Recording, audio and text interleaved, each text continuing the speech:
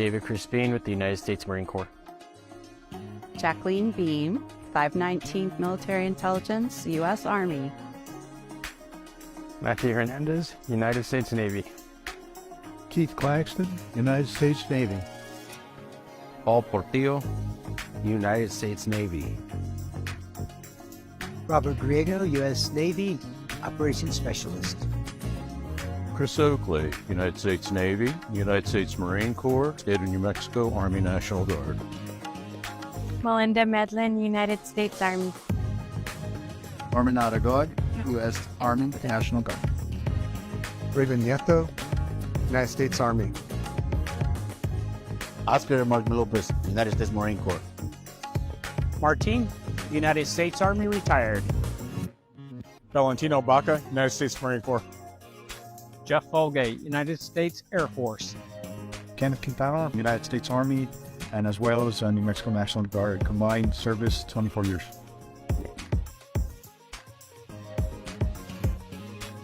Santa Fe County is hiring. Every Tuesday, Public Works holds a rapid hire event at 102 Grant Avenue at 8:30 a.m. Also, the Correctional Facility holds a rapid hire event every Tuesday at 9 a.m. That is at 28 Camino Justicia. We have great jobs, great pay, and great benefits. Come work with us.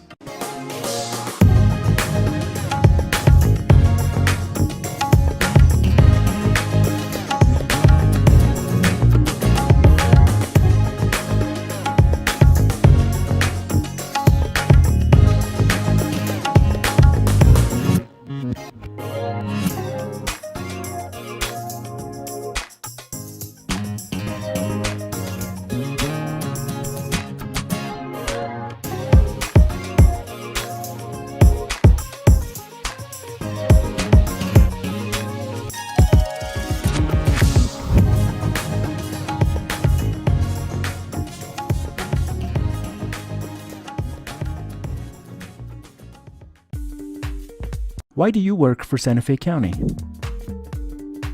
For my family. For your safety. For you. For my community. For the public. For the community. For the retirement. To serve my community.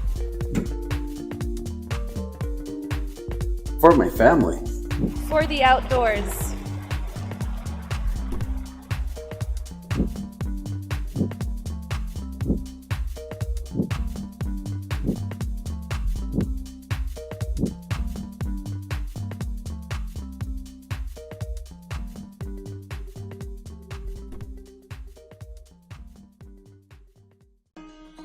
David Crispin with the United States Marine Corps.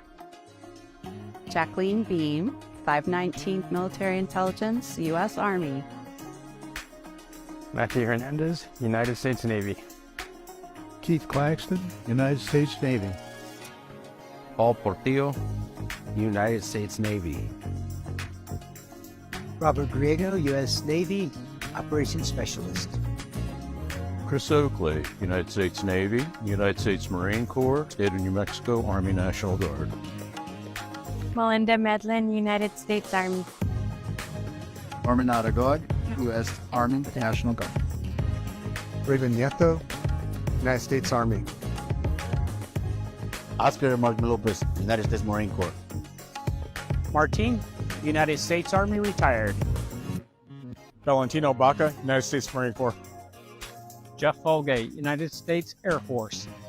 Kenneth Quintana, United States Army, and as well as New Mexico National Guard. Combined service, 24 years.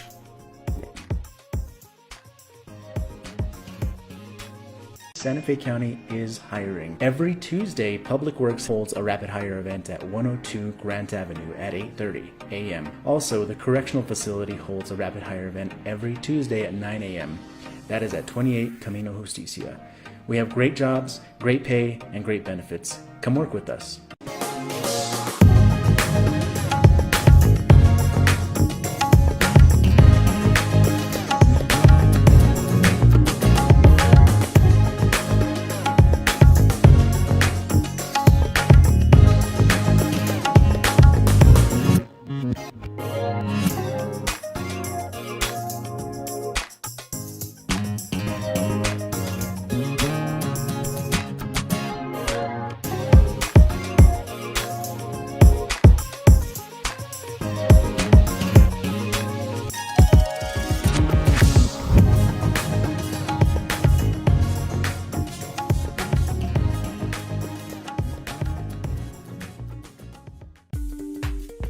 Why do you work for Santa Fe County?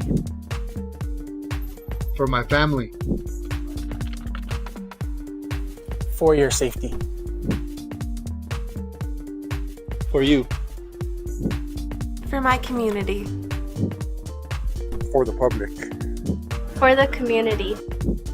For the retirement. To serve my community. For my family. For the outdoors.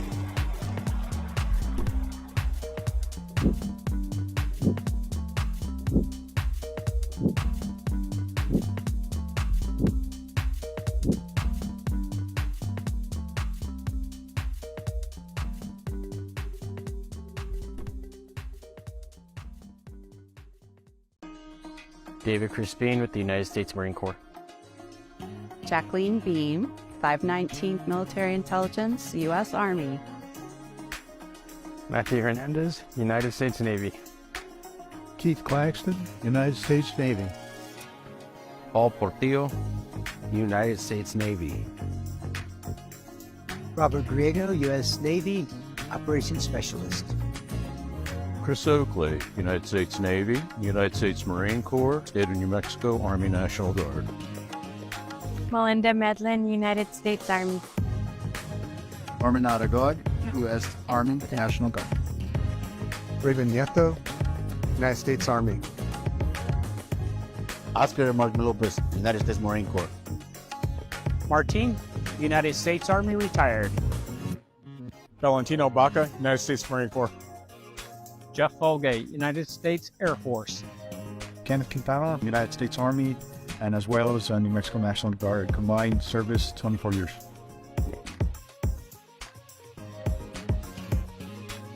Santa Fe County is hiring. Every Tuesday, Public Works holds a rapid hire event at 102 Grant Avenue at 8:30 a.m. Also, the correctional facility holds a rapid hire event every Tuesday at 9 a.m. That is at 28 Camino Justicia. We have great jobs, great pay, and great benefits. Come work with us.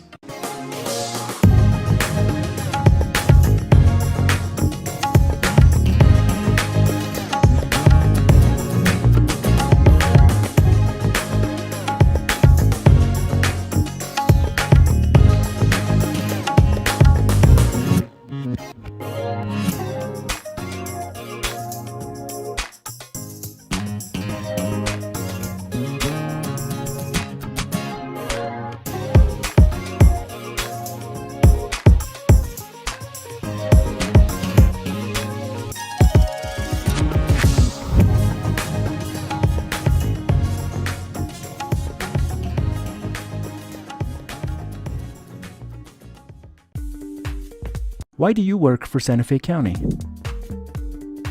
For my family. For your safety. For you. For my community. For the public. For the community. For the retirement. To serve my community. For my family. For the outdoors.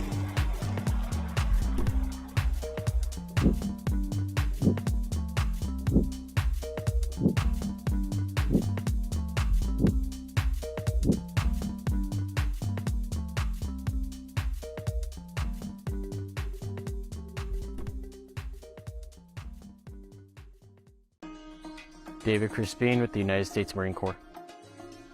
Jacqueline Beam, 519th Military Intelligence, U.S. Army. Matthew Hernandez, United States Navy.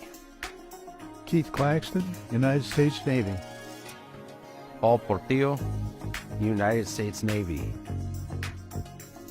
Robert Griego, U.S. Navy, Operations Specialist. Chris Oakley, United States Navy, United States Marine Corps, State of New Mexico Army National Guard. Melinda Medlin, United States Army. Norman Aragod, U.S. Army National Guard. Raven Nieto, United States Army. Oscar Martin Lopez, United States Marine Corps. Martin, United States Army retired. Valentino Baca, United States Marine Corps. Jeff Folgate, United States Air Force. Kenneth Quintana, United States Army, and as well as New Mexico National Guard. Combined service 24 years.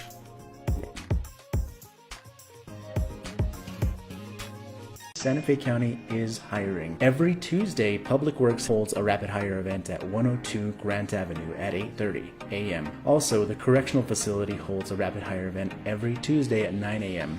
That is at 28 Camino Justicia. We have great jobs, great pay, and great benefits. Come work with us.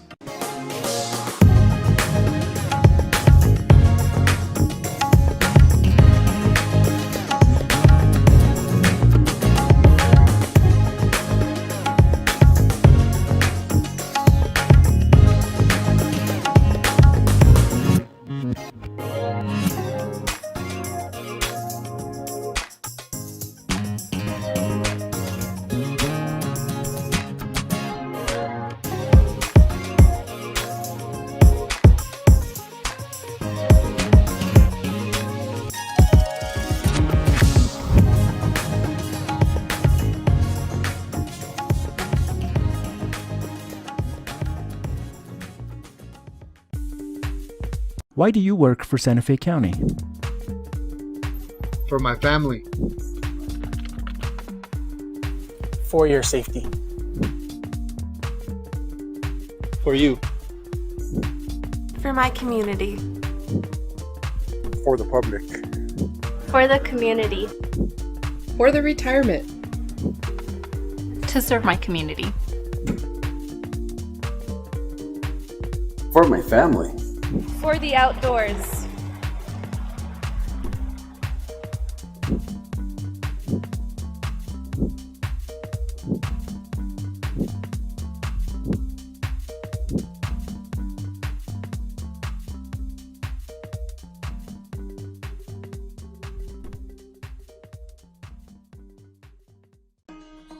David Crispin with the United States Marine Corps. Jacqueline Beam, 519th Military Intelligence, U.S. Army. Matthew Hernandez, United States Navy. Keith Claxton, United States Navy. Paul Portillo, United States Navy. Robert Griego, U.S. Navy, Operations Specialist. Chris Oakley, United States Navy, United States Marine Corps, State of New Mexico Army National Guard. Melinda Medlin, United States Army. Norman Aragod, U.S. Army National Guard. Raven Nieto, United States Army. Oscar Martin Lopez, United States Marine Corps. Martin, United States Army, retired. Valentino Baca, United States Marine Corps. Jeff Folgate, United States Air Force. Kenneth Quintana, United States Army, and as well as New Mexico National Guard. Combined service 24 years.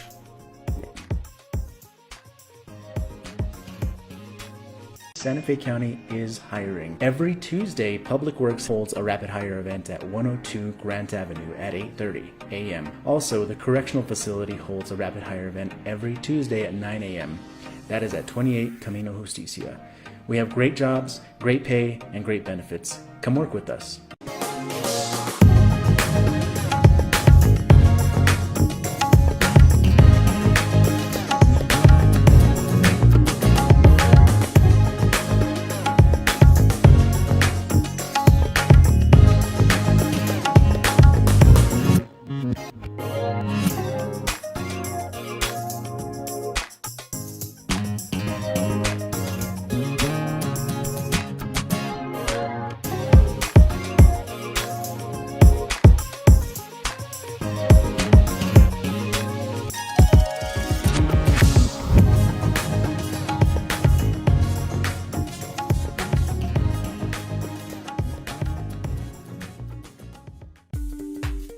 Why do you work for Santa Fe County? For my family. For your safety. For you. For my community.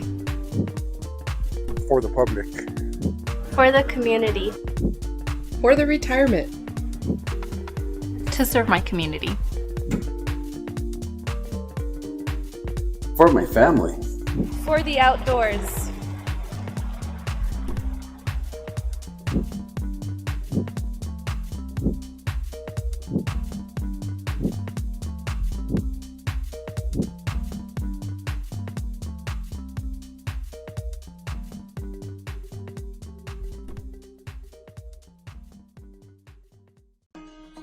David Crispin with the United States Marine Corps. Jacqueline Beam, 519th Military Intelligence, U.S. Army. Matthew Hernandez, United States Navy. Keith Claxton, United States Navy. Paul Portillo, United States Navy. Robert Griego, U.S. Navy, Operations Specialist.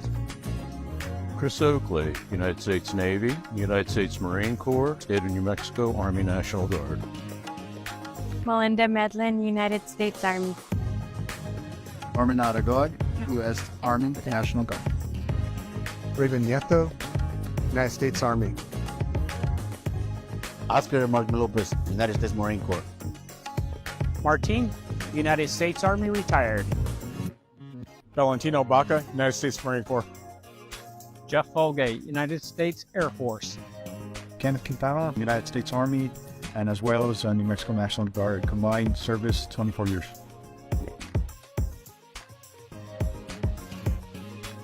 Santa Fe County is hiring. Every Tuesday, Public Works holds a rapid hire event at 102 Grant Avenue at 8:30 a.m. Also, the correctional facility holds a rapid hire event every Tuesday at 9 a.m.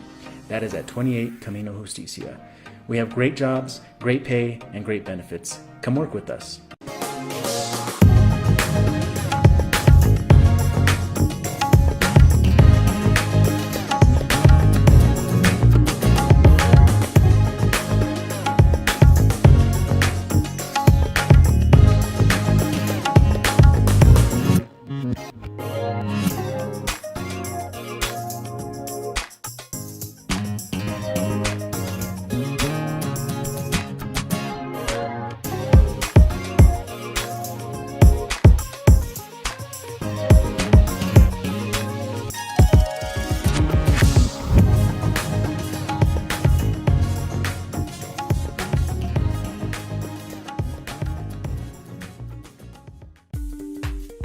Why do you work for Santa Fe County?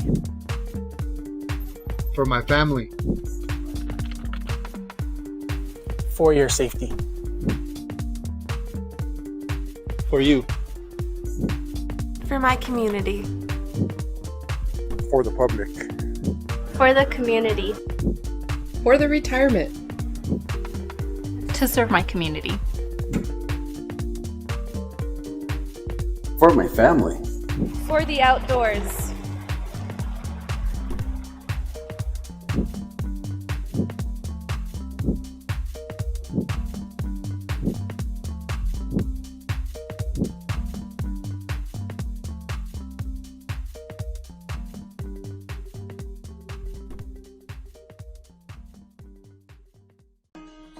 David Crispin with the United States Marine Corps.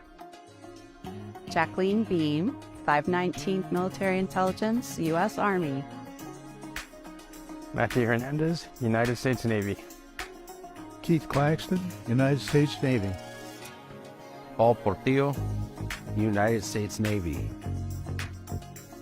Robert Griego, U.S. Navy, Operations Specialist. Chris Oakley, United States Navy, United States Marine Corps, State of New Mexico Army National Guard. Melinda Medlin, United States Army. Norman Aragod, U.S. Army National Guard. Raven Nieto, United States Army. Oscar Martin Lopez, United States Marine Corps. Martin, United States Army retired. Valentino Baca, United States Marine Corps. Jeff Folgate, United States Air Force. Kenneth Quintana, United States Army, and as well as New Mexico National Guard. Combined service 24 years.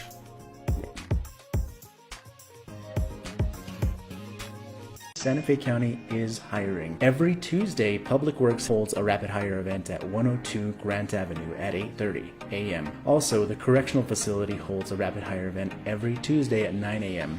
That is at 28 Camino Justicia. We have great jobs, great pay, and great benefits. Come work with us.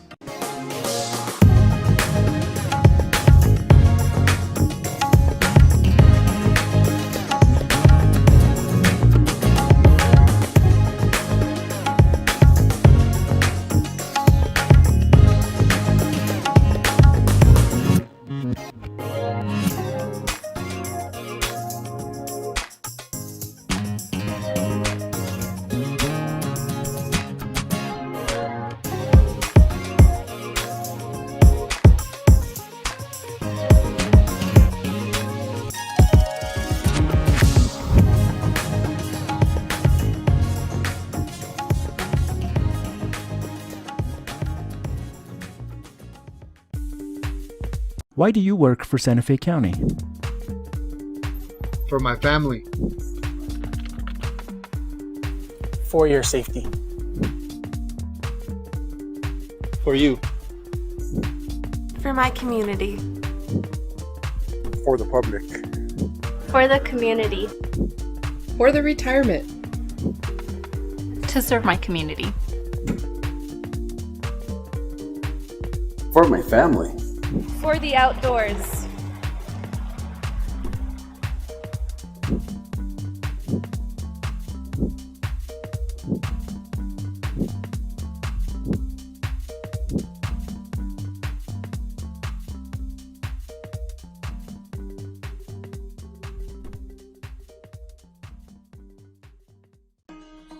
David Crispin with the United States Marine Corps. Jacqueline Beam, 519th Military Intelligence, U.S. Army. Matthew Hernandez, United States Navy. Keith Claxton, United States Navy. Paul Portillo, United States Navy.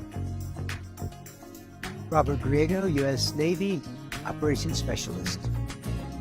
Chris Oakley, United States Navy, United States Marine Corps, State of New Mexico Army National Guard.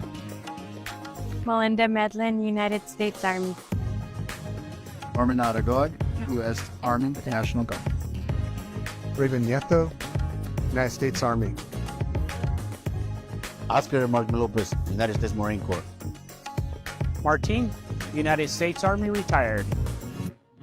Valentino Baca, United States Marine Corps. Jeff Folgate, United States Air Force. Kenneth Quintana, United States Army, and as well as New Mexico National Guard. Combined service, 24 years.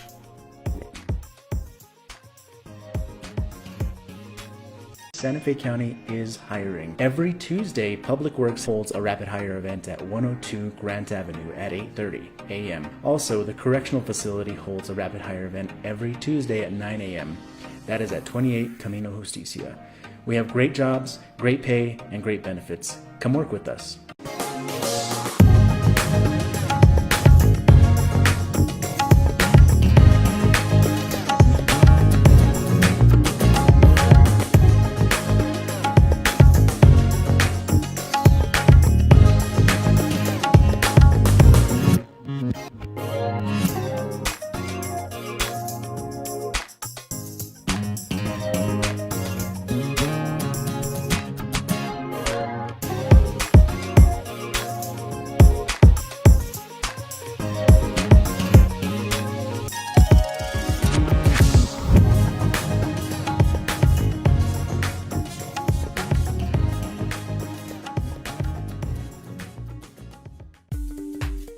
Why do you work for Santa Fe County?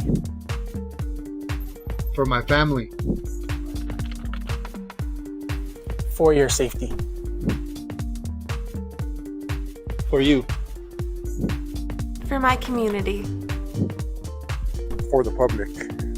For the community. For the retirement. To serve my community. For my family. For the outdoors.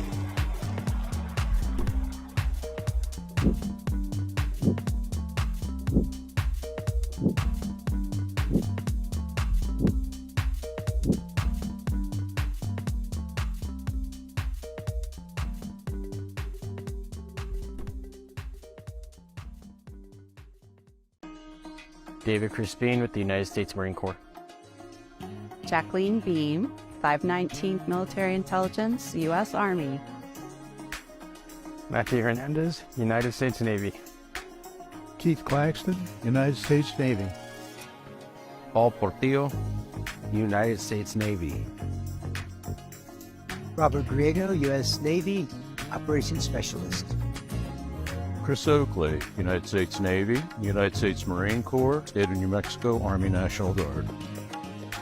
Melinda Medlin, United States Army.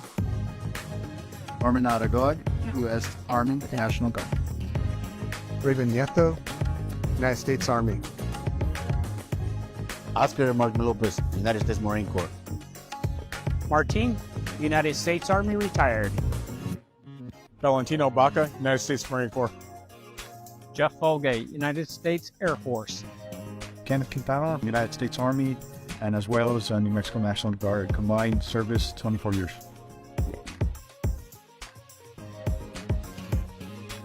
Santa Fe County is hiring. Every Tuesday, Public Works holds a rapid hire event at 102 Grant Avenue at 8:30 a.m. Also, the correctional facility holds a rapid hire event every Tuesday at 9 a.m. That is at 28 Camino Justicia. We have great jobs, great pay, and great benefits. Come work with us.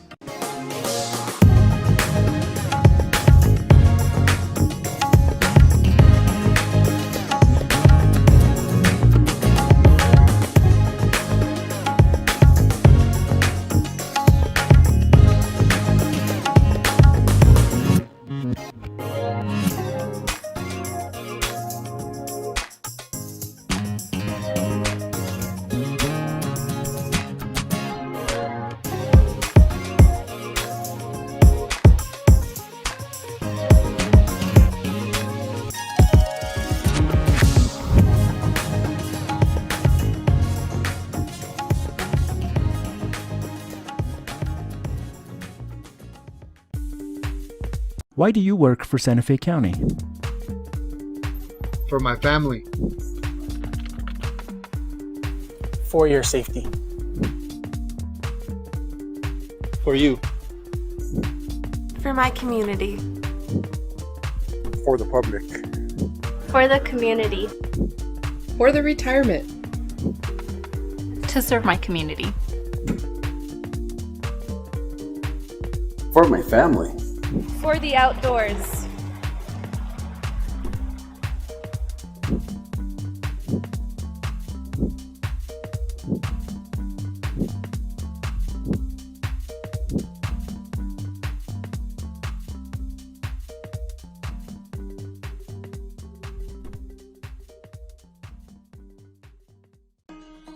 David Crispin with the United States Marine Corps.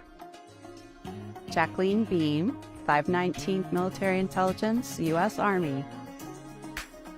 Matthew Hernandez, United States Navy. Keith Claxton, United States Navy. Paul Portillo, United States Navy. Robert Griego, U.S. Navy, Operations Specialist. Chris Oakley, United States Navy, United States Marine Corps, State of New Mexico Army National Guard. Melinda Medlin, United States Army. Norman Aragod, U.S. Army National Guard. Raven Nieto, United States Army. Oscar Martin Lopez, United States Marine Corps. Martin, United States Army retired. Valentino Baca, United States Marine Corps.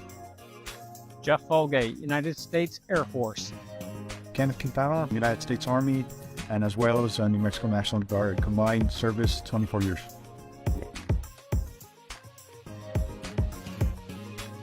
Santa Fe County is hiring. Every Tuesday, Public Works holds a rapid hire event at 102 Grant Avenue at 8:30 a.m. Also, the correctional facility holds a rapid hire event every Tuesday at 9 a.m. That is at 28 Camino Justicia. We have great jobs, great pay, and great benefits. Come work with us.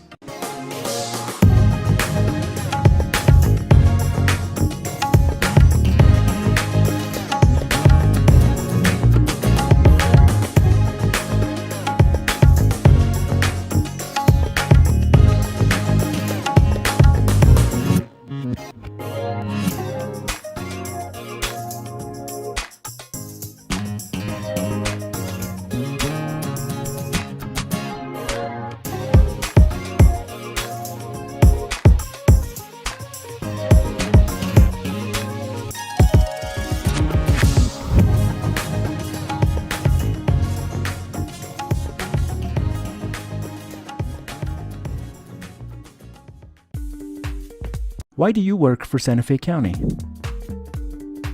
For my family. For your safety. For you. For my community. For the public. For the community. For the retirement. To serve my community. Here. Commissioner Bustamante. Here. Commissioner Hamilton. Here. Commissioner Hughes. Here. Chair Anna Hansen. Present. Okay, do I need approval of agenda? That would be great. Okay, can I have a motion to approve the agenda? Move to approve the agenda. Second. Okay, I have a motion from Commissioner Bustamante, a second from Commissioner Hughes. All those in favor, please say aye. Aye. Okay, Perfect. Daniel, can you give us the projection? And if you want to go ahead and start with some opening remarks, Chair. okay, well, we had a long day yesterday, filled with a lot of information. I hope that everyone had time to think about it last night and go through your own idea of processing all of this information. And here we are today to discuss what was presented. Manager, would you like to say a few words? No, just re-emphasize for everyone that we have staff available remotely. If you have any questions about either the updates that were provided with regard to existing strategies or proposed changes, new strategies, next steps, what have you, again, we can throw guidelines out as necessary, and that includes for any strategy that you would like to put into the hopper, so to speak. I think, just to remind everybody, the idea was that this is very much a working session, and we want to, capture all of the potential strategies and ideas. It's not a decision-making day. We'll then work with everything that's put on the table to try and come up with some, scoping. In other words, this is what we think this, initiative might take in terms of staff resources and other resources. And then I think, if I'm not mistaken, Cindy, and maybe you want to talk about this, we'll provide some ideas about how you might think about prioritizing some of the work in terms of impact, what we can control, likelihood of success, what have you. But then finally, the strategic plan would be finalized at a future meeting or two. So just to, again, set the stage for what today is and what it isn't. Did I get what you envisioned, right? You got it. Okay. I'm going to envision it with a little bit more detail. Just to give you an overview of what's happening today, staff is online right now. And for those of you who are out there on WebEx, I just want to remind staff that we have 2 pre-recorded workshops with regard to Invisio. They are a total of about half an hour, less than. And then you have a live question and answer session at 10 a.m. with our Invisio representative. Those of you in the room, what I did for today is organize our work beginning with low-hanging fruit and then leaving lots of time for big discussions. So if you see on the list up projected, there are 2 prioritization models, one called RICE, one called ICE. We do not need to talk about those much today, except that I just want to lay the foundation that if we use these eventually for prioritizing, they really look at the reach of a project, the impact of a project, our confidence in our data, and the amount of effort that is required to implement the project. So I just wanted to lay that groundwork of reach, impact, confidence of the data, and effort as we throw out new ideas. What I envision is that you will take a little while to just go through the population goals and objectives. That's the printout that you have in front of you that is gold and blue. Just to do a double check, are we happy with our population goals and the objectives that we have set to accomplish those?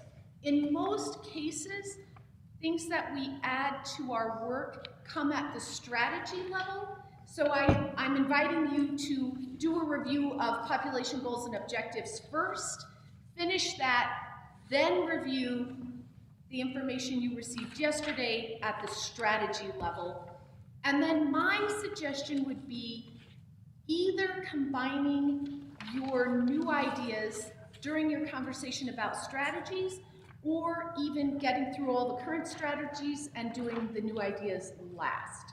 So, Daniel, if you could give me another slide.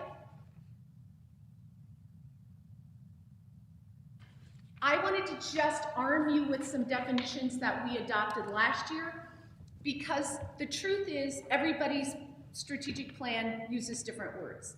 For Santa Fe County, population goals are an expression of our organization's values, and they are directly related to our mission statement, which is to provide a safe, sustainable, and healthy community through a proficient, transparent, and accessible government. Objectives in our strategic plan are ongoing objectives with a time horizon of several years. They provide direction and definition toward achieving the population goals. They're the middle. And then strategies define the tasks employed to achieve the objectives and thus the mission and values. They're the tasks. That's the word that matters there. The strategy level is where there are boots on the ground. We're doing the work. You all may have lots of ideas about where that may go. So I just wanted to remind you that we could certainly take a class on redefining all those terms, but this is what we've landed on for this plan. And then I'm just going to leave you all now. I'm going to step back and, that's a great question. The manager just clarified, these are the old objectives. We have not rewritten them because you all haven't made that decision, but they reflect sort of where we're at, close enough, until you've gone through your objectives and made your changes, right? So the first task I would suggest is to look at the objectives, the input you received on objectives, and their relationship to population goals. Just one of the things that was really useful in the presentations, and I know that's part of what's open for discussion today, is that when staff worked through things where they provided recommendations for changes, and it was mostly to strategies, like recombining them. Did they do the same thing with objectives and have, so if we have any standing recommendations on objectives as well? So you have those in the notebooks you received yesterday? I just didn't remember there being as many, and I just wanted to make sure. Yes, there are not nearly as many. You see one reflected here, collapse 4.4 into 4.3. Some of the others are a little bit more nuanced and therefore aren't reflected in quite the same way. So the first task is really to say, what do we want to adopt with objectives? Because those objectives drive your strategies. So with, yes, I was going to say, if you want to pull up this, the deck from yesterday, just so everyone's looking at the same material at the same time, and we can highlight those. We could certainly do that. I think, does it make sense for us to pull up the deck from yesterday and give you guys the clicker so you can move through it? And then the other thing you have in your binder as you do this work today is a summary overview of the work that is happening, the big work that's happening in departments. So as you're making these decisions and proposals, you can also look back to see what's happening in departments. We're going to put that slide deck up from yesterday, give you the clicker, and then turn the conversation over to you, Madam Chair. And population goal 4 is up. Are we working in the same order we went through yesterday? I believe we are. That makes sense. I just because that's where we started. Yes. Like almost strategic sort of organizational. Yeah, so it's the same order that we went through yesterday.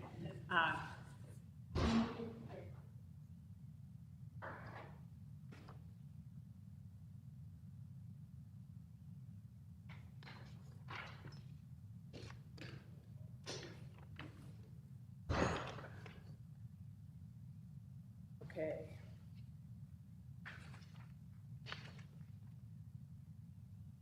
We'll start at population goal 4. and with the objectives. Objective 4.1, ensure county's long-term financial and capital stability.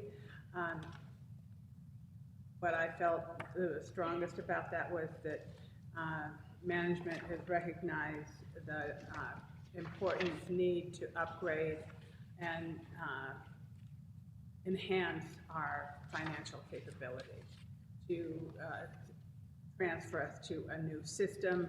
I think that it is a heavy lift, but it is a really important lift to do now before we get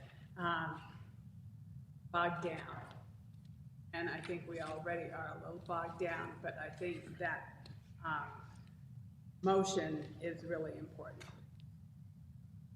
So I'm starting there with that because I felt like that was the overarching.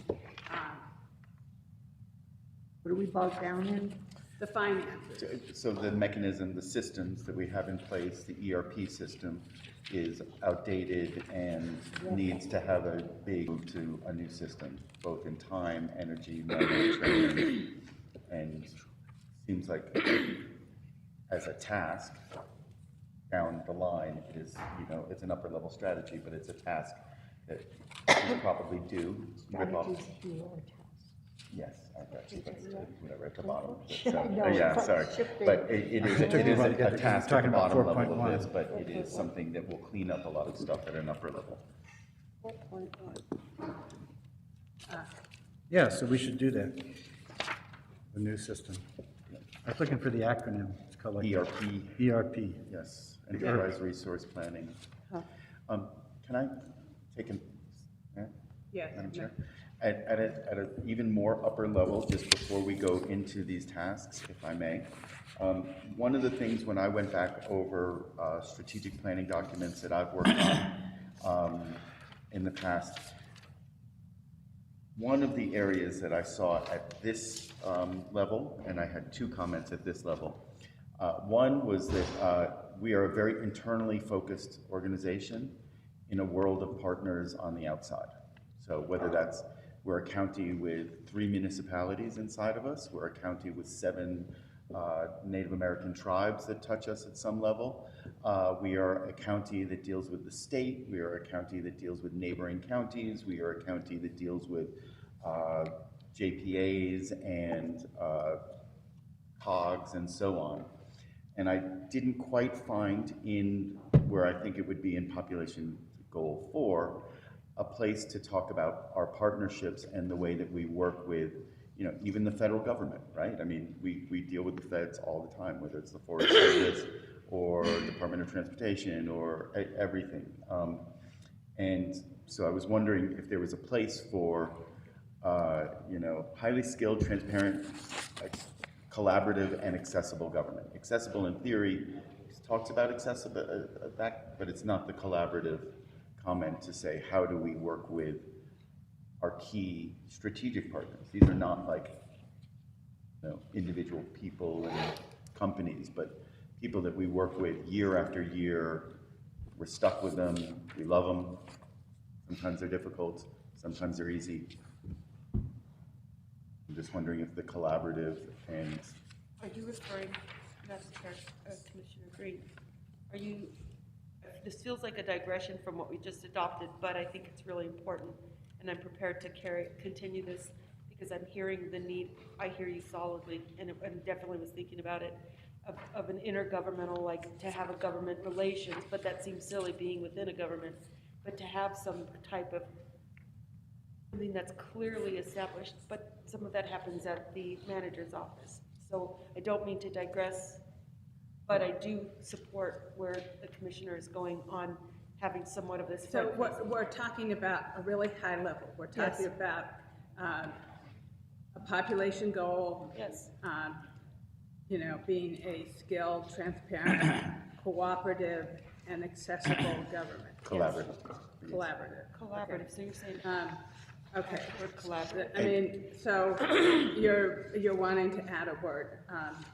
Yeah, I'm under discussion on this. Yeah, of course. So that in principle, I agree we should be a collaborative government. What I'm trying to work out, so I'm just bringing it up for discussion on it, is really for each goal, and probably de facto we do have a lot of collaboration goals, but then you need to have, we were pretty careful to have objectives and then strategies for each of the main terms we had in our goals. So you know, these direct line links. It's you know, it's not like an overarching statement beforehand of, you know, we value people and we, you know, we recognize, I'll put my phone on and fix it in a minute. We value being collaborative with people, but in the goal statements, those are. It's your phone. I know it's my phone. Okay. I was hoping it would Daniel was stop. looking very Daniel was confused. getting nervous. Oh, I'm sorry, Daniel. I thought he was going to be beamed up. So, you know what, Listen, this would be a time if I actually disappeared. I'm I gonna would be. ask everyone to turn their phone on, okay, please, or I put it really on only thought it silent. would ring 3 times. It would take me longer and be more disruptive, but boy, was I wrong. I apologize. It's the one thing I forgot to do before I we agree. started. I guess. Anyway, so I'm wondering, because this, the way we structured this isn't philosophical. I mean, it's really supposed to be concrete and capture the, and we do things to be collaborative. So I'm just wondering where it belongs though, because if it goes in the top goal statement, you know, do we need to set up objectives that talk about active initiatives to increase our work, or is that in our places where, like when in the strategies that have to do with, like with water, we have specific, you know, strategies to work collaboratively on water planning, maybe on sewer things, on sustainability things, you know, so there are specific things a little further down. So I'm just putting that on the table. I'd really appreciate a little bit of input on that. I'm gonna go to manager. I was gonna suggest that, for what it's worth, you know, maybe it's an objective, and maybe objective 4.4, which is going away, could be replaced with establish collaborative and effective intergovernmental relationships, or relations and partnerships, which I think captures the idea. Then you could potentially have underneath that sort of generalized strategy, right? You know, a strategy could be host, you know, forums of governments. You know, might be something that is just sort of overarching. But then, to your point, Commissioner, within individual strategies, you might have something more specific, like pursue a joint water, wastewater, you know, facility, something like that. So I think it could potentially be in both places appropriately. In other words, as an overarching strategy, but then also in specific instances where you're looking. Does that make sense? It totally makes sense. It totally makes sense. And the other part of this document that I hope that we start utilizing is how it cross-references things, right? You know, it's like these do not live in silos, that these are almost overarching in population goal 4, but they then pertain to goal 1, goal 2, goal 3, that are much more specific to their healthy, sustainable. And what I heard yesterday very clearly from staff was that there is a lot of breaking down of silos. Yes. That like that is a goal that is already being utilized. And that was pretty apparent yesterday during the conversation on numerous different things. Yes. And like to the point of the collaborations, right? So every time that there's a police or sheriff's office thing, right, we work with 3 other police organizations or 4 different fire things. And so how can we serve our community safer and better by collaborating with the Rio Arriba Sheriff, right? Our sheriff, their sheriff, and things like that. Don't duplicate. When we talk about, and you've talked about more vociferously, the regionalization of the detention center or things like that, that's a place that this then has a place for that to live that doesn't exist currently now to support Madam Chair. Yes. I like the direction we're going, and I had the same comment that a lot of the strategies and goals and objectives were very inward facing, and we didn't have very many. So a lot of mine are more outward, suggestions are going to be more outward facing. But if we do make an objective, new objective 4.4, I wouldn't want to limit it to government, because I have community organizations in my district that we need to Right, and under with. 4.4, the tasks might be work intergovernmentally, right, with other governments, other, city associations are governments in theory, nonprofit organizations, tribes, and community federal organizations. governments, community, school districts, community colleges, you name it. Madam Chair, if I'm hearing correctly, so I'm hoping then that I'm hearing that we would include it in both, that skilled, transparent, collaborative would be in the goal. Because I completely agree, and I did hear it throughout the day, that there's a ton of collaboration going on, and it's also our way to leverage resources outside of the county that make things a little easier for everyone, as well as objectives that meet those collaboration standards. Thank you. And I'm good with that, and the discussion helped to make sense. Because there were objectives and strategies also mentioned that I think would be viable. We'll move it along then as a working document. So we're going to be a highly skilled, transparent, collaborative, and accessible government. Objective 4.4 is establish collaborative and effective relationships and partnerships with other governments and community organizations. Beauty. And then on this objective, we had one suggestion from staff on 4.3, or under this population goal, which was to broaden the focus from just processes to services and outcomes, so that again, we're continuing, not just focusing on process for process sake, but we want to also focus on the services and the outcomes that we get. And I think that is a good addition and add-on to this particular objective. I agree. Yeah, I think that's a good. So if we want to, so again, your meeting, we could just continue to go through it at this level to go through the population goals and objectives, or if we're on population goal 4, we can just go through the whole thing. Whichever works best for again, you. I feel defer to the great. chair. I'd like to go High level first? High level first, we can always go back, and then we go back to 4, but That's not what she he was wasn't doing. going there, you want to dig into it? I feel like we're on this, Okay. Okay, and then Weeds and then roots. move in, up and down the chain, so to speak. There's a nice flow here.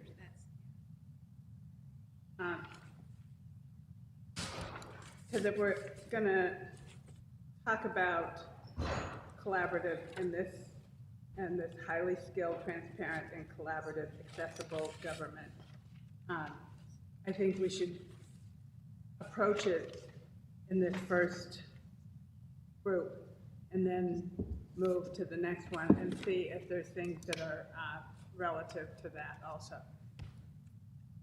Does that make sense for everybody? Yes. Sure. Okay. So we are on proposed strategy for, I don't know exactly where this is. I don't see a number here. Page 6. Page 6. This would be under 4.3, I think, is where we were going to talk about implement solutions to continuously improve processes. Where, pray tell, are you guys? I'm sorry, I didn't have this yesterday. We're under. population goal number 4. So the second tab. Yeah, you're there. Oh, And on here's the page six. 6. oh, thank you. Okay, so this is what we're talking about, the financial system. I'm going to have to put glasses on early in the morning. Right, so I think we already said we My all. pat, I say, does it improve through the day? Mine does. That's funny. But I think we already said we all like the ERP idea. Yes. I mean, The next proposed strategy was the overarching strategy of data analytics and program performance. And, I'll state the obvious, but you saw it in Elias's presentation about public safety. It came up also relative to some things in sustainability. And so it is an overarching strategy. It may have some specific needs in different areas, but I think from where we sat is that we want to approach it from a holistic perspective, and we want to make sure that we're maximizing our resources and we're looking at things holistically. And so, not that we're making budgetary decisions today, but if you think about, you know, the duties of what an energy officer has been described as. Take an example. It may be a need, but it's likely not a full-time FTE.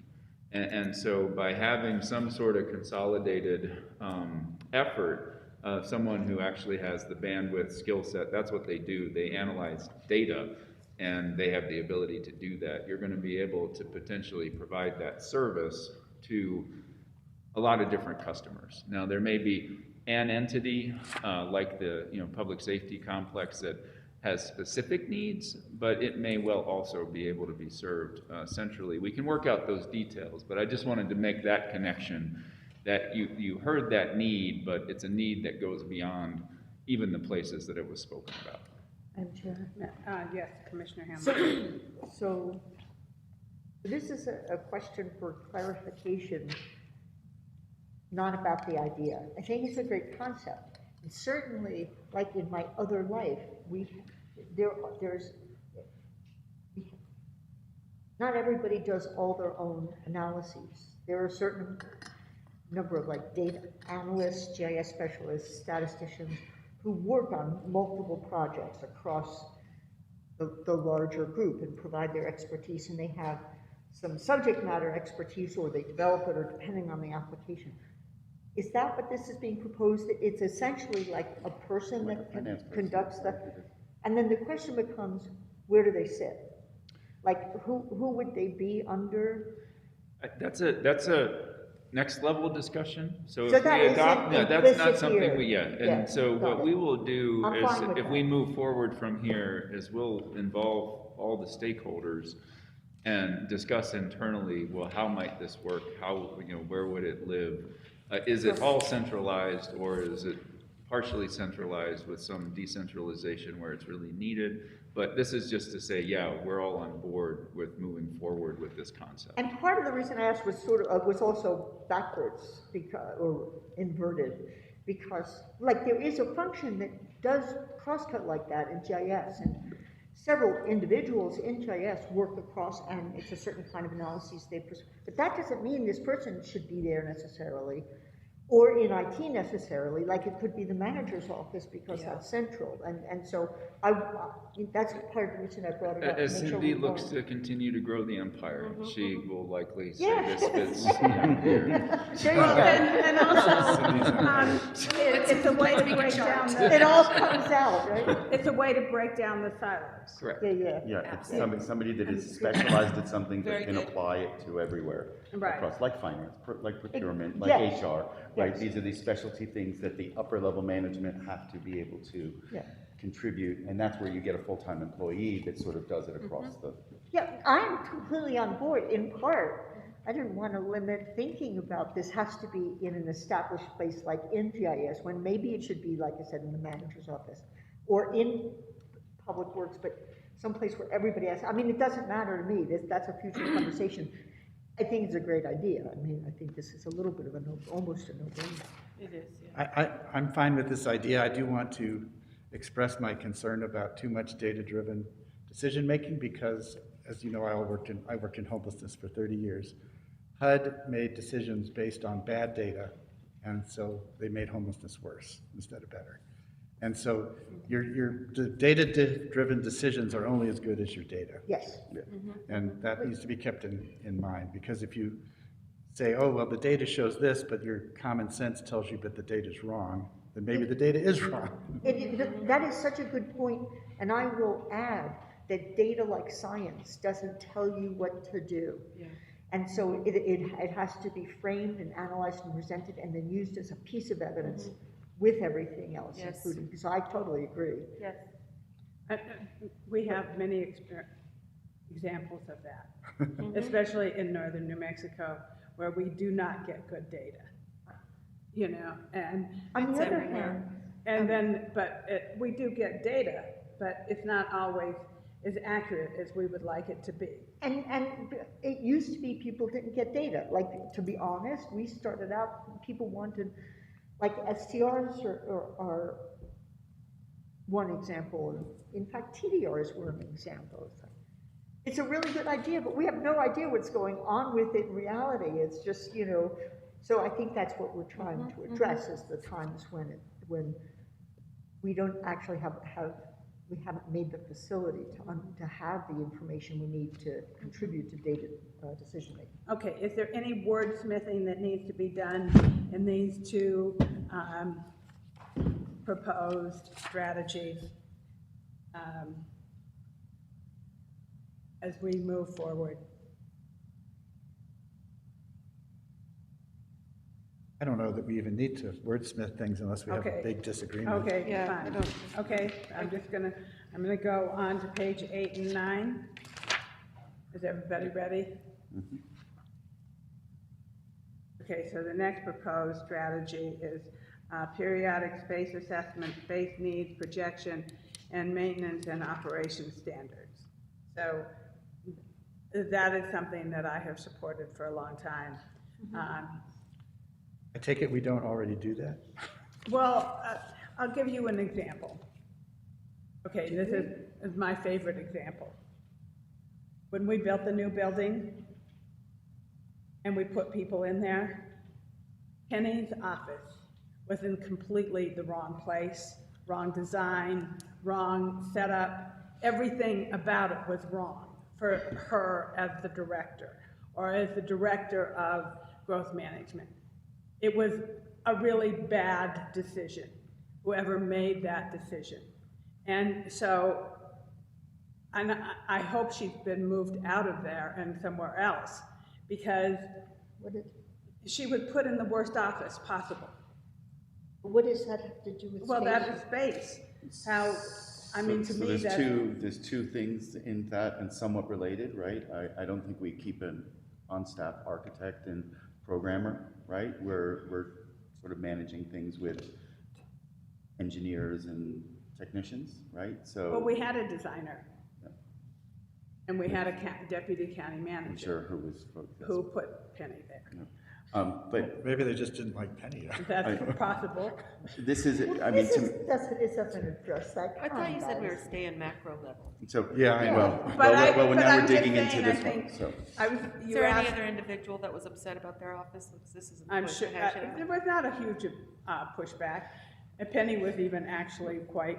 I think the short answer is we don't do it on a systematic basis. Right. Okay. And I would say, and Elias, you may be able to provide some concrete examples of this, but public safety as an example. Now, the need has been known for some time, but the reality is that it is not set up to maximize efficient operations. And there are big examples of that, that we have part of the fire department who's really part of admin somewhere else. But even on the micro level, IT's not positioned well so that they can support public safety. And so it's that, it's also sort of the, I forget the term that, right, it's the growth by accretion, right? Yeah. Is that we start putting more people in different spaces, but we don't periodically really assess, is this now the space we have optimized for our current operations? But the second part of it is just that forward-looking planning of where do we think we're going to be several years out in terms of what type of facilities are we going to need, so that we're starting that planning again in advance of there being a critical need. And so I don't want to say it hasn't happened, but I don't think that it's been really operationalized as a strategy.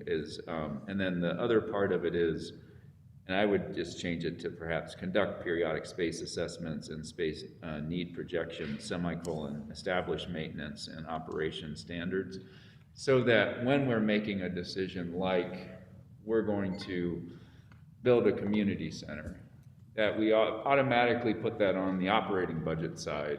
Well, what does that translate into in terms of custodial staff, other operational expenses, so that we're capturing, that as well. So those were the ideas, and I don't think that those standards that we've adopted them, so that, again, we're making fully informed decisions, and that's part of what we're trying to catch up on now, where you're getting requests like this past budget cycle.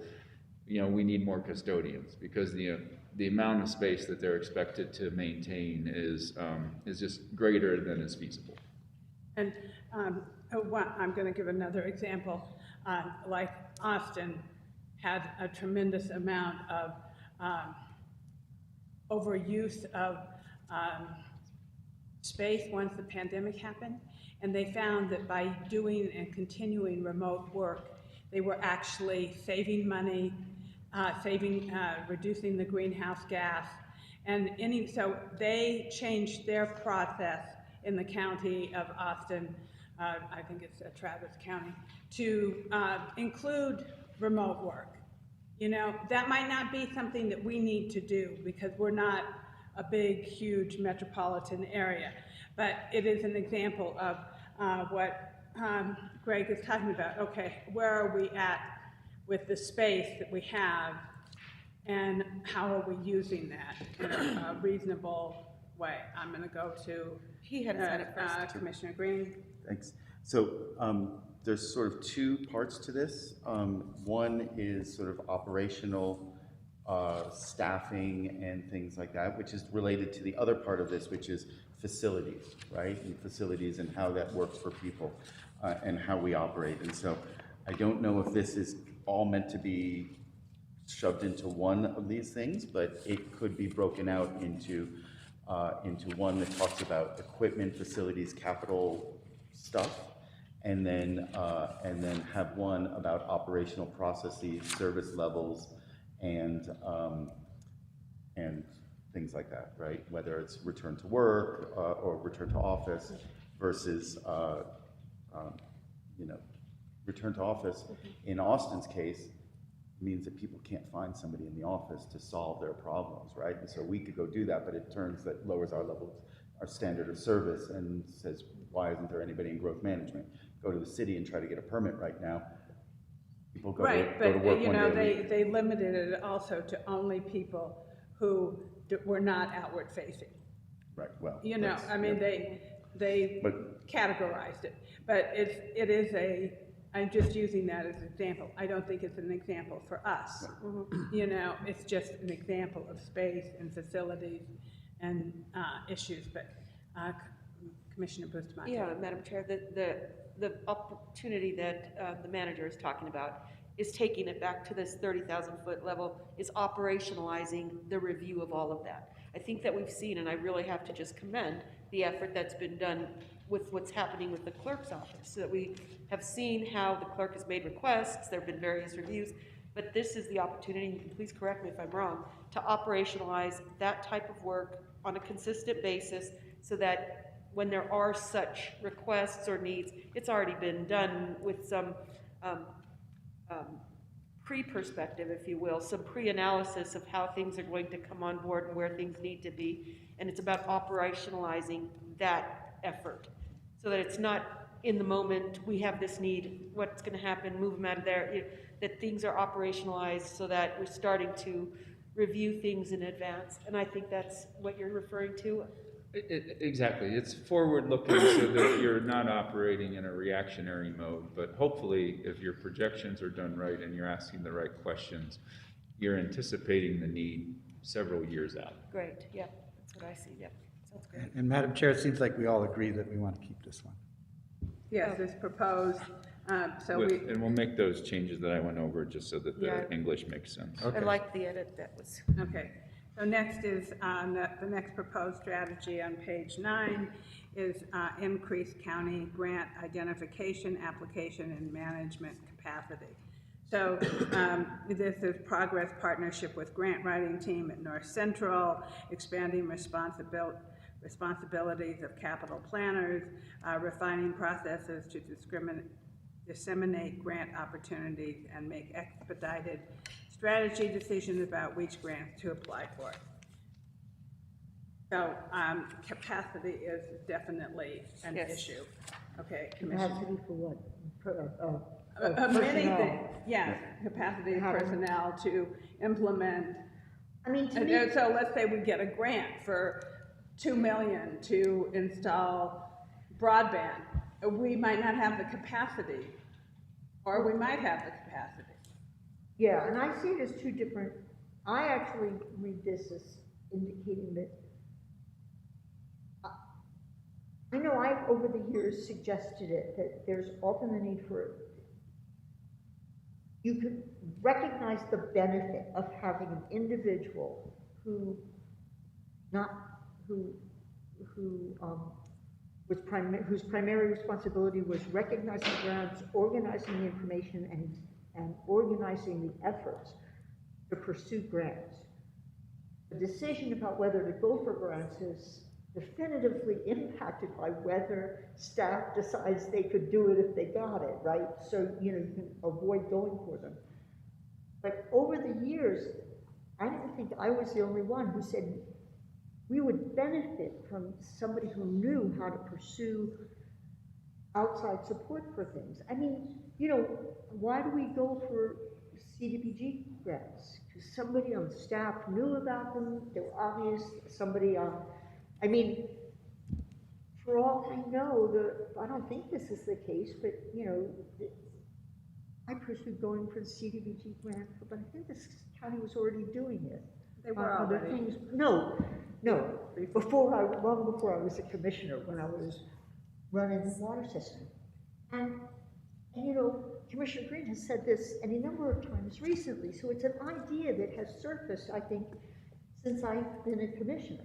So I see this as the need for, like, not a department, but like in the manager's office, having somebody who is, you know, doesn't do all the writing by themselves, but whose full-time effort is to go look at it. It makes sense to me whether we can afford, you know, if we need firefighters and it's a choice, you know, a trade-off. But if I could, Madam Chair. So, you know, this is just, again, strategy. We want to make it so Leandro can speak a bit more to the ongoing efforts. I think it relates to the collaboration, right? You know, North Central has really invested, you know, a lot in grant writers to provide a common service for folks who need it. And we want to continue to leverage that and support that because it raises everybody's boats. In terms of the internal processes, we're also looking at existing team members and bandwidth and interest, and Leandro is working with our capital planner, Max, to potentially broaden the scope of her responsibilities a bit because it fits naturally. It's not just capital grants that we pursue, but nonetheless, it fits naturally with work that she's already doing. But then also making sure that ultimately these are, somebody's going to implement it, it's not going to be Max, right? It's going to be Rachel, it's going to be public safety. It's a process to make sure that we're identifying the potential opportunities, that then working with the departments to say, hey, we've identified this, analyze it, what are the pros and cons of the grant? So it's going to go beyond one person is all I'm trying to articulate, but it will be managed from the manager's office is how we're currently envisioning it. But what this does is just reiterate for us that this is the strategy of the board, and you're going to measure our performance against how well we implement this. So again, it's already a work in progress, but putting it here has real value because if, you know, a year from now, you know, we've not made any progress, then you can look at me and I'll look at Leandro and say, you know, this is something we're being judged on and we haven't met that. So 2 to 3 points on the same thing. So one, it's a great collaboration and resource with North Central, but that is a year-to-year and a very shared fractional budget over there. They do not have a recurring fund. They go to the legislature every year. This was something that came out of a ReadyNet conversation with Monica when she started it at North Central and said, man, every county and every jurisdiction that was sitting in the room at ReadyNet said, boy, we wish we had somebody that could do grant writing. So, but that's grant writing. It is not identification, and it is not administration, and it is, so that then goes to us and to, I would say, again, an overarching person that is in the county manager's office, probably under somebody who's like Leandro focused in finance and a whole spectrum of things, but also Elias would have access to and say, oh, this is a grant for firefighters, this is a grant for for healthcare and so on. So I'm all for this capacity, and one of the things from NACO, and actually that was brought up that I discussed briefly with these large counties this week, was that these people, all these large counties have these people. And right now, it's not something that we have to do for 30 years, but the money is there, both in terms of federal money for the next 3 to 5 years because of these infrastructure bills, and New Mexico is also relatively wealthy right now. And so aligning things, I'll give a great example, right? So we could go, and I agree at this point, we have Agua Fria sewers in our ICIP list. Worthy cause? It's actually an EPA. We could do it without going to the state for any money, by going to the EPA for the grant to fund the whole thing. And so I would hope that we don't waste our opportunity with state money when we could go to federal money to do the entire project at that level, and that you get your sewers for Agua Fria Village, but we don't do it as our #1 priority for ICIP because we know that we can go for an EPA grant. So I'm not taking it off of the #1. It's fine, until we find the money in another way. Because I don't have faith that the EPA is going to fund us. Okay. Just because the federal government has not, in generally, been very generous to us. We can, let's work on that. So this is that part, that is that. But I'm just saying, that's just an example that comes to mind. There are other projects, right? We can put a road or bridge on our ICIP list, but there's huge money at federal DOT things that we can go, let's go get the money from these different sources, or it can come out of our general fund, right? And so having somebody that knows how to go when the time is good for federal money. We also have the Senator's office who do scour grants for us and send us information, and I always forward that on, because that's one place. Okay, I have the manager, and I have Commissioner Bustamante, and then Commissioner Hughes. So who wants to go first? Oh, please, Commissioner.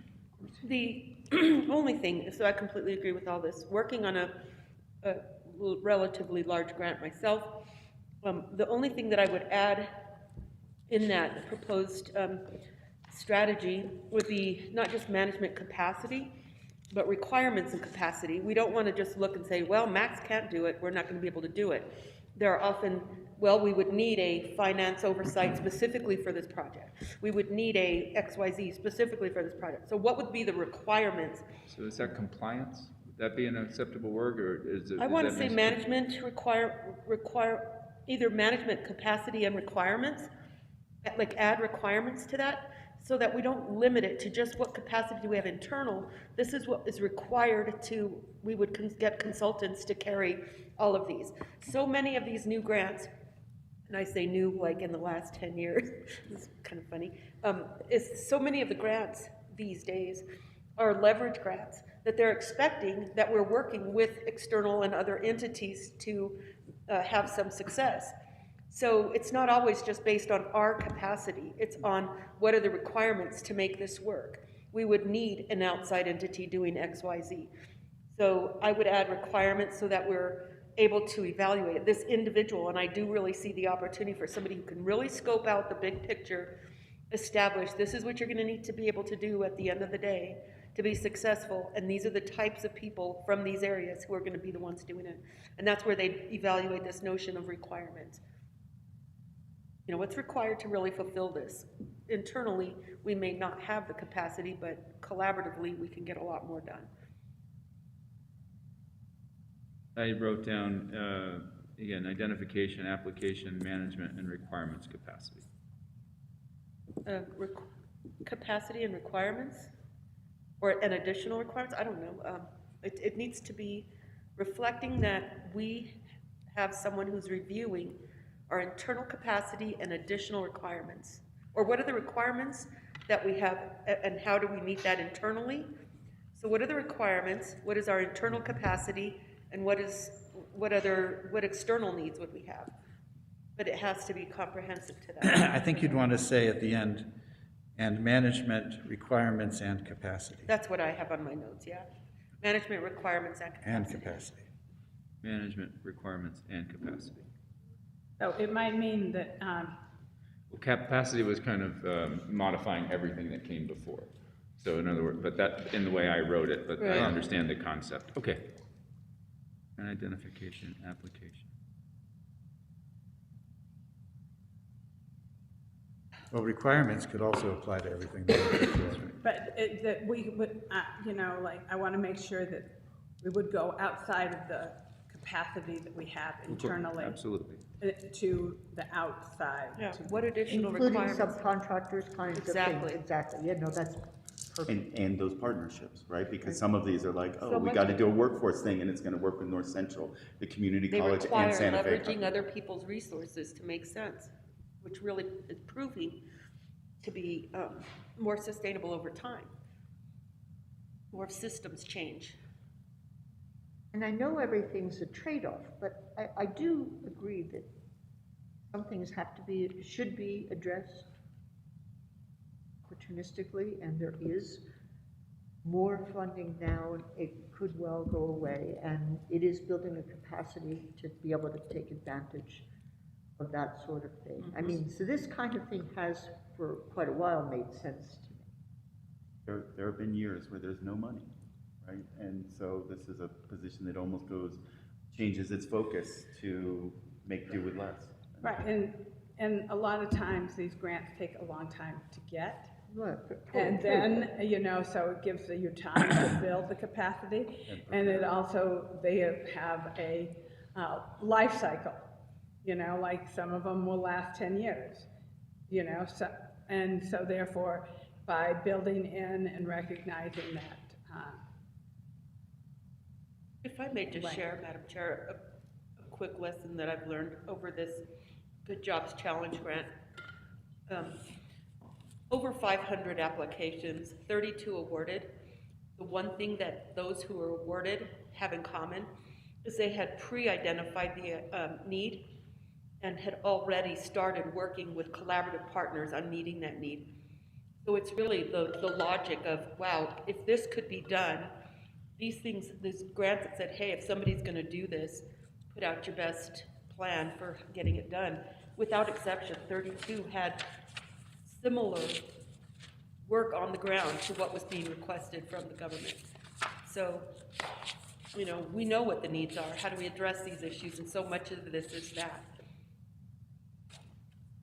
Madam Chair, if I would just add one more thing that we realize super valuable is understanding when we don't get a grant, why, and taking that download if that opportunity comes, so that we have a better understanding on how to approach it. A lot of what you're saying, it makes all the sense in the world. I completely agree. Breaking it down into the different functions of a grant, writing it is just one portion. Definitely, we have some strength in administration of federal grants. That's a strength of Max in particular, but also knowing what we ask for can be spent in an appropriate way so that when we go ask for it again, we've proven capabilities. So capacity is one thing, certainly, but also making sure that we do right by those grants. There's been a couple opportunities, I guess, in the past that we might have jumped ahead of, so we went and got the grant before we were ready to administer it. And therefore, we're following and we're chasing instead of leading, and that wasn't successful, and we realized that. And especially, well, like, what did we do wrong with the DOT grant for the bridge at San Ysidro and the work in El Rancho. Highway 84, I think it was. You know, like, I've been asking for months, like, have you gotten information from DOT why we didn't get that grant? And so far, nobody's gotten back to me to say, well, yeah, we had that meeting and now we know why. But that, I agree with you 100%.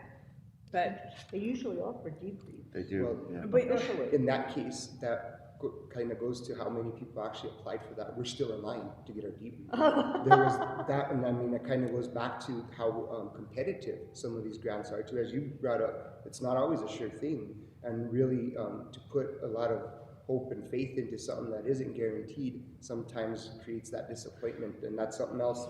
If we identify earlier on in the process of developing the project, we know when to, you know, how much to invest at this time versus investing it later, perhaps. Actually, I know we're maybe beating a dead horse because we all agree, but that's actually a really great point. And The horse has started to decay, actually. Oh. I'm just kidding. No, the horse is alive and well, but we're just trying to groom it.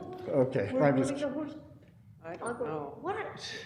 That's a really great point, and one of the reasons the county functions so well, has such a high bond rating, has survived ups and downs better than many other places, is because of the way things are planned and whatnot. And so there's no implication in my mind, but maybe it's just worth saying, that looking for alternative sources, they're supplemental.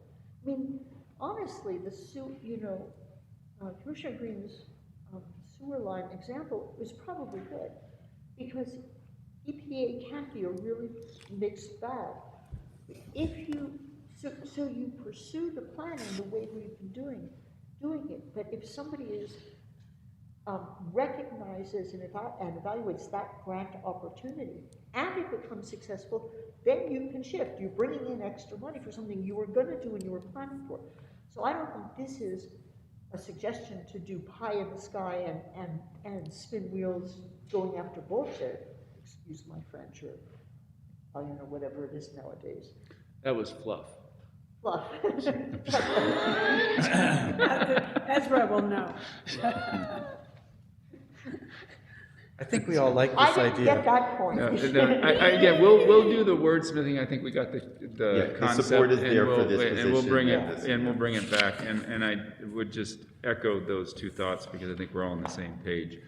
Public safety radio system upgrade. We need to do it. We have to plan as if we're going to spend it all on our own. Right. But if there's money we can find, so much the better. We can do something else. To Commissioner Bustamante's point, that is why we were successful, I believe, with the Building Bridges grant, is when you lined up their criteria against where we were in terms of need and work that we were already doing, we were going to be very competitive. So I think we're all in agreement. It goes to the shovel-ready concept, right? Right. When you're committed to doing it, you're ready, and they go, we're going to give you the money, go do it, this is aligned, and you're ready to go. There's been a long pattern of what they're asking for.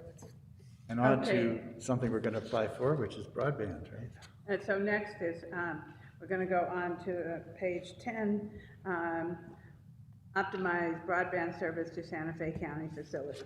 Obviously, we all agree that needs to happen. I wrote down, we need to change providers. We need to be using our own provider. We need to be using ReadyNet. We need to get rid of CenturyLink. They are not really providing us the services that we need, and we're paying, and we have ReadyNet, and we have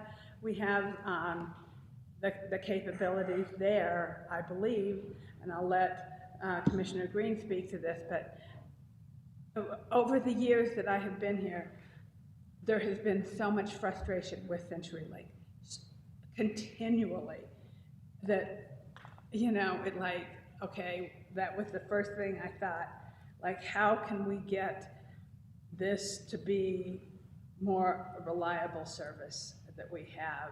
And the working with CenturyLink has not provided that. So I know you have a comment, Commissioner Green. Thank you. Organize broadband service and capacity to Santa Fe County. This is not a singular internal focus. This is, if I were going to discuss broadband on 4 fronts, there are 4 specific things. One is our own needs, so that's CenturyLink or whoever our service provider is to our facilities. We definitely need to work. So that's one bullet, our own internal needs. The second one is the needs of our constituents, right? And so depending on where you live, you have great service or you have terrible service or you have expensive service or you have no service. And so we need to be, especially with federal funding that's available now, focused as a second task on a plan to then partner with probably ISPs and other providers to build into the community. The third part is then in sort of Elias's space of public safety, right? So it's county facilities, but it's really cell phone towers. It's FirstNet. It is the ability to be up in Chupadero and have a tragic shooting that doesn't take somebody 20 minutes to go find a cell phone signal. And so it goes to, that's not broadband to the home or to the business, and it is not to county facilities, it is to cell phone providers and the network of whether it's 4G or 5G or whatever it is.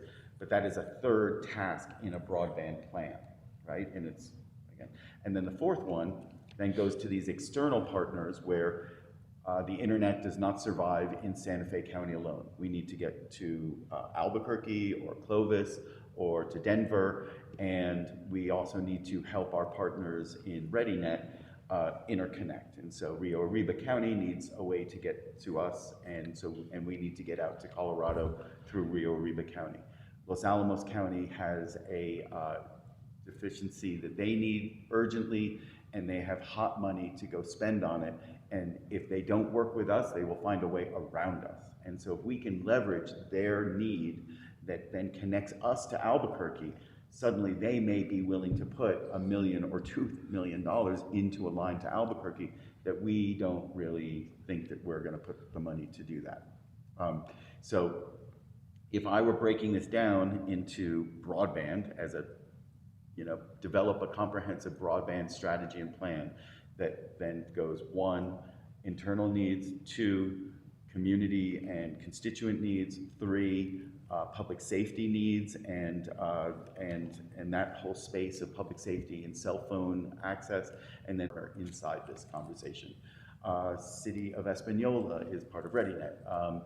The school district, the community college, all of those sort of external partnerships that can be used to leverage all of the 3 bullets above.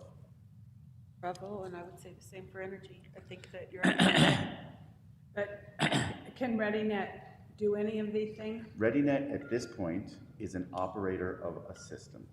That is it. They can help buy internet, and they can help be a technical support system for us so that we don't necessarily have to hire a broadband officer for ourselves. Like there's some discussion of whether the city and county want to share a broadband person.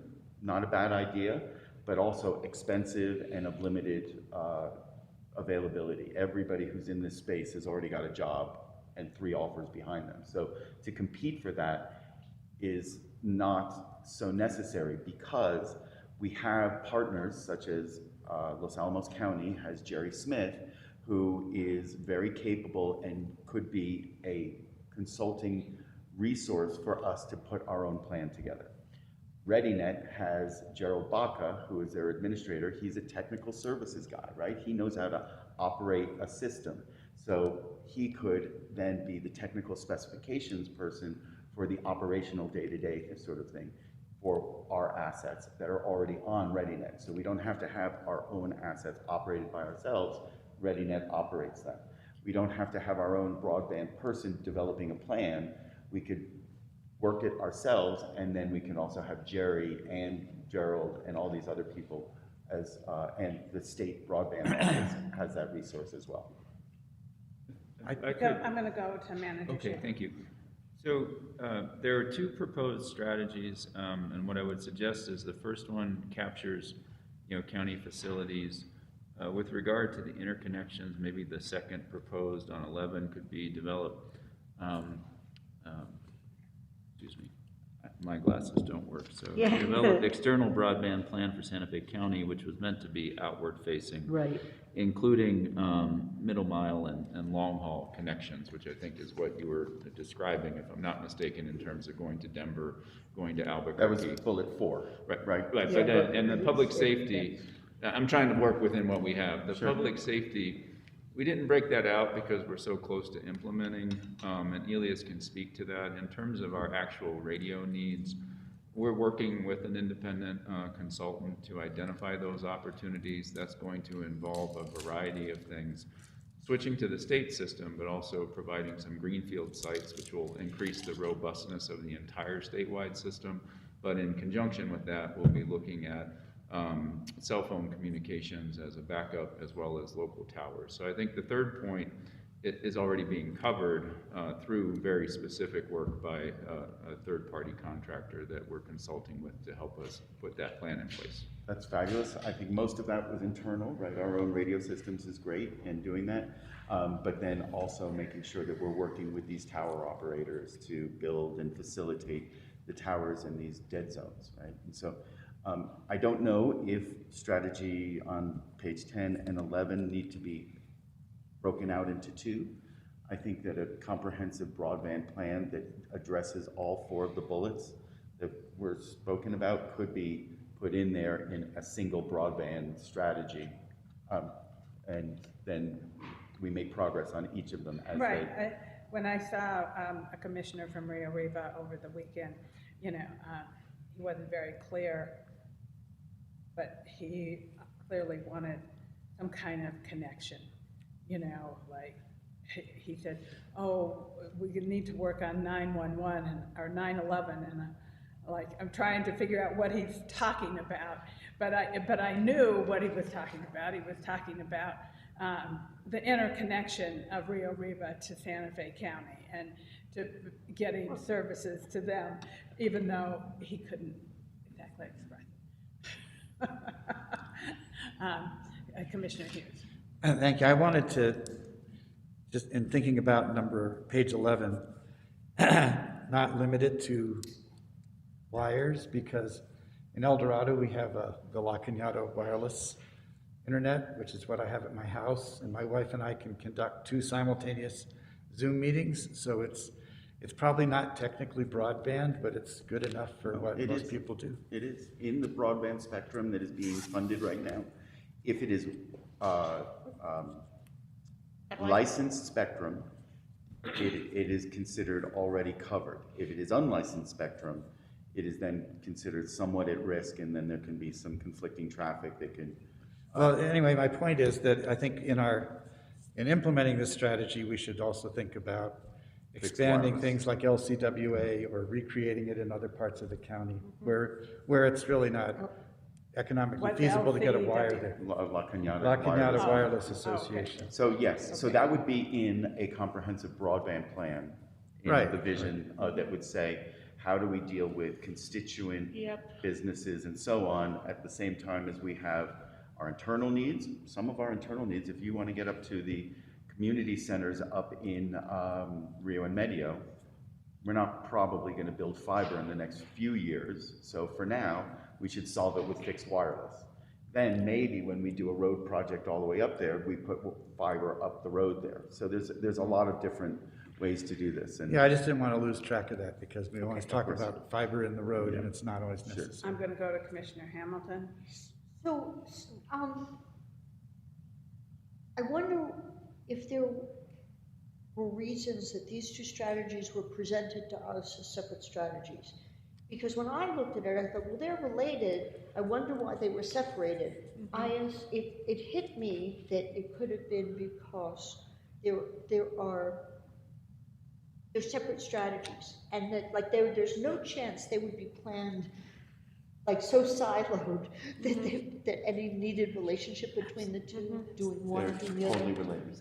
Well, of course they're totally related, but the point is, there could be different ways of going about them or different needs because of the current status. So if there's a reason, even if it's just practical, I have no issue with these being apart. But the 2 other things that also hit me were one, the stuff like the radio, the communications for public safety is a very different issue than broadband. And despite the fact that it's clearly related and important communications, and they should communicate, and we should communicate internally about them as we're developing. The way you go about it is really different, and the reasoning for doing it is so different. We're already further along on it and stuff. I just don't see the value in putting it all together just because we, to show that we know that those communications are related. Okay, I'm going to go to Manager Shea. And there's one other really important thing, and that is the business about, I just want to throw out that the business about using all the external people. We don't have to have an internal person do this.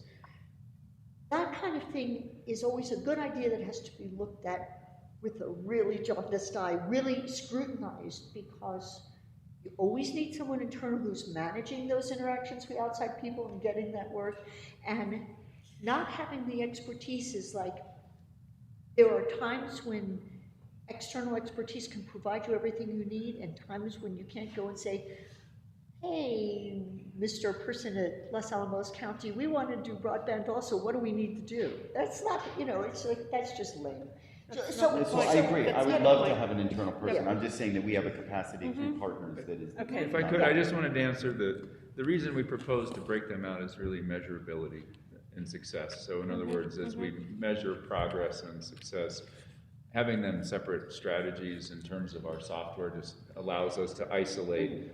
We may be knocking it out of the park when it comes to our own internal facilities, but there may be, issues that are causing us to lag when we're looking at the external part of county operations. So it was very practical to answer your question, is why we proposed to break it out was really in measuring progress on the strategic plan. And actually, that's critical, because strategies aren't the overarching things. Those are the objectives. These are the specifics that have to be measurable. So having them separate makes more sense.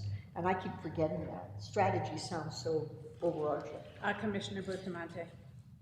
Yes, so they are the strategies and they are specific, but I don't want us to lose sight of this macro operation. Nobody was saying we would go to Los Alamos, with all due respect, Commissioner, to ask them, hey, we need to do this, what can we do? This goes back to the conversation about leveraging and networking. This is one of those where if we really, I am absolutely appreciative, because I'll just say I'm slow enough that I really need information boiled down and succinct. Like, I got a lot of things I got to figure out on a short amount of time most of the time. And if it's very clear to me, because even in relation to the conversation about what would happen at the operational level for a public safety, well, of course it's going to be different from internal operations or constituent needs. That's minutia in the breakdown of how things are done. But in the interest of this 30,000-foot level that we're talking about, I completely appreciate the way Commissioner Green has boiled down to, at the end of a cycle, I want to be able to review where we are, because there is this commonality called broadband that has to do with the technology.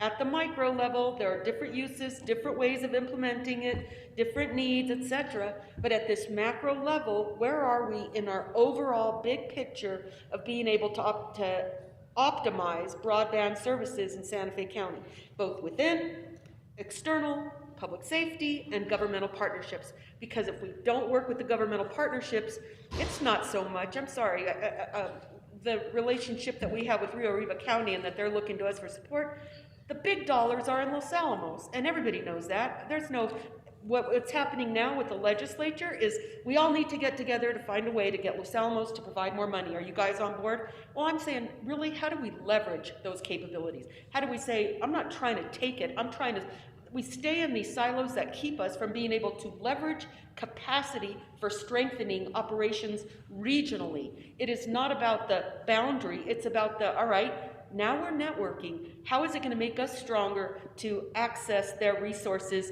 in both their interest and our interest? That's beautiful. And I think it's an opportunity that we lose if we don't somehow keep this comprehensive. I've not heard the comprehensive broadband plan or seen it for Santa Fe County. I have not seen one. So what does it take to get to that comprehensive broadband plan that breaks it down, that says, and we're going to leverage resources, however, wherever, for what those specific uses are? That's brilliant, and that's succinct, and that's where somebody who works really slow and can't filter a lot of detail can understand it. And I'm speaking for myself. Okay, so that's great. Oh, okay. What's the objective that these new strategies fall under? So, I get the practicality that the manager is discussing, and I just think that it is a singular plan with 4 major areas of focus, and we can make progress on each of those areas. But they're not mutually exclusive, right? Exactly, but I was like, for lack of having some... That's what I said, is that how the document comes to you, or how we organize that plan, it's different for purposes of having it as a strategy, because then again, on your dashboard reports that you're going to get, we're going to be tracking it separately, and this is the way to do that.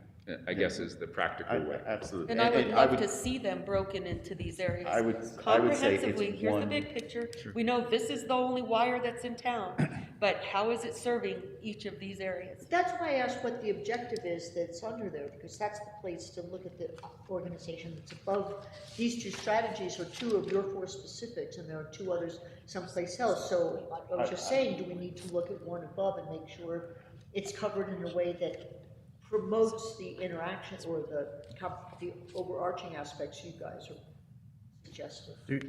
So this is under proposed objective, which is continuous improvement. And Yeah. it could fit in a lot of different places, but we it- think it fits there. In this sort of task way, I would say that if we consolidate page 11 and 10 and 11 as to a comprehensive broadband and telecommunications plan that then addresses the 4 bullet points that I brought up, and that those are the tasks under there, that then even have further, minutia of tasks in there, working with this partner in this project and working on this wireless solution versus this broadband solution. I forgot to even put up item number 4, which is incorporating broadband into our SLDC, right? We have not put in fiber to the home as part of somebody that does a development plan when they put in 100 homes. Why aren't we requiring that they wire each of these houses? I guess my question is, though, isn't it desirable to have them separate so that we can look at them separately? Well, then we should have 4 or 5. Well, we do. We definitely have objectives specifically for number 3. They're just in a different place. They're in the public safety place, but they're specific objectives. They're specific strategies. So I get the internal radio solution that we're working on 100%. I'm talking about the other side of it, the external radio. It is the emergency communications that our constituents need to communicate amongst themselves. It is not I need to call the sheriff all the time. It is, I need to call my wife because there's a fire raging in my neighborhood, right? Right, and so not only radio dead zones, but cell phone. cell phones. So it is not our system only. It is these That's external a good partners point. as well. So. Yeah. Okay, are we good? Can we go on? Do we come to a conclusion? We keep these two strategies separate? And I don't see the rewrite. I think there's an opportunity for capturing this in a different way, but the strategies as they stand are fine. They're just lacking in the structure and clarity that has been proposed for being able to, as strategies, I think they're fine. As something more overarching, then I at some point would like to see the same breakdown that's been discussed. I think it provides clarity. And I think that's going to be in the plan. Very good. Yeah, so I think we've captured the And we should at least make feedback. notes to see, Very good. so we just look at it in November and see if it's there. okay, I think so I've just now been we're healed. going on to, Excuse me. I'm sorry. we're going to go on to strategy 4.3.1. Is that where we're at? Or are we just doing the new ones? Because we skipped a whole bunch at the beginning, too. Oh, I didn't skip anything. No, we didn't skip anything. We didn't? Oh, okay, wait, let me So do see. you want us to, does anybody recommend any changes to this strategy 431?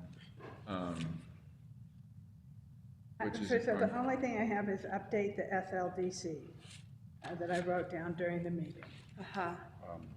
Which I agree, and I think part of one of the issues with the SLDC that I've been told by some external stakeholders is that we are implementing an electronic system that does not allow for parallel review as well as integrate with the state system. So there's external Parallel review of what? of like permits. Permit So when you process. put in a permit, it is very linear. It's desk to desk to desk, and then drop, and then it goes to, our system doesn't integrate with the state system at CID, and so it's almost a whole nother. And the electronic replacement follows the same path, or what? My understanding is our electronic is a dead end for us. I've been told that. I haven't heard. I need to investigate that, but I got it. So if we're updating, updating, but I'm not 100%. if we're updating the financial system, is that going to allow for other areas to be updated that would affect? Madam Chair, I think. The that's short an answer is opportunity. yes. Yes, that's an opportunity. Right now, the software that we have is independent of our system. It did need to be worked on the back end to communicate with Central Square. It also needed to be worked to be able to communicate with the state. I believe we're working on creating those connectivity, but it was extra work because it was a standalone software that wasn't part of our. So if I could put it in context, we have some legacy things that we're not going to stop implementing the online permitting system, even though we're going to go to an ERP, because a lot of work has been invested into it, and it will improve, outcomes even in the short term. Now, if someone came forward with a new idea and said, I want to do this, they're likely going to be told, you have to wait because we're doing this large procurement for an ERP. But the opportunity is, as you go out and you look at your ERP, there may well be legacy systems that we do away with. So we might replace the online permitting system. It's within the realm of the possible as we evaluate systems and what modules are on offer. We may also find one that has its own recruiting software, so we do away with NeoGov. And then so that is part of that entire process. And I think that's the opportunity we would have to look at it, is the way I envision it, if that makes sense. And I mean, I see this is it's part of the finances. I mean, when people apply for a permit, they're paying money. So it's got to be connected. But money is a very easy thing to give somebody a receipt, but. No, but if it's not connected to the inner finances when we do audits, then, it's just sitting there. It's different things though. I mean, it's like to get a visual plan review system that goes in and it's not money into a certain account for a certain type of permit and that's it. It is. No, I know that. But it is a different, and maybe these modules, these ERP systems have that. That should probably be one of the investigations that we do as to what sort of ERP that we have and module to make sure it's more comprehensive. But the examples I was given is Los Alamos and Denver. So Denver has a system where you do not print 6 copies of a set of drawings that end up going person to person to person like it does here and at the city. You put an electronic version in, and if there's corrections in there, it never gets printed until the final set is in there, and they get distributed to every one of those people. So there can be the 6 stations that are reviewing it at the same time, and it compresses electronically, and it even does, it highlights the word fire, right? It does optical scanning, so when these people are looking at things, they don't have to look at it like this. It highlights where they're looking for things, makes it much faster for review, and if an architect puts a code reference on there, it says, okay, what code reference, and it checks it. It does a lot more, artificial intelligence sort of helping that go faster.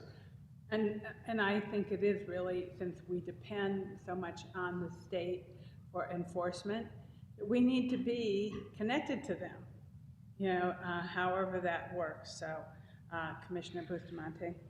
So, Madam Chair, I'm looking at pages 12 and 13, and I don't see where update to the SLDC is. It's my note to myself during the meeting.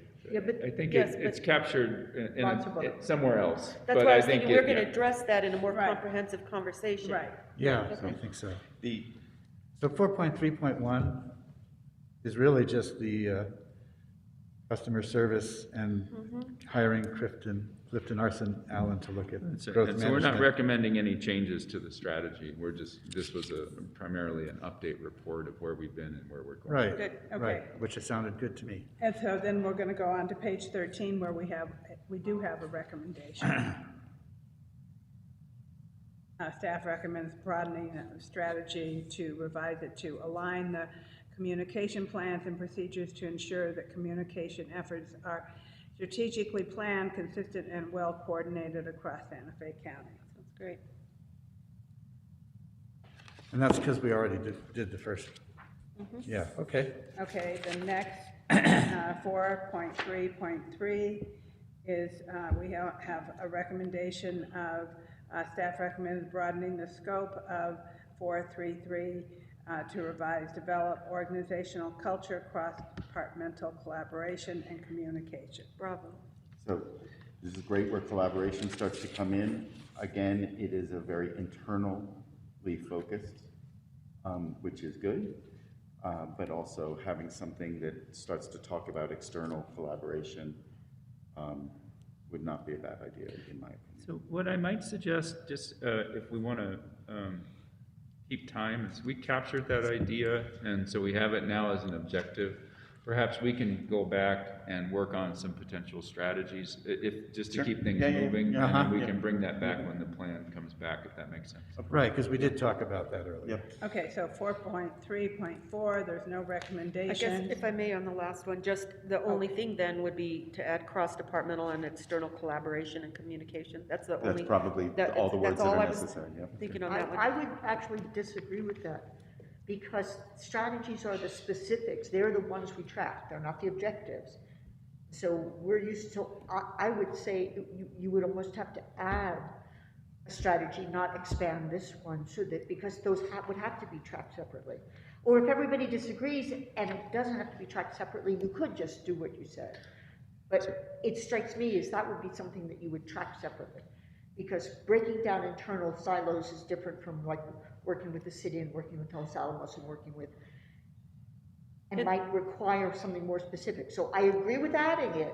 I'm not sure that It's developing a culture, okay? So it's a culture of cross-departmental and external collaboration and communication, is what the wording says.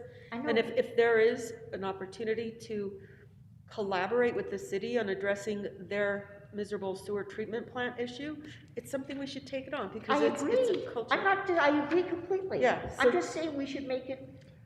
I wouldn't So see it as to both points, to both of your points, this is a broad title change, but there are bullets here. And so the bullets go to your point, and the overarching strategy title goes to Commissioner Bustamante's point.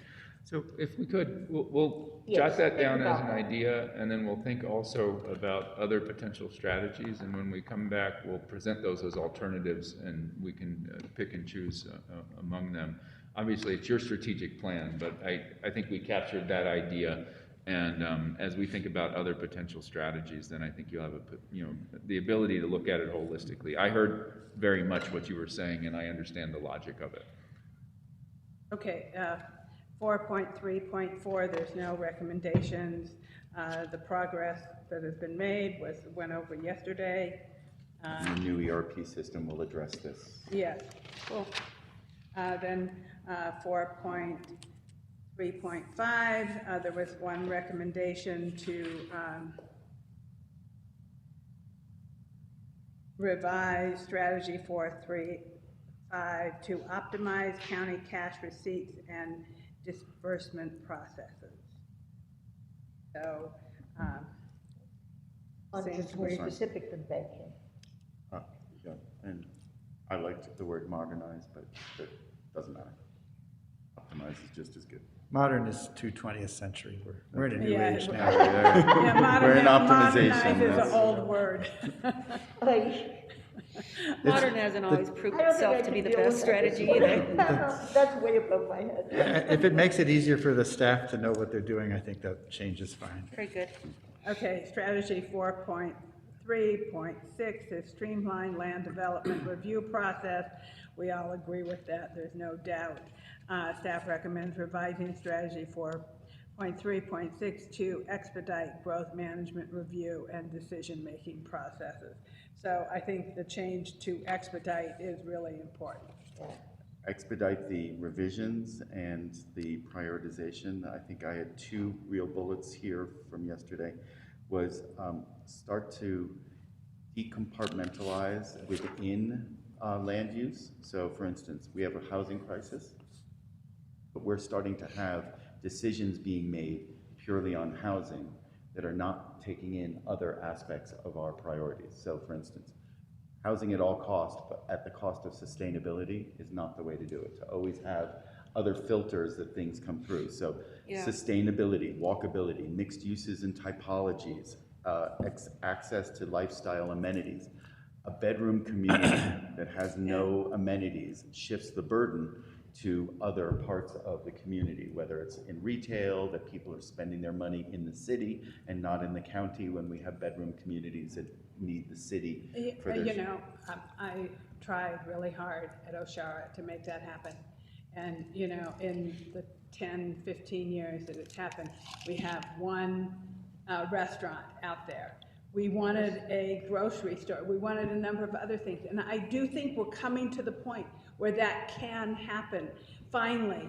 But at the same time, we took away a tremendous amount of square footage out of Oshara that now some large company that we would like to come in there, if we wanted to economic development and lop it down inside of Oshara, which there was room for, is gone because of exactly, you know, because the developers just want to build housing. That's right.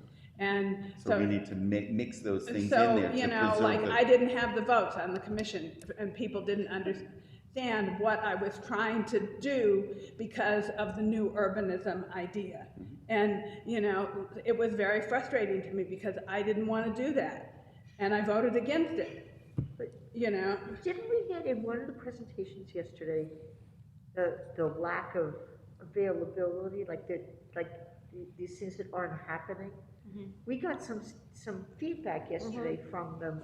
Can somebody repeat that? So I think you may be talking, if I could, right, about what's allowed, you know, let's take the community college district as an example. And so there's project specific, right? Are you going to require Bustamante developer, I'm going to force you to have this amount of non-residential set aside, whether you have a market for it or not. It's going to stay there until somebody wants to come and develop it, which means now, you know, that's going to cut into your return on investment, and you know, you may have to leave something that you could turn into more housing because there's no, you know, market for it, right? That right. Versus if, say, Oshara, they say, you know what, there's no market for this, we want to focus on residential for now. Well, then you might reach that critical mass where the next development, Soleil, which is right next door, says, okay, now the people are here. And we have the tools within the community college district to now allow for mixed use, and here's what we're going to do right along 14. So I just think that that's the discussion that I think you're referencing, Commissioner Hamilton, is what staff was saying is that developers, you know, to say we're going to require you to hold it, that's one thing. To provide that as a menu of options in your overall plan where people can come in and that can then be on offer when the market is there for it is a difference. And I hope that helps kind of frame the discussion, because the slides you were thinking about were specific to development that already exists, and they're like, there's no market for that, and I'm just sitting on an asset that I could turn into housing. But you're also talking about Highway 14, and you're talking about the northeast-southeast connector, and those are two different areas. Types of roads. And types of roads, and accessibility and all kinds of things. And to the point, there's probably not a market for a big box store currently on Highway 14, but it's coming, pardon me. But these high traffic roads, even if somebody says, well, I just want to put a wall and no retail or commercial amenity on that road, and you're just driving down Richards Avenue and it becomes Zia Road with no streetscape, that's the obligation of us to keep that streetscape, even if it just means it's three small commercial things that can have an evolutionary thing. One's a coffee shop, and the coffee shop doesn't work, okay. They don't have to build it now, but they do have to preserve it to allow for that in the future. Things take time to evolve and so on, but if you give up that commercial corridor and you say, well, now that the density is 3 blocks back from here because the northeast-southeast connector's there, you've lost that where the traffic actually is because you said build the housing there. So there's... Understood. Yeah. I mean, and part of it was, you know, we've been, it's taken us 20 years to get the northeast-southeast connector built, you know, so that is definitely an issue. Who do I go to first? It's super important to recognize completely what the manager said. And I've been in this business of opening these little convenience grocery stores with one success, actually two successes, but one of them closed. The issue and the market for it, and we can't assume just because the traffic's there that it'll stay open. We saw that at the, I want to call it Rancho Alegre, the housing development on the way to the community college right across from ABBO. Rancho Viejo. Closed, tried to open again, closed, tried to open again. Looking at it, they do not, believe it or not, and it is as remote out there, as well as, and worked on getting a small grocery store on the parcel that was left for commercial development at Los Lagunitas back in the 1900s, had a full proposal, and we just do not have, even though it's still 10 miles to the closest grocery store, this was before Walmart was there, do not have the population to sustain even a small Tesuque Village-like community market. So it's not as easy when you get to the business planning structure to say, all right, developer X, and by the way, here's your commercial, the plan for your commercial area, and they're saying, well, the only way we're going to get this approved, i.e. Los Lagunitas was the one I was working directly with, was if I have a certain portion of this property to be commercial. It has yet to be developed, and that was again in the 1900s. So it's kind of this, if it makes market sense, but it's not that easy to get done. Now I feel like we've gone into a rabbit hole on what we're talking about with regard to this streamlined land development review process. And when I look at the recommendation to call it expedite growth management, expedite sounds like you've given us everything, but to expedite it, we're going to keep moving it. And I would like to recommend that we change the word from expedite to accelerate. Expedite to me says we're going to go ahead and dismiss something, or I've got to expedite this, so we're going to not necessarily give it the attention. Accelerate says I've got to do everything that still needs to be done, but in a faster mode. So that's, to me, is as much as it is an issue of semantics, I think it's an important one. Sure. So that's my and if I could, I think that's consistent with where staff was going, is that the acceleration or expedite, whichever, and accelerate is a fine word choice as well. We were just saying we want to look at everything that potentially impacts the speed of the process. And some of that is our processes, some of that is, as we discussed, public education. There's a whole range of potential things we could do to accelerate the process. And maybe hire some outside consultants, you know.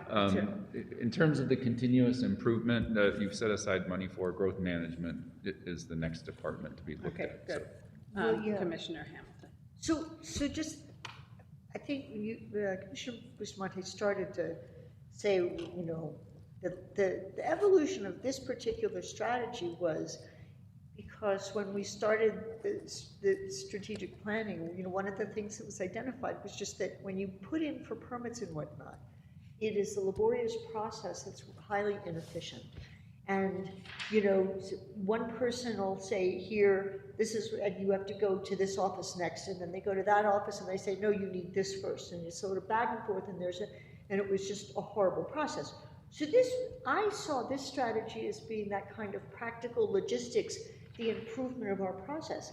And what we've expanded into discussion of the nature of the kind of development we want, which sounds to me like part of the SLDC. I just wonder if it should be two things, like, that's all. That was, you know. So, and just to, in one of these expeditious things, so I'll be as quick as I can. So we talk about things by right?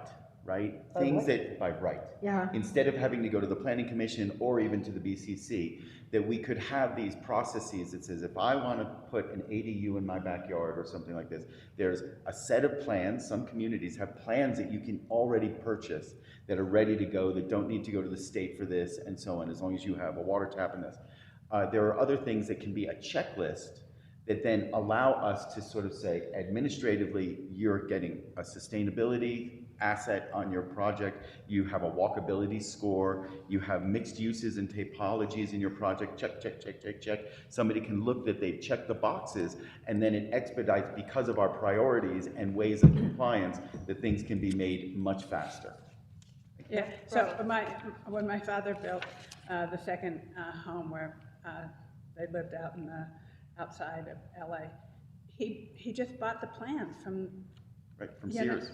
from whoever it was and built the house and. Seriously, I mean, seriously, it was very Shop don't have the plans for the building. It wasn't Sears, but it was. But okay, let's- You know, yeah, but let's it's target. exactly the It's a same little- thing as what you're talking about. More stylish. Okay, so let's move on to strategy 4.3.7. There's no recommendations there. Maintain current and correct property values. That's Isaac and I think. Isaiah. So I'm going to move on to strategy 4.3.8. Staff recommends broadening the scope to provide efficient and effective and efficient human resource services to maximize human capital. And combine strategy 4.3.8 in that objective. Okay. So Cindy, maybe you want to explain that, that's a little, where we're suggesting that go. The change, so this is objective, we're recommending that we change the objective. So we have a circumstance in which we have an objective for human resources and we have strategies for human resources.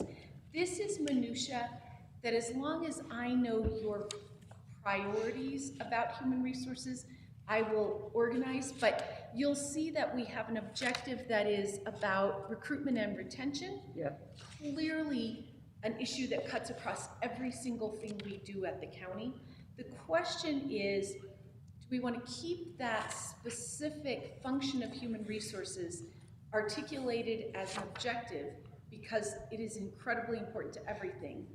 Or do we want to pull out that function of human resources and make that the objective? So I And then see have now resources. why Yeah. it's a little confusing, is that we're now talking at this level. Yeah. So objective 4.2 currently says recruit and retain highly qualified employees. Which is And- kind of a strategy. And the suggestion is to make this Oh, yeah, yeah, objective, yeah. provide effective and efficient human resources services to maximize human capital. Capturing recruitment and retention. Plus career development And all those other and all of things. those other things. May I just make one, Okay, Commissioner Bustamante, then Commissioner Green, then myself. and I hate to get into the detail of wordsmithing, but I think optimize is better word than maximize, because maximize sounds like burnout. Max everything out, well, maximize them. But if we optimize it in the best way possible, we're in a continuous growth process. Okay. So one of the things that Cindy and I have talked about, and an idea of building team, a better, stronger, cohesive team across different areas of the county, is the idea of creating a mentoring program. And I don't know if this is the place for it, as a program where you don't have a direct, a report, somebody that reports directly to you, but you start to say, I have a young prospect that's working for me over in Public Works. I would like to have somebody at Community Services mentor them and start to have the deeper in team, so you have this cross-generational, cross-platform, cross-everything mentoring program. This may be the place for it, maybe not. You know, I think if I could, I'm sorry, just Go if I could, it's, I think it's captured, and we can expand upon exploring. One of the next steps was specifically about career counseling, and I think we can take that feedback back to what we're doing and add a potential mentoring program. But I think that's where that idea fits. Great. Is Okay, my comment. So when we were going through this, I wrote down that, I think classic comp is not working. I get a lot of employees complaining to me about it. And where they're complaining is for those people who are at the top of their level and there's no place for them to go. They're stuck. And when they want to go someplace higher or they want to change their classification, it's a no. And so I think we have to think that class and comp it's like data. It's good to have that information, but I think we have to be more effective and realize that we have employees that need a different recognition and need to be able to move up the ladder. And, you know, I think they need to be able to feel comfortable to be able to give really honest feedback without being penalized and without being fear of penalizing. And I think that that is something that we need to think about. And, you know, job descriptions, like I heard Sonia talk about job descriptions, and but I also hear the frustration from employees that it takes too long to get a job description, to get help. And so I think that we need to really analyze the class and comp, because yes, definitely it worked for some employees, but definitely it didn't work for other employees. And so to figure that out and not say, oh, well, we'll go to the vendor and talk to him, when he doesn't really understand our internal processes or the needs of specific workers. And I completely agree with this mentoring program and making sure that when somebody comes to their supervisor and says, you know, this person really needs to be mentored, and they get pushed back and say, no, we need them in that position, but they're capable of going forward, then we need to listen to that. We need to be more flexible, more open-minded, and, you know, not so stuck in the silo. And so I know that Commissioner Green, Commissioner Bustamante, and manager, so I'll go to the manager first. Yeah, and that's just, I want to respond. So the other part, if you're talking about within a pay grade, right, midpoint was defined as market salary for a fully functional employee. And so that's where we were targeting to get folks.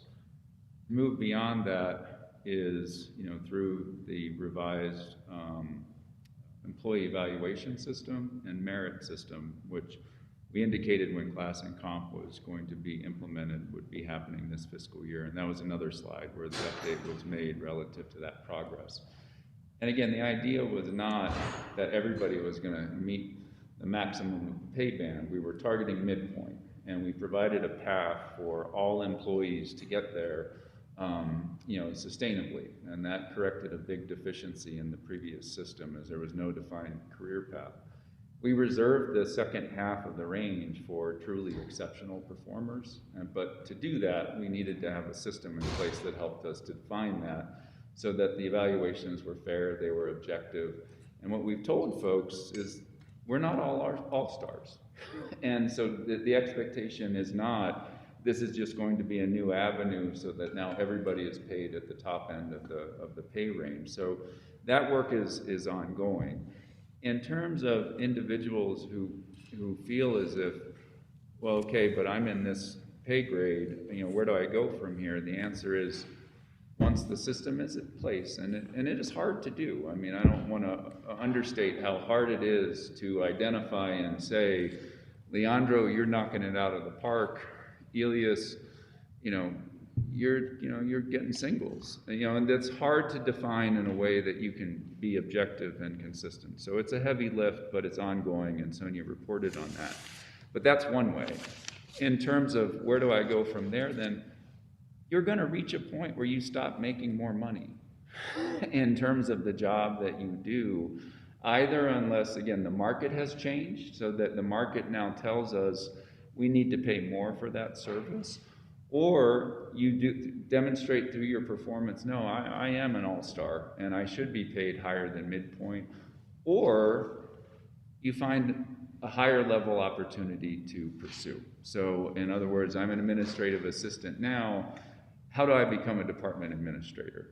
And if I'm a department administrator now, what skills do I need to get to become an operations manager? And so I just want to respond to that philosophically, because, and in terms of comp and class, it was not distributed evenly, and that was because we had some positions that the data showed we were paying what the market said we should be paying. So that was, you know, by design. You could look at that in a lot of different ways, but those folks seemingly were compensated where the data said they should have been. With regard to folks feeling, you know, Leandro's dealt with these, Elias has dealt with these, you know, the process, you know, here I think that I'm not an appropriate grade for these reasons. The vendor data is considered, but then so is the input of management as well as the deputy county managers. And if people, no one has brought to my attention that folks fear for reprisal for suggesting that the data has wrong. Sometimes the requests have been granted because they were supported, sometimes they haven't, but the process is the same. And there's no retaliation towards anybody that I've been made aware of for someone asking the question, am I in the appropriate range? So I want to respond to that very specifically. But I also feel that there are people who, like when we instituted the class and comp, this is one of the things I heard was, oh, people got raises up to my level and I've been here for 20 years and I'm paid, now they're paid the same as I am and there's no way for me to get a raise. And so that is one of the issues that I think we really have to look at. I mean, we can, and I would just respond to that. We can and we will, but I want to focus back as to where we were and where we still are. It's the vacancies that are eating our lunch. And in terms of really trying to focus efforts, it's to make sure that we're externally competitive. And to the more weight you put on internal years of service, the harder it is potentially to recruit from the outside world. Over time, you can build in longevity pay concepts, and I wouldn't necessarily be opposed to that within reason. But right now, the focus has been on how do we try and maximize the benefit to everyone, but also how do we maximize the external competitiveness? And that has also been by valuing external experience. So we can look at all those changes, but I do want to put it in that context because it was by design that we focused very much on how do we get as many people to midpoint, not only internally, but also externally. And that's to try and meet both of those objectives. But certainly longevity type pay can be something we can look at as we move forward. To that point, I've heard a lot of what Commissioner Hanson has said or has heard as well. And it's very similar. And that is like when it's great to get new people in, definitely, we need to do that. We need to fill those vacancies. But losing somebody at the top of their game that was 15 years in, you will take 3 new hires that may not last to get somebody 5 years trained to get them up to that level. And so actively pursuing and retaining people that are at the best of their game, they may not necessarily have career advancement to go, but that institutional knowledge and operational effectiveness is irreplaceable at any level, you know, almost impossible to replace. Commissioner Bush. So I do to that point, I get that we've been someplace and getting people to midpoint, but then there are those, I have heard the same exact things of why midpoint? I've been beyond midpoint for years as far as my time, effort, and experience. And there's people who see themselves, and I think that there's something that the county has been known for, is recognizing people's longevity in a particular position. How does one optimize, or even at this point maximize, if they've been in this work area for a certain amount of time? Why are we holding people at midpoint? And I get the importance of being able to recruit, but again, at the expense of losing those who are already here. I recognize it's a tough job, but I have heard exactly the same things. And it's about, we're gonna lose good talent if we don't, and it's been the history of the county to be a place where a person knows that if they go and they're really committed to doing a good job, that they're gonna be able to retire there at a level that makes them feel valued, and then they value in turn the county. On the different note, with regard to this notion of mentorship, I want to really just caution or just be aware, mentorship requires relationships. And having been in this academic world for the last 20-some years, if we don't form, and I'm going to say people get into academia to want to mentor and help, and even there we don't get people developing the mentorship relationships. In an employment type of capacity, I don't know if there's a way to incentivize a good, positive relationship. It has to happen. It has to be something that a manager is committed to. There are human factors, i.e. ego, that will keep people from supporting someone's ability to grow because then they're going to feel threatened, et cetera, et cetera, et cetera. You get into all the organizational behavior type of psychology that doesn't have a whole lot to do with, I want to mentor this young person coming up and da-da-da, because I'm starting to see that I'm getting ready to fall off the edge here, you know, and I want to be able to keep my job, and I'm not going to support this. So mentorship in itself, as beautiful as a concept as it is, isn't really even something you can throw money at. It is something that is about relationships. That is a whole different organizational structure. I really like and have, since I was even at the community college, these notions that allow people to take their own strategy in working with the county and the community college, and I'm going to go ahead and credentialize myself, and whether he or she likes me or not, now I'm qualified to do X, and I can do a really strong job, and they're going to put me in this position because, heck, I know I'm good, and they know I'm good. That's a whole different thing, but mentorship is beautiful. I just don't know how to operationalize it, because I don't believe it's operationalizable if you don't have the relationships. So to that point, there are a couple models that are out there. It's the idea of the intention and the of our organization to say that we would like to explore it. One, find the best practices, find the sort of guide rails, find the willing participants, right? Not everybody's going to want to be a mentor. Not everybody's going to want to be a mentee, right? It's not obligated, but it becomes part of the loyalty. It builds that brand loyalty internally to us to have that opportunity that Greg says, I'm going to find somebody that is, everybody's a direct report to Greg, but I'm going to have people that I'm going to want to have lunch with once a month, that we're going to sit here, and we throw money, as it may be, to an opportunity to leave the site, go have lunch, say, how are things going? What can I help you with? Where can I give you advice? Whatever those mentoring things. But it's training the mentors, right? Part of that is training the mentors to understand that this is, you know, there's a value to us and a value to them to do this. And it's training the mentees to say there's a value to that as well. Madam Chair, in response, because I do. Los Alamos did exactly that. It was part of a Grow Your Own program. It was exactly what they did. And someone who had the longevity in the organization, to our prior conversation, you know, connected with someone who was new to the organization, and it was about grow your own. And they didn't call it mentorship, and that model did help people get along. And in the interest of full disclosure, and for no other reason, this, not like it's something that wouldn't be disclosed anyway, but the current director of Berkeley Labs was my mentor. It was brilliant. And it's the kind of thing that, you know, he was the guy at the lab. So it really does something to help people get that support. So I do take that information well. So I feel like I need to say something about time, because we have we need 2 more days. Okay, I'll withhold my comments on mentorship. Okay. But it's like this, it gets a little beyond, you have to be more specific for this to be viable. Right. Because somebody's primary job description isn't taking somebody from Public Works and making them into a community services person. It gets a little, you know, and some of the things that were talked about, like growing your own, is part of this, not just succession planning, but part of professional development, which we do have specific strategies But I would give you a micro level of how it might work and what we've done to use the county manager's office as an example.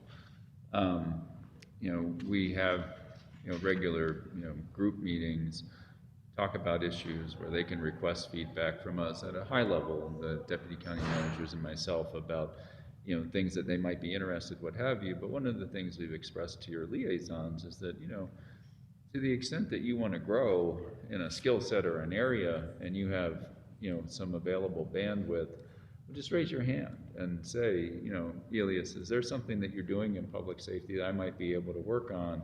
The point is to, you know, sort of not only maybe broaden perspectives, but also give an opportunity to see how a particular project works. And so I think it's, you know, to a certain extent, it's trying to find those opportunities where you give someone the opportunity to work on a project that may not be exactly within the scope of their responsibility. So there are some micro ways that you can achieve that as well. That's definitely one of them. Some of them are just like, hey, I've never worked in government service before, and I'm not settling in, but I've always felt like I wanted to do that. Who can take me under their wing and take me to lunch once a month just to make sure that I don't burn out and turn into a lost cause for us? Okay, so I'm going to move on. So 4.3.9 is enhanced performance budget, based budgeting. I don't have any comments. I think the recommendations were good. Commissioner Green? Page 20. We're on page 20. Just to expand a little bit on that, it's not only money, it's staff time and resources, especially in a world where we keep hearing that capacity is an issue. So impact is also measurable, should be measurable. So it's staff time, the impact, and budget, right? Money maybe, there may be tons of money, but we can't get the right people. The impact may be focused on one neighborhood or one district or one sort of project. So having some way of measuring those performances and metrics. So I think that's covered by the, if I could, with respect, I think that's covered by the data analytics as well as the performance and program evaluation. Sure. Okay. But this was recommended to be changed from performance-based budgeting to minimize the gaps between budget resources and expenditures. And so what we're trying to take is, Yeah. you know, the performance, the data, what have you, it impacts the budget. But in terms of, you know, if you look at the General Appropriation Act of the state, right? In every agency's appropriation, they have specific, you know, performance measures. Nobody pays any attention to them, but it's in the budget. but that is in fact the way that it works. And so what we're really saying is, let's take that. It has a purpose and it feeds into the budget, and maybe it's semantics. But what we really want to focus on as a strategy is we want to get better at really being able to tell policymakers, here are the resources that you have available. Because if you look over the material we presented in the budget this year, there is a big disconnect between the resources we request and the resources that we spend. And that's outside of the context of personal services and, you know, vacancy rates. It's just a general, that's what we want to minimize, that gap. You've seen it happen at the BDD, and that's the strategy we're recommending. Again, we're still going to focus on data and performance, but that's going to be captured in that overarching function that we discussed earlier. Okay, I just didn't, I mean, the reason I asked the question is, I totally agree with the concept, but neither of the wordings really do it for me. Because there's a whole area of people that not here, you know, it's that when you look up performance-based budgeting, they go, if the places that get the best performance ratings get the most budget. No, that's not what, like, we need to improve performance, but we put budget places that they're needed for other reasons. So I was happy to see the change, but we usually try to budget to not spend more than we're going to make. That is the goal we have. So I just wanted to ask what we're trying to go for. Well, here. sure. So maybe after we break for lunch, I can bring it back. What we're trying to minimize, and you would recall this from BDD, right, is if this is your budget level, here's the expenditures. Oh, you're talking about budgeting to actuals. I'm saying we want to minimize this so that not overspending, not over budgeting. Not over budgeting, right? Okay, is okay, really okay. we want to be as close as possible so that the budget we're requesting matches the expenditures that we're making, Got it. so that policymakers have a realistic sense of, oh, okay, we have this much more money that we can spend to these other initiatives. It did a flyby. I got it. Thank you. Okay. And I do it by an impact, right, and effectiveness, sort of the performance. That's the way I've always heard performance-based is the performance, not the budget to capability and so on. But And I do like Okay, the rewrite. so I want to get to 4.1 before we go to lunch. So 4.310,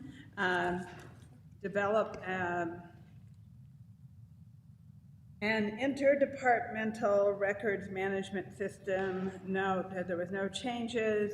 A note that the strategy was corrected since data as part of the records. As followed, develop an interdepartmental records management team. Okay, so can we move on from that?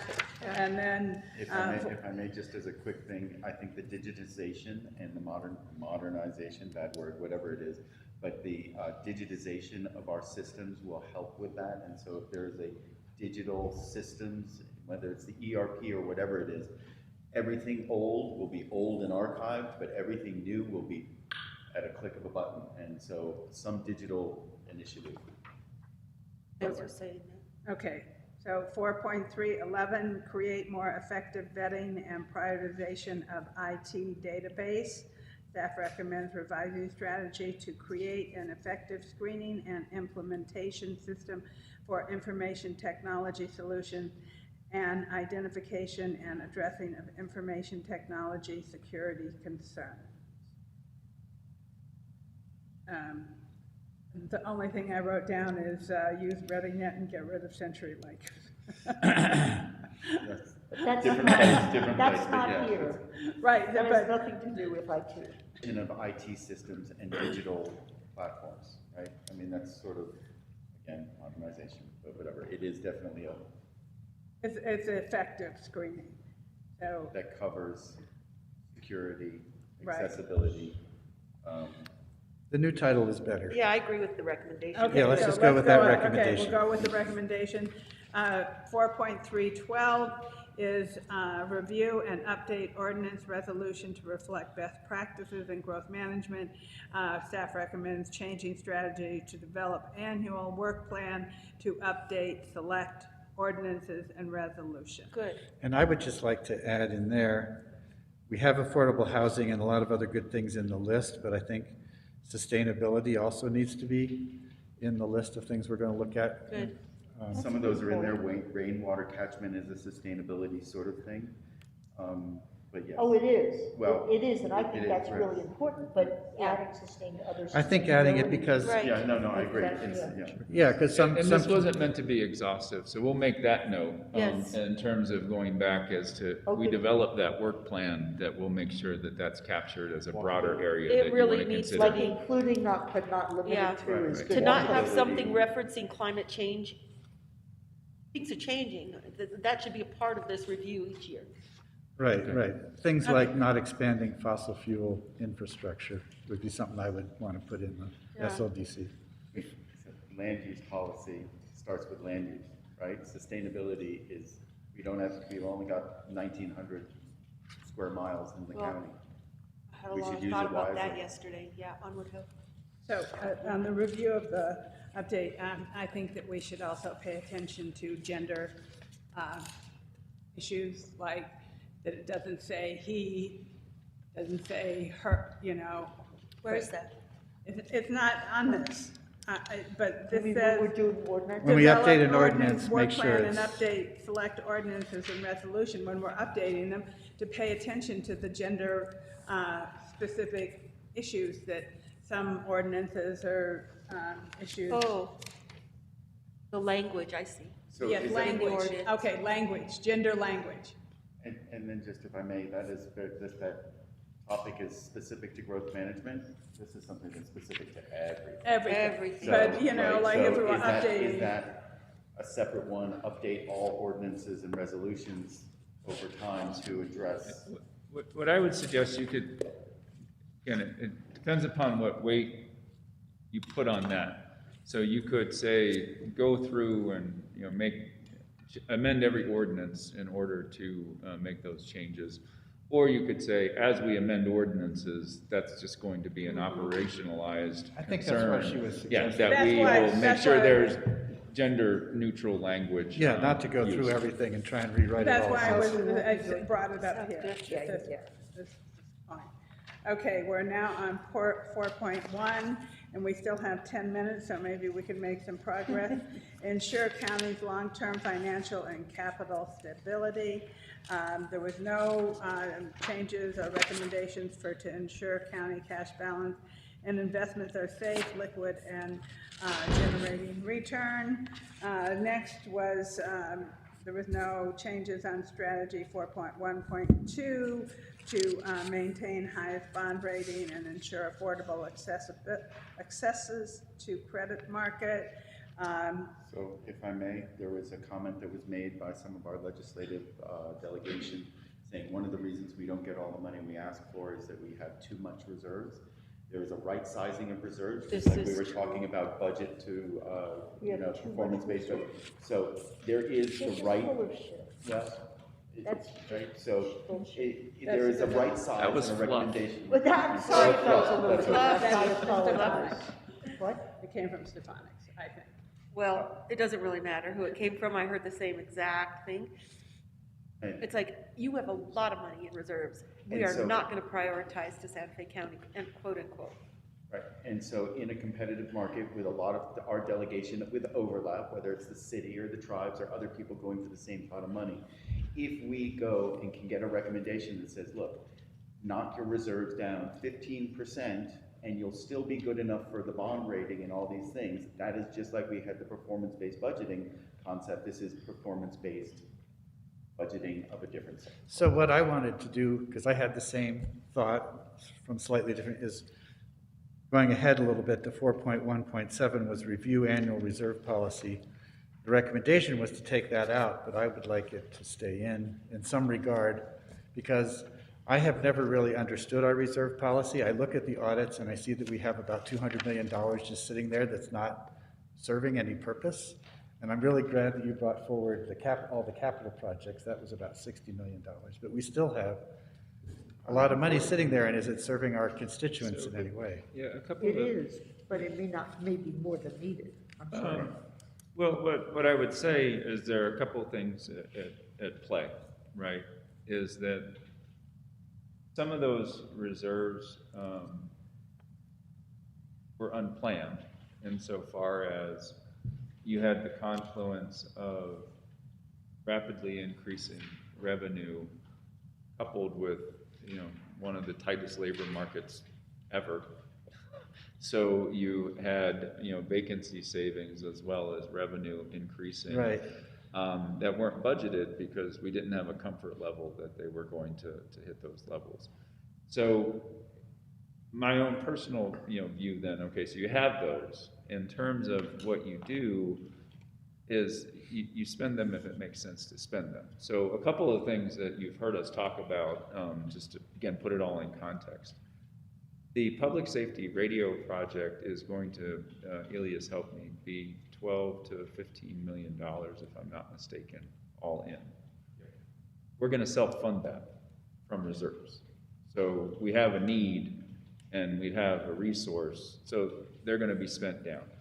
When we look at medication-assisted, treatment or detoxification services in the jail, as well as increasing our medical capacity in the jail, that's going to involve substantial capital expenditures in the order of magnitude of millions of dollars. We're going to self-fund that from reserves, will be the recommendation. We have accumulated of resources. So what the fire chief recommended yesterday, we've got aged equipment and we've got equipment that needs new fire bags. We're going to prioritize that. We're going to spend that from reserves. So the point is, they're not going to stay at that level forever, and we will present a plan to say these are legitimate, real expenditures and needs, and we're going to make the recommendation that many of those very large ticket items be self-funded. So I think it's going to be self-correcting, but I would respectfully submit you don't spend the money unless you have a real need for it, simply to appease the legislatures would be my respectful. I completely agree with that. But I think having us understand the reserve policy and knowing how much, I know how much we need for the state mandate, which is very small compared to what we actually have, but there may be another level that we need for our bond rating. And so if we sort of know, okay, we have $100 million that we can spend on projects when it's appropriate, or do we have $200 million? Or is it only $50 million? I think it would be good for us as commissioners to understand that a little better, because I think And I really think you've done a good job of opening up all this process, because I think Catherine held her cards very close to the chest in terms of, because she, you know, for good reason, maybe didn't have quite as honest a commission and didn't want them raiding the piggy bank for personal projects to pave roads to their cousin's house and stuff. But Leandro. Madam Chair, I just want to make one comment, because I understand this, I certainly appreciate the conversation. I think the biggest difference between the way the state's able to budget and the way we are, and one of the reasons why I think our reserve policy is so important to our rating, is we don't have the ability to manage our revenues. The state they cap our GRT, they have a property control, yield control formula that doesn't really allow us to generate more revenue.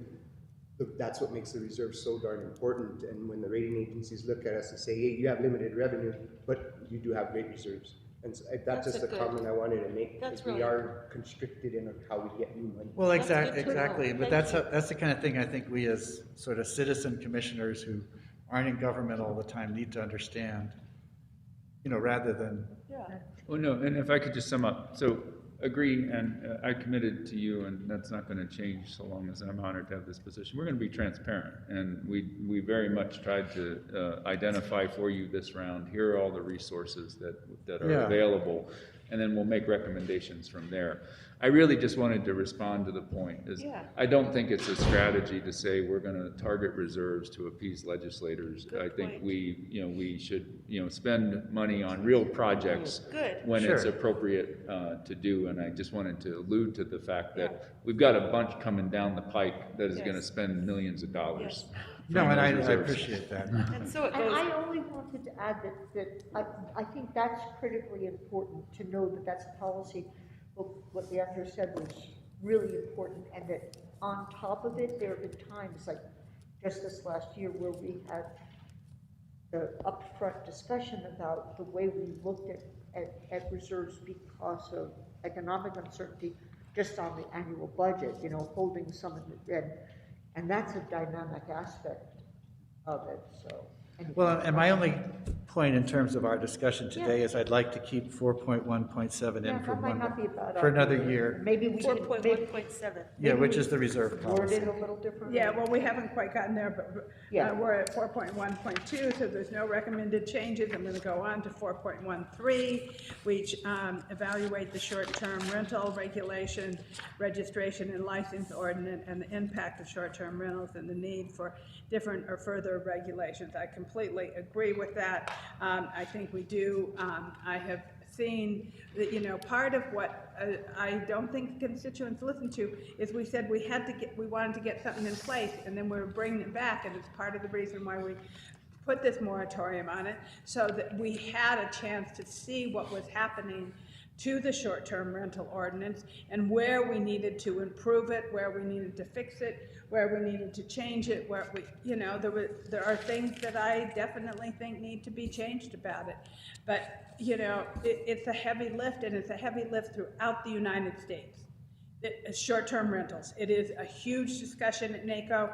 It is a huge discussion, you know, because there are so many minute and big, all kinds of issues with it. And so the fact that we've got a regulation in place and we got an opportunity to get some feedback and start to figure out what to do, and now we have an opportunity to work on something that is going to be right for Santa Fe County. Are you agreeing with the recommended change? I think the change is good. Yeah, I mean, I do too. It just updates it to where we are this year. It's more to what you were saying.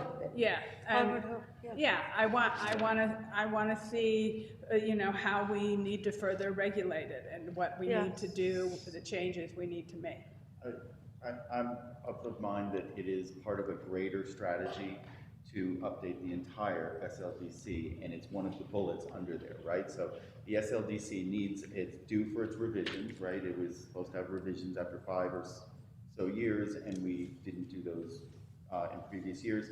So one of them would be short-term rentals. One of them would be expediting and make it faster to apply for things, and like just a comprehensive look at the SLDC over the next year or two with these areas of a bunch of bullet points under there. I don't know if it needs to be its own singular I task. think it needs to be its own single Yeah, it's good. task. It's good. I think it needs to stay the way it is, Yeah. because then nothing is ever gonna get done. Okay. We have been here, Commissioner Hamilton and I think that setting this up and looking at it, and we all agree that SLDC, there's no disagreement on that. It seems to be more effective to go after chunks of it specifically because there are types of problems that are recognized, and it's a priority to do this section before all of it. Because to redo the whole thing kind of goes back to like, oh, how long was it spent the first time? It was years, so. Yeah. You know. Years and You years. have to go piece by piece anyway, so I you might as well just hear from identify it. stakeholders, they're like, you've already spent time on short-term rentals, please spend some time on some other parts now. It totally makes sense. I just think it would be useful to actually identify places with the priorities and approach this LDC in some And maybe priorities. that's what we need to put in the And I think that's what we were trying to capture by that work plan idea. There were ordinances that were listed, but there were specific components of the SLDC. Right. And so Oh, that was that's the right, idea, okay. is that let's do it by chunks, because I think if you say let's do, cover to end, then it just becomes a grab bag of. Well, that other events, one right? was the cover to end except for short-term rentals, right? And short-term rentals have sort of, in a way, still have their own spot, but those two spots could go back to that other catch-all of the SLDC is a priority. If I may which to offer a me is perspective, priority. I heard Paul kind of cringe in the whole revise the SLDC. I feel like doing it this way are small, biteable chunks. When he said it's a really big deal, I heard it completely. But, you start serving a meal piece at a time. Let's just get these things done. So Right, and it's more palatable. it is totally. If we move on to 414, this was a specific request to look at the word sustainable. I may just say that we change this to, evaluate solid waste fee structure and leave it at that, rather than putting. Evaluate what, sir? Just evaluate solid waste fee structure. Yes, got it. And just shorten it, because the point is, you don't want to hardwire a particular concept, but sustainable could mean a couple of different things, right? Sustainable could mean that we turn it into an enterprise fund, which, excuse me. Right, that's right. Which Yeah. nobody has ever supported doing.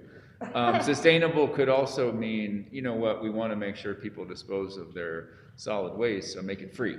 And that's going to be sustainable because more people are going to throw their trash out.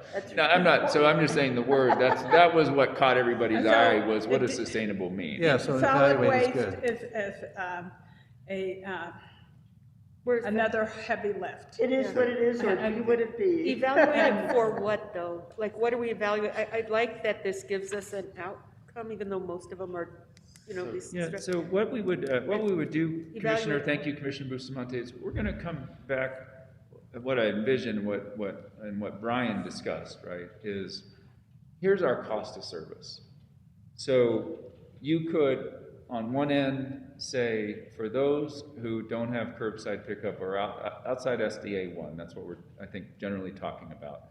Because if you're within SDA 1, requirement of getting your subdivision approved is that you pay basically full freight, right? That you're going to have curbside and you're going to pay all the costs associated with that. So these are folks who use our convenience centers. And so on the one end, you could say we're going to make it free and we're just going to pay for it out of the general fund.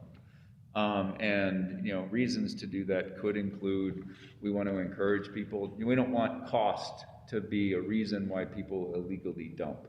On the other end of the spectrum it would be like we hope our water utility is, which is it's an enterprise fund, meaning I'm going to charge Commissioner Hughes full freight, whatever it takes to cover my costs and expenses, I'm going to cover it. And then in between, you could say, well, maybe the sweet spot is we want to cover 30% from fees. So the evaluate is that, that you're going to have a whole menu of things to consider, and you could legitimately pick both extremes as well as someplace in the middle. and that's why we suggested just now during this conversation to maybe broaden it,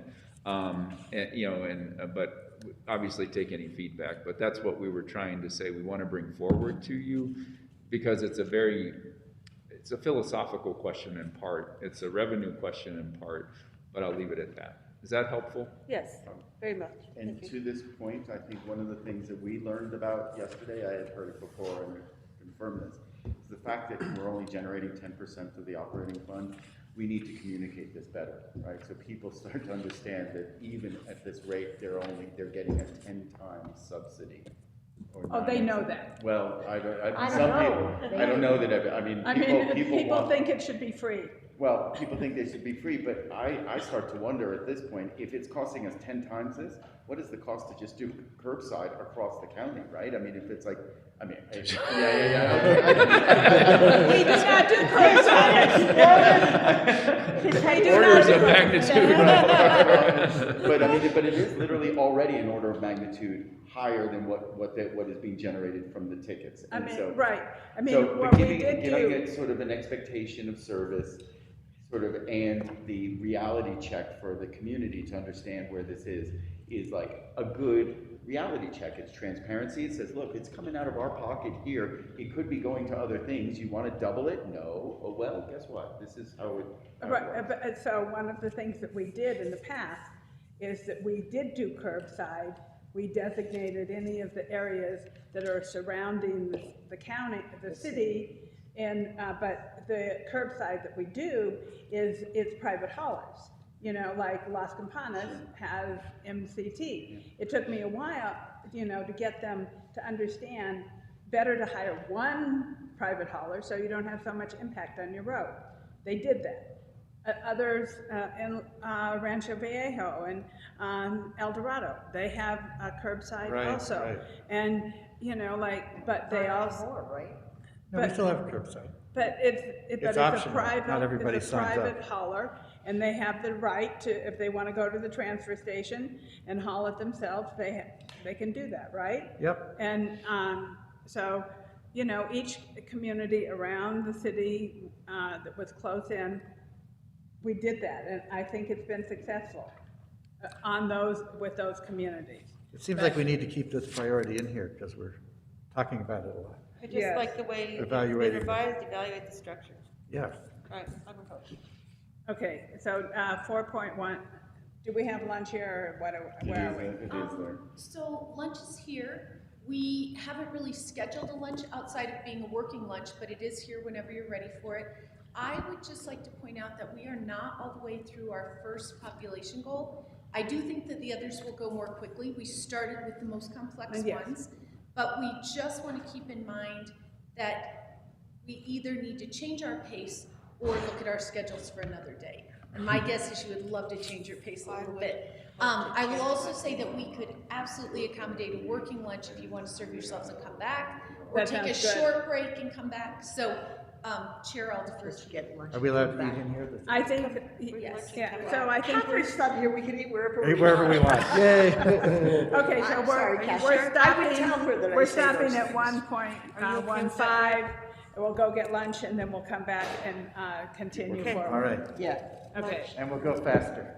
And- Yes, like okay. yesterday, Let's go faster. the last two portions will go much faster. Yes, I think so. Does the MS4 report need to be signed today?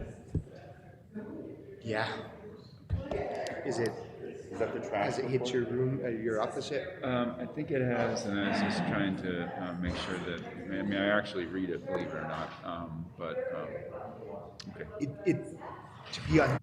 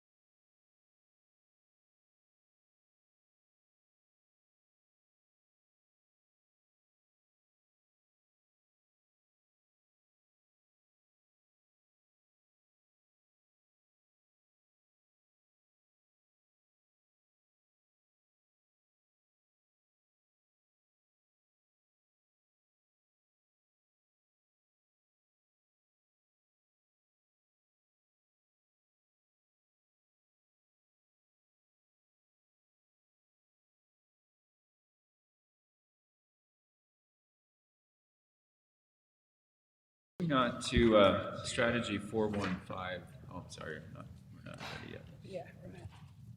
We're getting all over. Now we're there.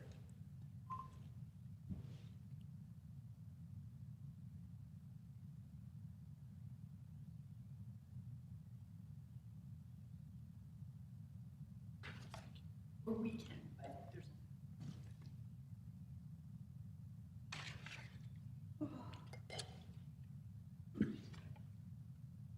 That was yummy, thank you. Yeah, thanks for Really, lunch. thanks so much. Yes, that was good.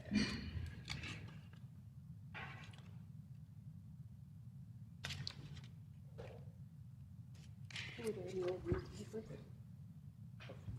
And there was, made me think about the one of the oak where all the orange. A couple of old ones, that's how you look at it. And then walk up to certain rooms. We found some, how you're not. And they have to resort to more coffee or something.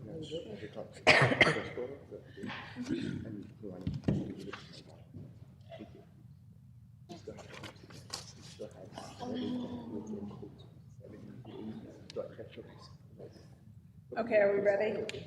They've already been. Debbie needs to get set up. Sarah. Oh, and we need, the speakers. Well, you can.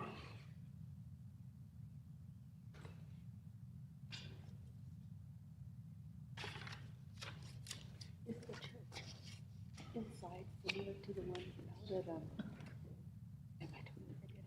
Where, Probably more similar. We go inside it. Okay. With regard to strategy 415, as we sat here and based upon our conversation today, while it wasn't reflected here, the word sustainability kind of captured the same thing. And so our recommended change based upon the dialogue and conversation today is to change this strategy to develop 5-year staffing and revenue plan for water and wastewater. I think that captures what already exists, but it also allows the board to consider and evaluate, other options than, through rate structure. And to unpack that a little bit, depending upon a variety of factors, the Pojoaque Basin Regional Water System is going to be larger than what is necessary to meet immediate needs in the basin or all of the partners. So as you develop alternatives and look at strategies, there are a couple of things that you could do, and I'll take a step back in history as I understand it. When the Buckman Direct Diversion first came online, the customer base was so small that it was not an enterprise fund. The cost of our contributions to the BDD came from rates, but also the county general fund. Over time, our customer base has grown and our rates have increased to the point that now water, not wastewater because similar problems, but water is pretty much self-sustaining at this point.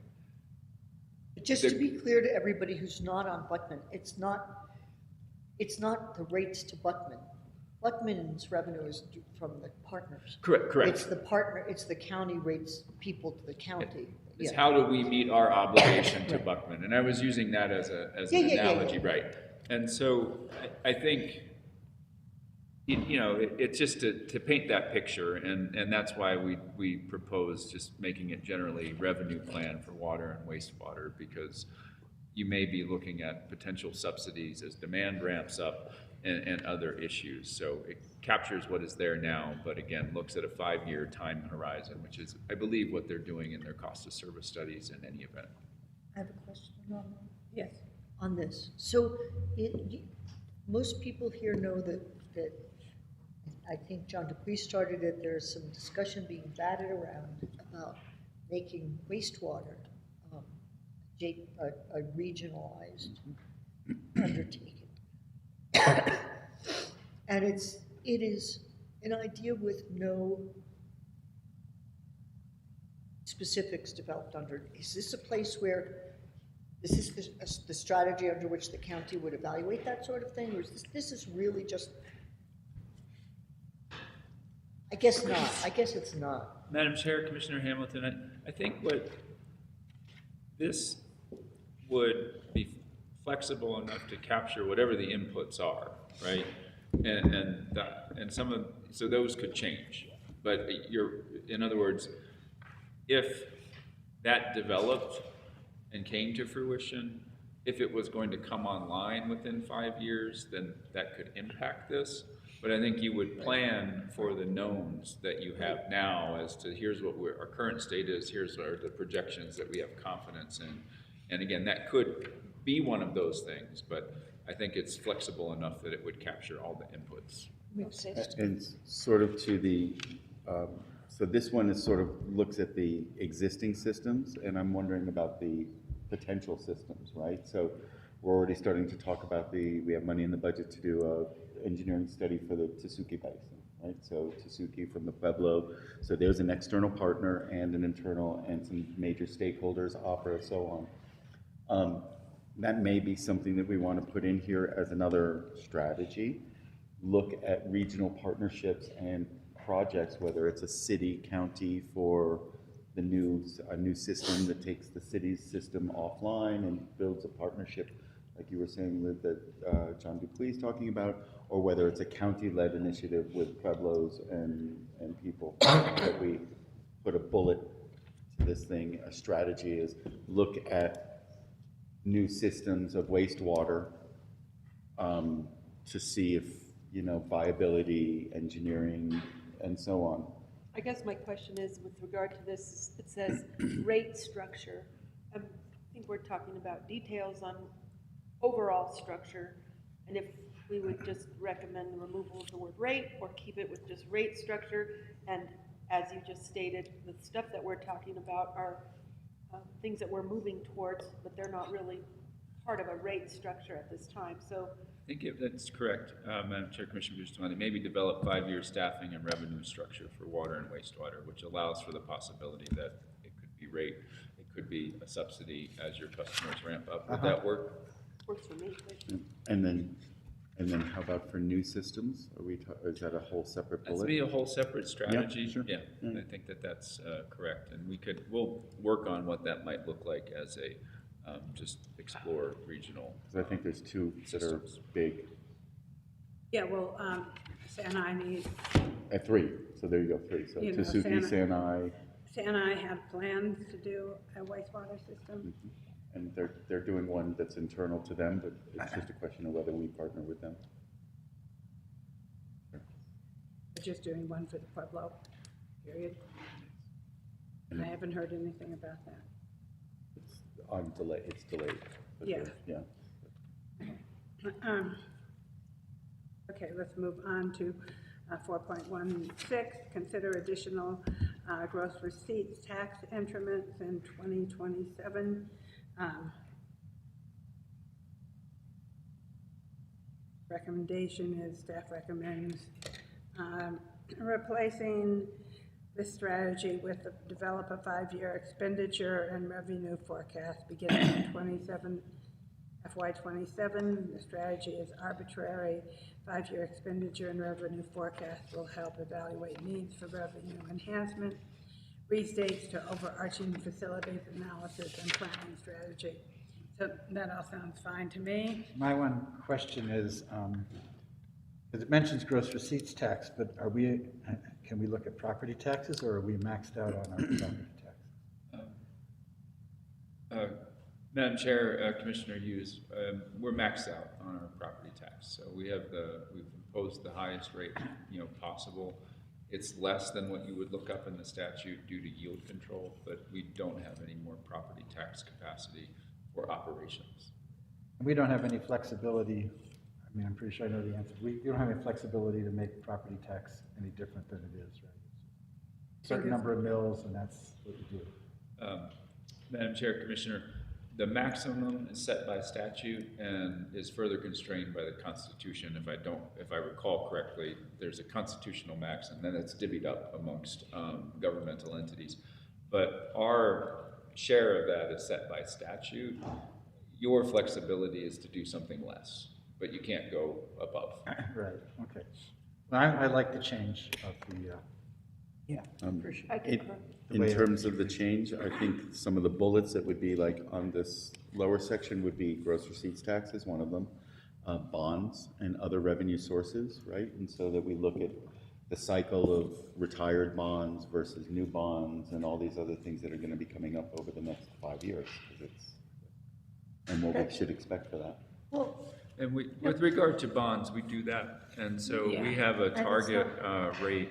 That's on the capital side, but we try to maintain a pretty steady rate to manage, voter expectations, but also to keep that levy consistent. And so as we look at capacity, with that mindset in mind, we all are always considering what debt is rolling off the books. So does it have a home in here? Yeah, maybe.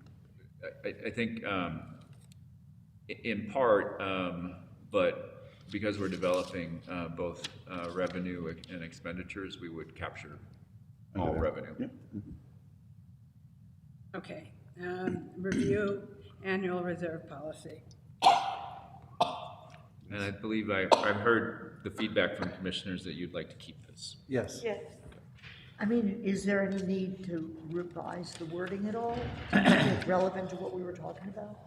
Or, I think, personally, I think review captures everything that you might want to consider as you set those reserve requirements. okay, yeah, fine, I'm good. Yeah, I just wonder if there's a way to, and I mean, it certainly captures it, but for some reason, even though we had it presented on June 27th, I don't think I got the full picture of our reserves. I mean, if we could capture it'd be nice for once a year for us to get the full picture of what our balance sheet looks like. Well, I think that happens in the investment.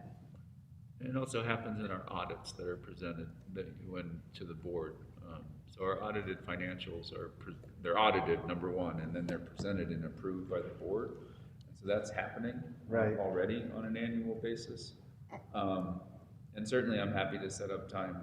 We could give a presentation to the entire board or meet with individual commissioners as you'd like to discuss that. But that information is reported to the board already on an annual basis. Well, right, I mean, that's why I saw it in the audit. Madam Chair, Manager Schaefer, then may I ask for some clarification on reviewing the annual reserve policy versus reviewing the annual reserve? Because I'm hearing two different conversations here. Are we in favor of reviewing the policy every year, or are we looking at just reviewing the reserves and the process? Yeah, so there were two different ideas that were put forward, you're right.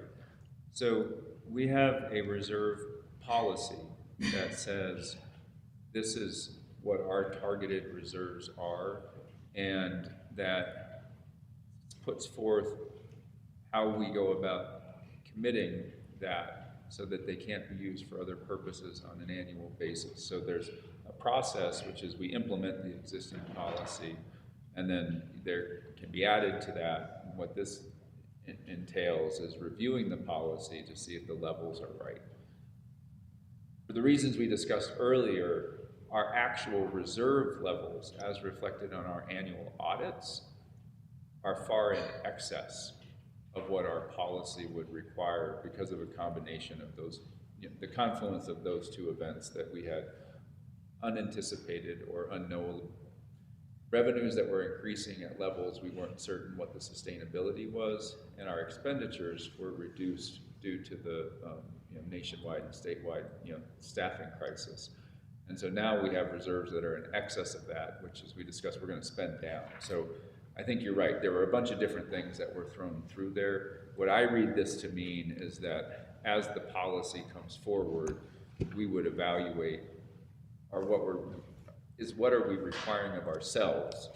Is that at the right levels? Okay. That's the policy review part of Understood. it. Thank you. And so maybe an example is necessary, maybe it's not at this point, is that, we have an amount, I believe, set aside for, if we need more detail, we can throw a lifeline to a bond, for basically uninsured catastrophic property losses. So you could look at that as it come forward, and you could say, geez, with the wildfire risk where it is, we might need to double that. Because if we were to have a catastrophic wildfire, yes, we potentially get assistance from the federal government, maybe not, but we want to have a lot of resources of our own that we could help to rebuild. So I think that's what the review would entail, is looking at where are those reserve levels set, and is there a reason to adjust them up or down? Sounds good. Thank you. Okay, so we're going to move on to 4.1. We're there. 4.1.8, collect receivables owed to the county. The recommendation is evaluate and enhance the county's accountable receivable policy. That seems reasonable. Okay, 4.1.9, we're now into roads. Maintain roads, facilities, vehicles, and equipment to maximize service life. So the recommendation is to break this out into everything that's covered, and it's really more, not only because they have different potential subtasks, but back to that tracking, is that the recommendation is to track roads, facilities, and vehicles and equipment separately, because they really are their own thing, even though the overarching strategy is the same, so that we can track our progress, but also track the different subtask, if you will, if that makes sense. Okay, next to evaluate county, 4.1.10, evaluate county projects for service of life, best ROI and energy efficiency. Evaluate county projects for service life, best, okay. County administration is currently utilizing state adopted HERS 70 and energy rate building code. Is that correct? I thought it was 61. It was what was called when we changed it. It was the other, there was something about the commonality between the two measurements. Yeah, it was the other one, yeah. It was E something, I think, ER. And what did we? And we changed it to, I have ERI, and we changed it to 61. Well, that was for everyone else. Everyone else. This is for us. Yeah. What do you mean for us? This is for our projects. So we're not doing the same as everybody else? We're trying to do better. Yeah, that's 70 is better? Yes. Okay. Isn't it better or is it worse? No, the higher, The higher the better? Yeah, you want higher. Okay. Those metrics, I meant. On the HERS, but on the 61, isn't that lower? Yes. 61 is lower than 70. Yes, No, of course, yeah, but On one of them, it's the lower the better, I think. On HERS rating, the higher the HERS, the better. Okay, but on the other one, Brian, PJ, thanks. Well, the other thing we'll have to do is change, because I think the state is changing theirs. So we'll have to change our SLDC when we're making all the other changes to match state's requirement. so when are they changing it? I think this fall is what Steve Onstadt told me. So maybe we need to have a recommendation in here that we change it to meet the new state code. Madam Chair, this is specific to county projects, so that may well be, I think will be captured under the annual work plan. Okay. In terms of updating our code to reflect those changes. Okay, we'll move on to 4.111, improve county risk management efforts. No changes recommended. Okay, next is strategy 4.112, Explore impact fees to cover expenditures related to growth, including public safety, infrastructure, and open space. No changes recommended. Okay, I'm going to keep going. Objective 4.2, recruit and retain highly qualified employees. Strategy proposed, reorganize human resource along functional lines. And this idea, as Sonia articulated yesterday, was to move away from our current structure, which is we have HR generalist, and then a lot of responsibility that rolls up to the human resources and risk management director. And so the idea is to look at functions like talent acquisition, career growth. You can phrase these many different ways, as well as classification and compensation, and have people specialize in those areas so that, number one, we increase our subject matter expertise. Number two, there are folks that own the processes and responsibilities for it. And number three,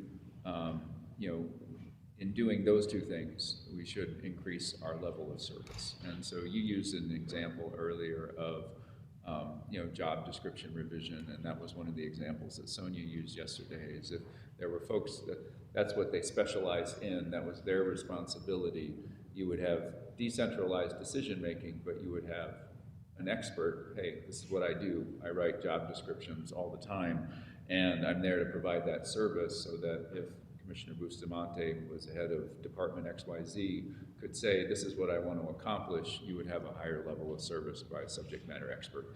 That's the general thought behind the reorganization along the functional lines, is to try and, again, improve our performance by improving the specialization as well as the responsibility for those different tasks.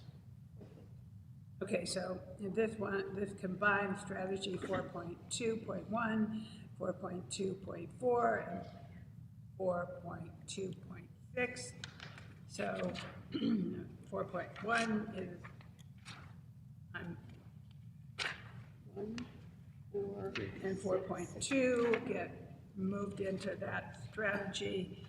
And then 4.3, there's no recommendations. That is correct. And then 4.4 is been moved to the recommendation. 4.5,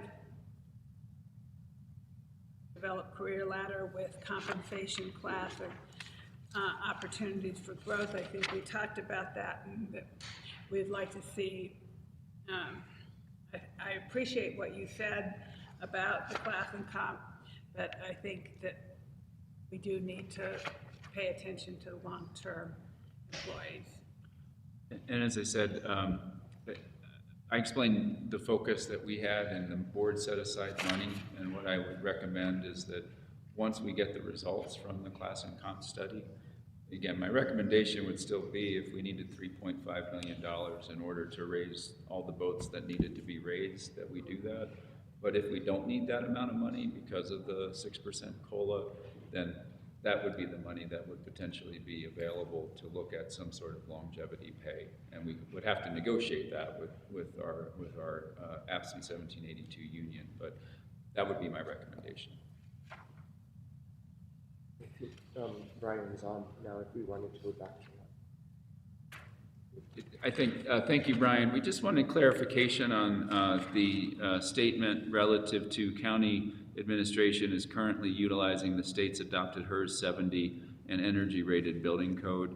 That again, this focuses on internal county projects, and that in fact we are exceeding what the county requires of private development via the SLDC. That was the understanding that we had, and we were just hoping you could confirm that or correct us if our understanding was wrong.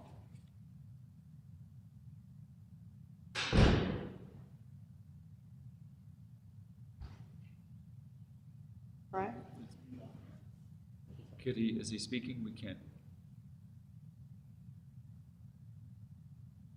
It might be useful if we could see them up there too, if they switch the view.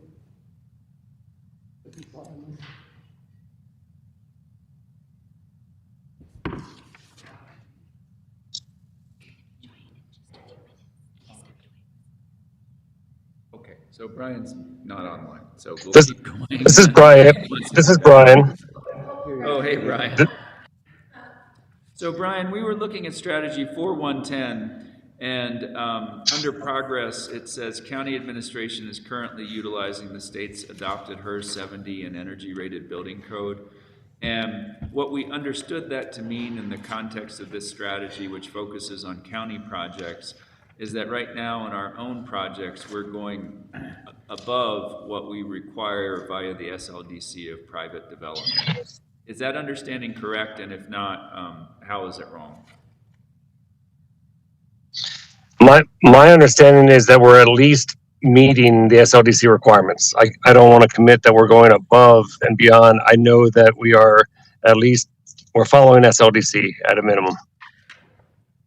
Well then, so Brian, this is Commissioner Hanson. So the SLDC, we changed it to the state ERI 61 for the SLDC.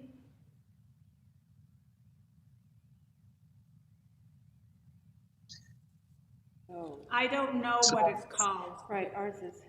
I know that it was 61, the energy efficiency code. You have to lower the score. Okay. Right. Lower the score, the better. Yeah, because it's a percentage of a 2004 home or something. It's supposed to be So we only are use higher. 50% of the energy. Right, so So I think this 70 here is Yeah. probably wrong. I think that this strategy is wrong. Maybe it should just say the state adopted HERS rating and not put the number. But we went away from the HERS rating because the Oh, state 'cause it's doesn't ERI. use the HERS Oh, right, rating. because it's ERI, yeah. Is it the ERI? Am I using the right initials? I don't know. I think what Brian said, and maybe we'll move forward from here, that statement, Brian, if you could look into that and maybe report back, it might be factually accurate, but inaccurate, but we'll confirm. But it doesn't affect the strategy, because we're still evaluating county projects for service life, best ROI, and energy efficiency. And what I heard Brian say is that we're at least meeting what we require of others in the SLDC. But maybe we'll break through so we can make progress. And if that needs to be corrected, just so that the record, if you will, is not incorrect, then you can get back to us on that. Is that okay, Brian? Yes, that sounds good. Great, thank you. Thank you. We were I mean, somewhere in maybe it's a 4.2. penny question. Maybe, yeah. We don't have penny, so where are we? Where are we at 4.4? So 423, we've talked about, and there's no recommended change. And 422, I believe there's no recommended change to the strategies. 4.2, go ahead. I thought we made it to 4.26. I think we're on 4.26. Okay, Yeah. sorry. Yeah. Which was to be combined in with the other Yeah. ones. I like the nimbleness. I like the idea of working with contractors when necessary, just to get people tasked to certain things, but not necessarily give them a 30-year career if they're not interested, especially given the changing workforce. And then something that we're discussing that I think is this PM training, project management training. Don't make people so good that we lose them, make them good enough for our tasks at hand, so that we have our full-on project management certified people to have assistants that understand project management. So a full project manager can have 4 or 5 people under them that one does scheduling, one helps with procurement, or one helps with all of the different functions of project management. So, and then it builds the pipeline. So we're supposed to combine this So with... I'm hearing keep this separate. Yeah. Oh. Yeah, I mean, as long as it's incorporated, I don't care if it's all. I had a little bit of a flag there too. So combining these, that was a little bit of a standout in all those that were being, the others seemed to be more about morale, but what you just said sort of tied it closer together, which didn't say separated to me. Right, I mean, like so other things, we were let's leave separating this things as a out. standalone. I kind of like the Okay. idea of keeping things, these are individual things. Morale is different than career ladders and training, and is different than this. And just like in some things, we were Focusing keeping on- things separate, we can keep things separate. We are talking about 4.2.6 and combining them. So one of the questions I had was, staff recommends combining these three strategies into one overarching goal, but a goal is a specific thing, and so we're using the word two different ways. And I generically have no problem with that, but we're working so hard just specifically. Are we talking about combining them into one strategy? Remember earlier when we addressed the fact that we had an articulated strategy that was recruit and retain? That's at not the objective level. So you are correct, this should say strategy. That is just That's what, yeah, because mistake. that's the simple answer? Yeah, that is Okay. the simple answer. We're not talking about elevating it. No, we're not and talking about replacing making it. this a goal in any way. Because every That once is in a totally while, right. like, people think of strategies as broad, but we're using it a specific way, which Yes. is fine with me. It should be makes the word sense. strategy. Yeah. Right, Okay, but we're gonna keep it separate. Yeah, fine. And Okay. fix that word. Okay. Okay, we're gonna go on to objective 4.4, adopt a strategy, plan, and management resource, and decision-making accordingly. Okay, so, the first, strategy, complete capital projects on time and on budget through the capital improvement plan, the CIP, management process. Staff recommends reorganizing strategy in objectives 4.4 to objective 4.3. Did we get rid of a All we're objective? suggesting here is that everything that's 4.4 anything could be in 4.3. They're all about continuous improvement. Okay. And so keeping it as it is, but just moving it into 4.3 point whatever number. And that's partly because we have 4.4 is do the strategic plan, and Exactly. it becomes a little We've Cycling. operationalized that. It made Yeah. sense the first year we needed to get it rolled out, but now it's just a part of what we do. And so we can call it out in one strategy under 4.3. Okay, so fine the with same that. with that, the same with the next one, staff recommends reorganizing strategy to the same thing, documents and review business processes and procedures. Okay, 4.4.3 is the same, to recommend reorganizing strategy 4.4 to 4.3. Yeah, but you still want to, does anybody have any problems with the specific strategies? Because renumbering them is fine, but we don't want to blow past them. Right, okay, I didn't have anything. I didn't have anything for these either. Yeah, okay, I was just making sure. So, Okay, and then on 4.4.4, it's also move it to 4.3. They want to, they're suggesting maximum use of Envision software to communicate with the public and manage operational plans, performance data, and progress monitoring. Okay.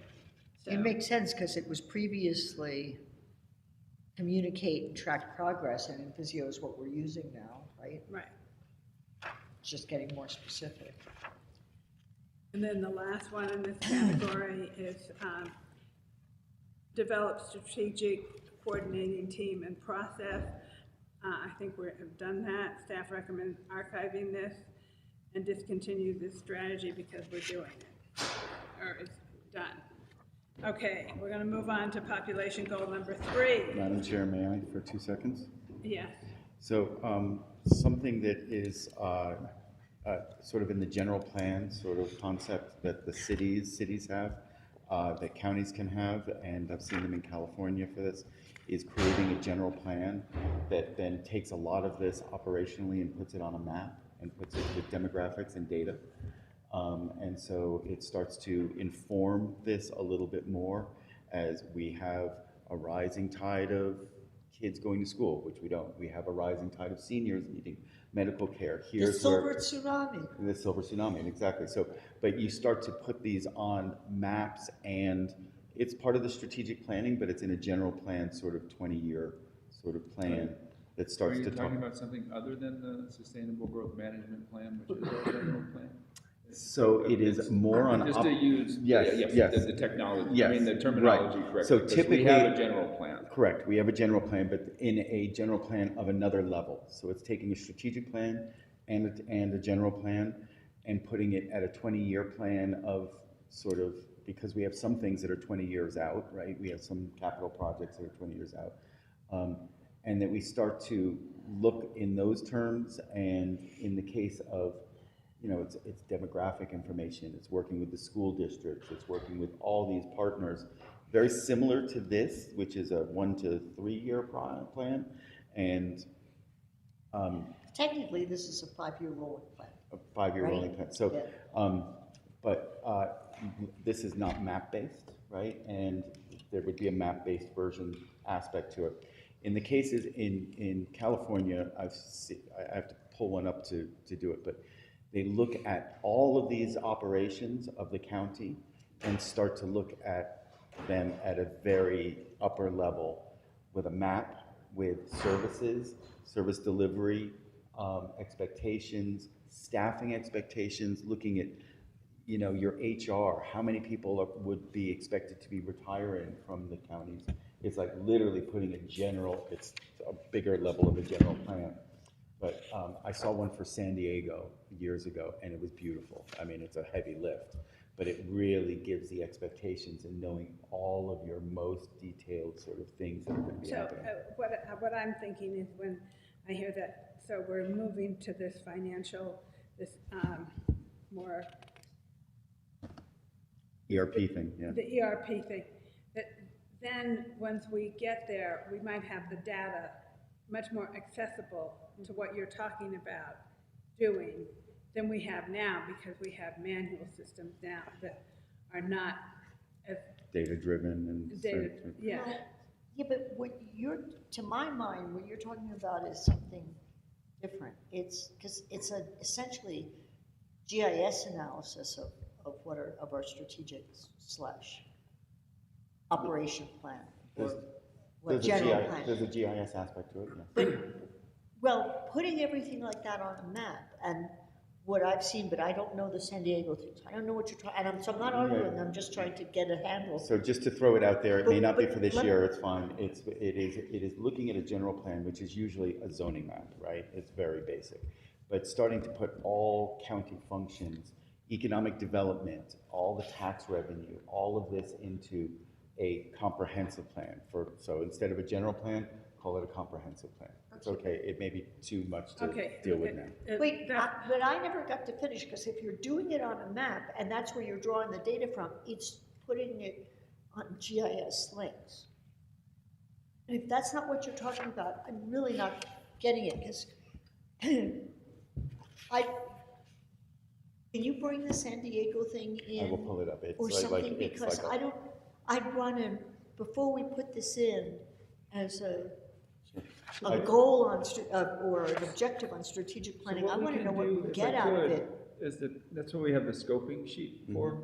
So if Oh, there's an idea that, I'll you know, bring we're it not back really up. gonna be able to completely work through today, you can put that in, and then we can help gather some information regarding it. I think some of what you're describing, Commissioner, we were capturing by other strategies, which is 5-year looking forward revenue expenditures. Expenditures are going to include FTE counts, you know, where are we going to need services? And then the other side of it is that forward-looking facility needs, what have you. So I think some of what you're describing is in line with what we've recommended, but maybe there's a nuance that we're missing. So why don't we talk about that offline? Because having things accessible and so that they can be compared is a really solid concept. I just am missing with some of it.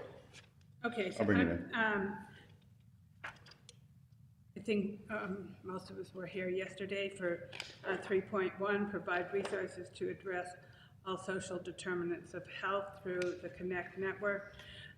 I felt like Rachel in Patricia Boyce gave a great presentation. you know. Exceptional, exceptional. You know, and like, I don't see any, When Rachel talks, don't you always wonder if she's doing that? Or whether she's written it down and memorized it, or whether she's just shooting from the hip because she knows it so well. It's really impressive. yeah, so it is, basically, there's no recommendations or no changes throughout.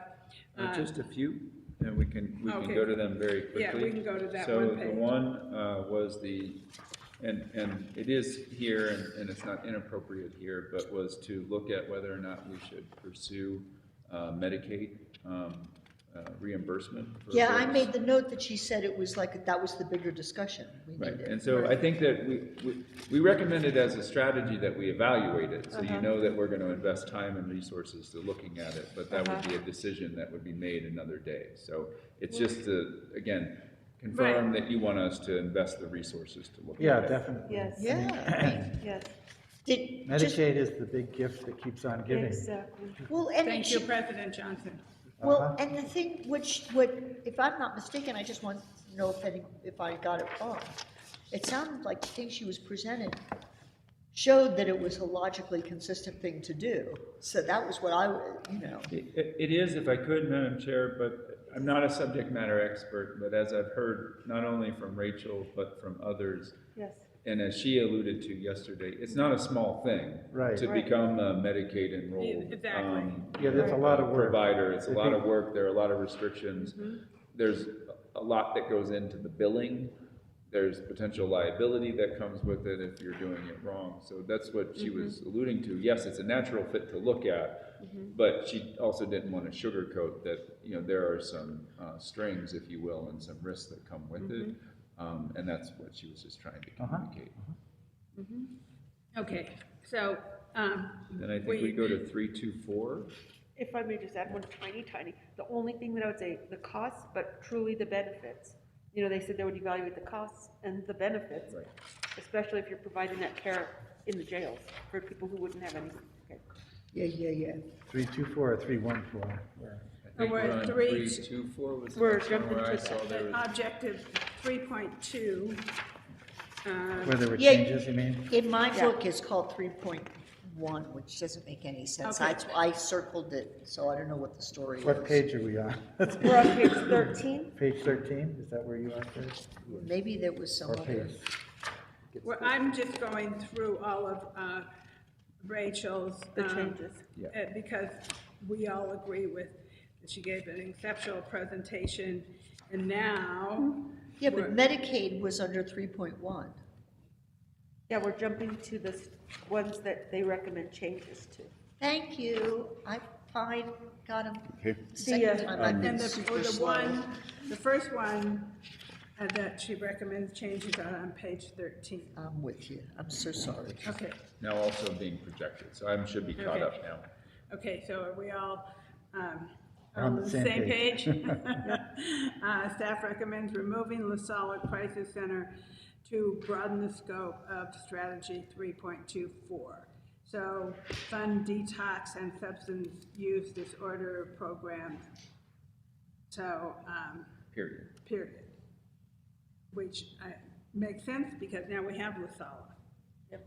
And 3.2.3, there's no changes, Just one more quick comment on 3.2.4. okay? And I don't know if this is the right place for it, but I think we need to consider inpatient housing, those kind of things, as well as Transitional housing. and all transitional those. housing. Because I know Rachel was working with the city at one point, and then it kind of got dropped, to have a place for people who go to La Salle to live.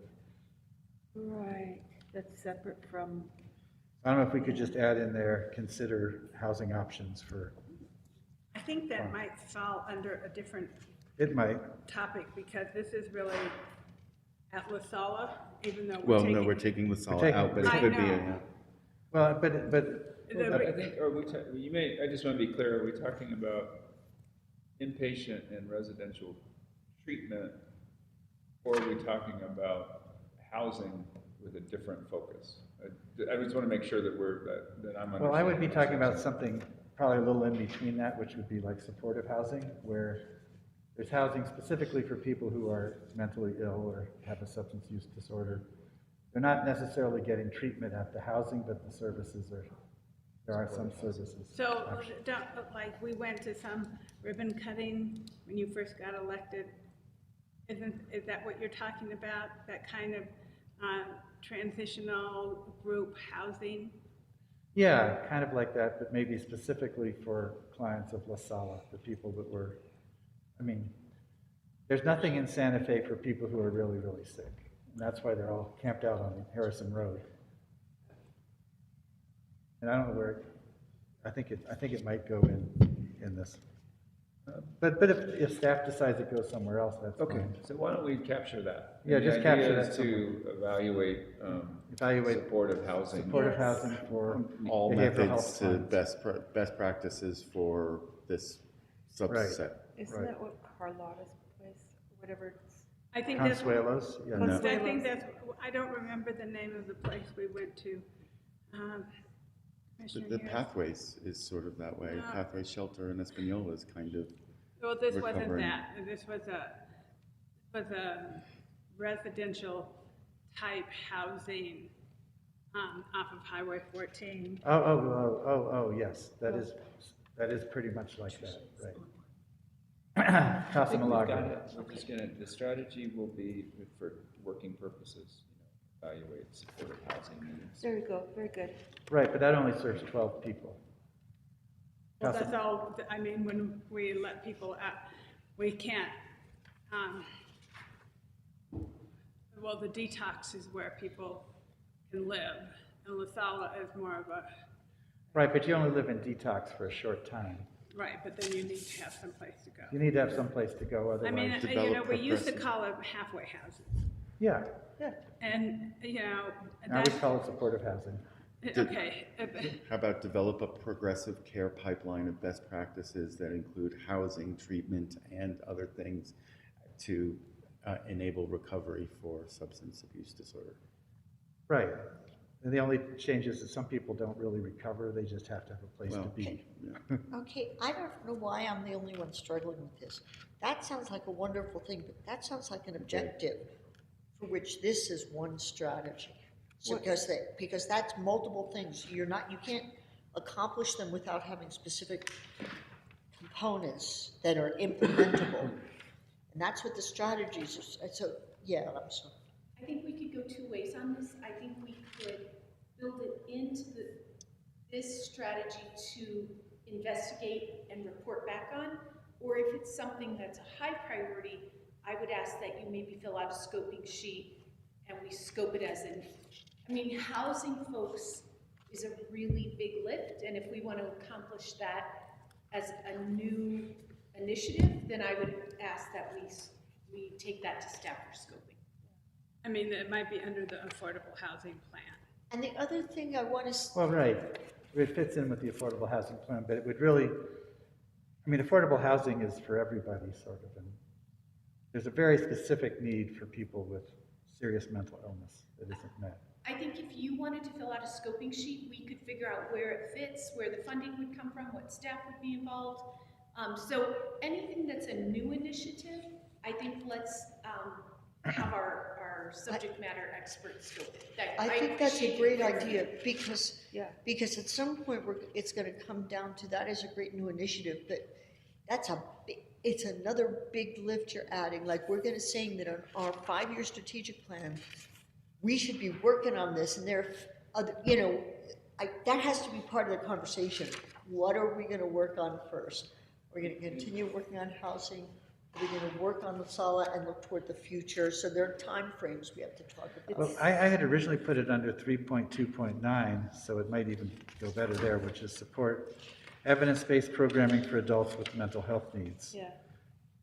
Okay. I think it's I important. mean, I'm enough happy to do fill the out a scoping sheet, but I think you all get the idea of what I think it's I'm talking a about. huge, it's going to affect so much. I think it's so important. But it's also something I think we need to work with the city on. And, Yes. well, city, Espanola, you name it. The I mean, state. There's like lots of places up and down that. I think it's almost a comprehensive plan to figure out a 5-year plan on what's going to happen, right? It's like plan to plan, the little parts. But I'll fill out a scoping sheet too, and then you have all of that to work with. Very good. It may be that phase 0 and strategy, would just be to evaluate needs. Yeah. Right? Yeah. So that, that might be an initial goal, so that. Yeah. It ain't that. Okay, we'll work with you on that. Okay, so we're at 3.2.5, support lead, Santa Fe County program staff wants to change lead to engage. My question was, what does engage stand for? Which It page are we doesn't on? have. Sorry, which one are you on? 14. Page 14. 14, okay.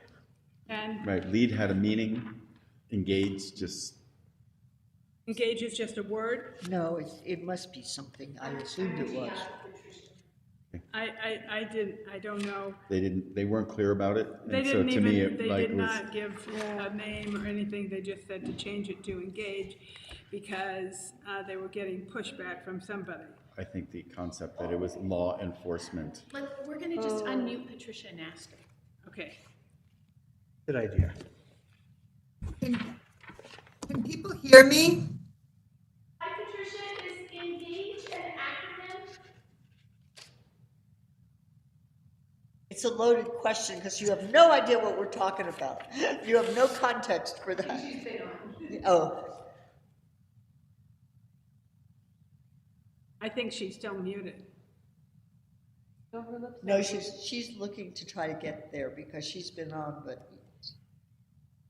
We can see you. But you can't hear me? Now we can. Yes, we do. Okay, I was trying to talk earlier. So engage does not stand for anything. It's not E for something and for something. It is really because it is to engage participants and the whole community in this process. What would be great, and if we could maybe defer this for a minute, I will just get with Elizabeth. She could share. We had these wonderful brochures that really speak to why we're using engage. And we went through a whole process with our policy group to come up with engage. And then the tagline is hope, community, partnership. So we could do a whole presentation on our outreach materials. Okay, so. Patricia, semantically, the recommendation isn't making sense to me. Change the name from lead to engage at the request of the sheriff's office. Support lead hyphen Santa Fe County, so support engage hyphen Santa Fe County program. You're gonna change LEAD to engage? It's not making sense. The idea would be to just say support engage. Program. Engage is the name of our lead Santa Fe County program. So it's kind of like saying support La Sala. I mean, engage encompasses our lead Santa Fe County program. But if you want to put in that engage, which is the name of the lead Santa Fe County program, that would be fine. It's just we are trying to switch to using lead, and I can just explain. The reason we wanted to do that is the sheriff's deputies were finding that some people did not want to be involved with lead because they thought it was a snitch program, like giving leads to law enforcement. So it was a concerted decision to move away from using lead. Understood. Okay, are we good? So engage is the name of the program? Yes. Okay. Yes. It's not an acronym. It's just. It is not. Okay. Correct. We could come up with an acronym if we want. Having it, I'll just say having it bolded and not capitalized as a name is confusing. If it is to me, it will be to others. So maybe it should be capitalized. It's up to whoever made the name up.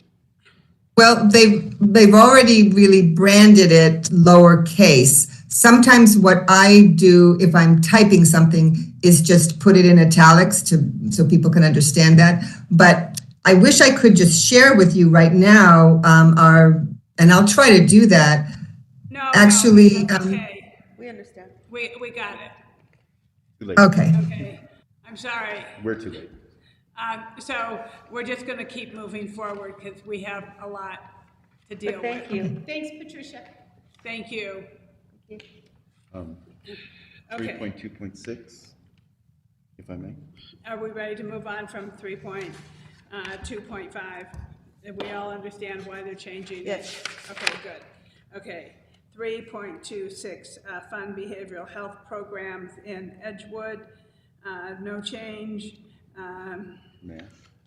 Is there a reason that it was only Edgewood at the time and not Espanola or other communities of need? There were those specific Yeah. projects we were working on a joint venturing specific, I think if I could, and Patricia, you can unmute yourself and address this as well. The description provided was that most of our services are centered in the northern part of the county. So Edgewood really was meant to capture a geographic region, meaning providing, I mean, it could just as easily be southern part of the county, but Or Edgewood, I underserved believe, communities to sort of make sure that we're filling the gaps as opposed to targeting one community. It was a geographic targeting. I mean, the need is there, the need exists everywhere is how I understood it, and that's where that strategy came from. And- But Patricia, if you want to speak to that, I'm sorry, Chair, go ahead. we built Yes. Through First Choice, we built a behavioral health center there. We renovated a number of buildings. You want to say a few words, Patricia? Yes, and just following up on both what County Manager just said and what you just said, Commissioner Hanson, we did want to really have a focus in the Edgewood area because there's a lot going on elsewhere in the northern part of the county, and there was a sense that there wasn't enough Santa Fe County government-focused attention in the Edgewood area, so that's number one. Number two, yes, First Choice is the other federally qualified health center within Santa Fe County, La Familia being the one everybody knows about. And we've had First Choice be a partner in Connect, and they offered to have use space in their facility, which is the one that we all went to for the grand opening. And Mountain Center does a lot of mobile stuff and also has the office in that facility. So it was really a determined effort to reach out to that part of Santa Fe County. Okay. Okay, is everybody good? Makes sense. Okay. So 3.2.7, coordinate community-based stakeholders to establish comprehensive system of behavioral health service. There's no change from that. So just as a thing, that coordinate community-based stakeholders, that seems to be the kind of language that would be great for that substance abuse disorder system. I mean, maybe that's where Commissioner Hughes's housing fits under that, right? It's like it's the full spectrum of services from housing to medically assisted treatment, it's support, whatever all the support mechanisms are. Yeah, I mean, it all has to flow together. Right. Right, And so they it's already that- have a team here that they meet monthly. So, you know, that's one place where this recommendation could fall. Okay. 3.2.8, work with NAMI to support families of those with behavioral health needs. This is fine, there's no changes there unless anybody has. No, that's good. Okay, 3.2.9, support evidence-based programming for adults with mental health needs. We have all the programs that they're talking about that we've been working on, so that's good. This is where I had put housing because it fits in the list, but it's up to the staff whether they want it there or a different, make a whole new. 3.2.9? Yeah. Okay. So, But very targeted at mental health, not behavioral health, so it's. okay, so we have a proposed strategy here. Increase community-based support for detainees leaving the Santa Fe County Detention Center. This is kind of, in some ways, relate to people leaving La Sala, which is mentioned in this list also. So I think this is something we have to think about, because we don't want recidivism. And we lost a really good person at the Lifelink. who, A bagel, yeah, Bagel. Bagel Schwegel. bagel schlegel. You know. That's and- how she went. Yeah, so we need another Bagel Schwegel. I'm just in full support of this. I think it's just given. Right. It's not, yeah. Okay, so we say yes to that? Yes. Yeah, yeah, Okay, for so sure. then we go 3.2.10, no changes, we just keep moving forward. Yeah. Okay, so now we're to 3.3, provide services to support youth population. So we have, first we have strategy 3.3.1, reduce death and injury due to DWI, which, what Rachel said was the #1 killer in Santa Fe County.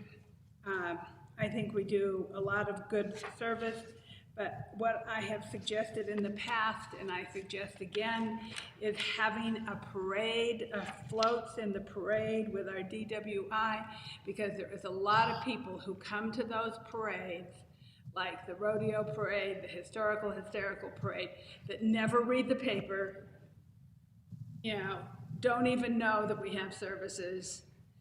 And there's a whole population. I have walked many of those parades for many times, and there's people I have never seen before who, you know, I think we could reach another level of population. Those are one-offs and have some effect, no doubt, but if I were gonna say, like, going back to that inside out, like, hit those partners, develop a coordinated strategy with the Santa Fe Public Schools, bring our DWI program to the schools, or even great. I mean, that's where it should be. It doesn't hit us because we're not at the public schools, but that's where the kids are all the time. And I mean, we have a really good DWI program.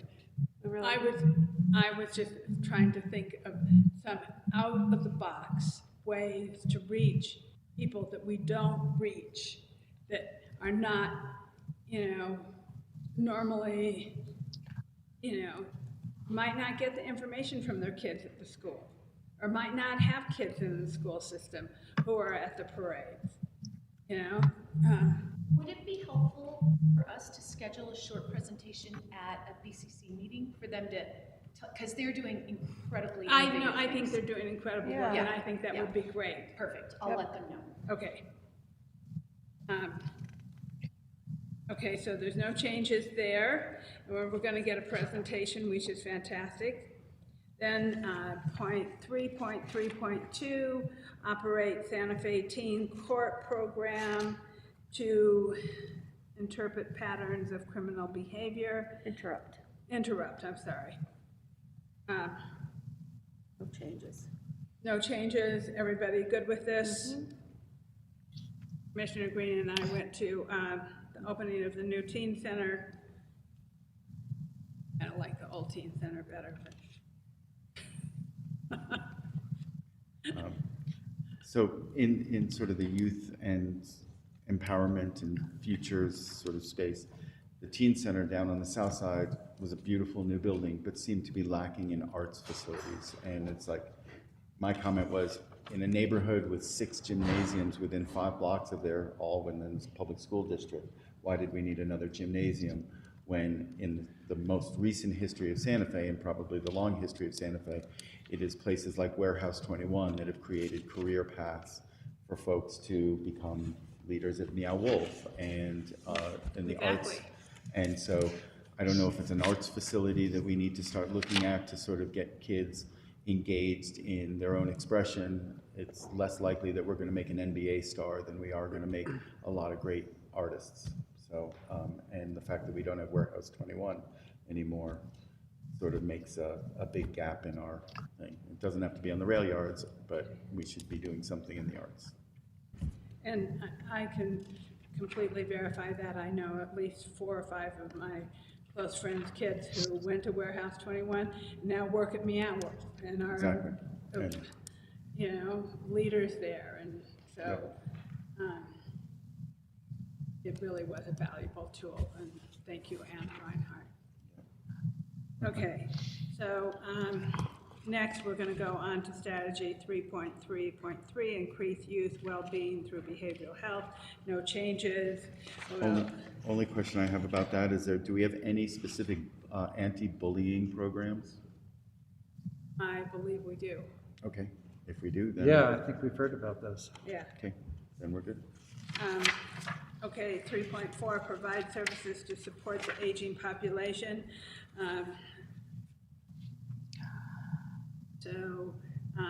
We have developed tools to identify geographical areas with service need, gaps, and current facility utilization. I know I get requests right now about West Alameda being closed and people not being able to get to senior services because of West Alameda, but soon West Alameda will be open, we hope.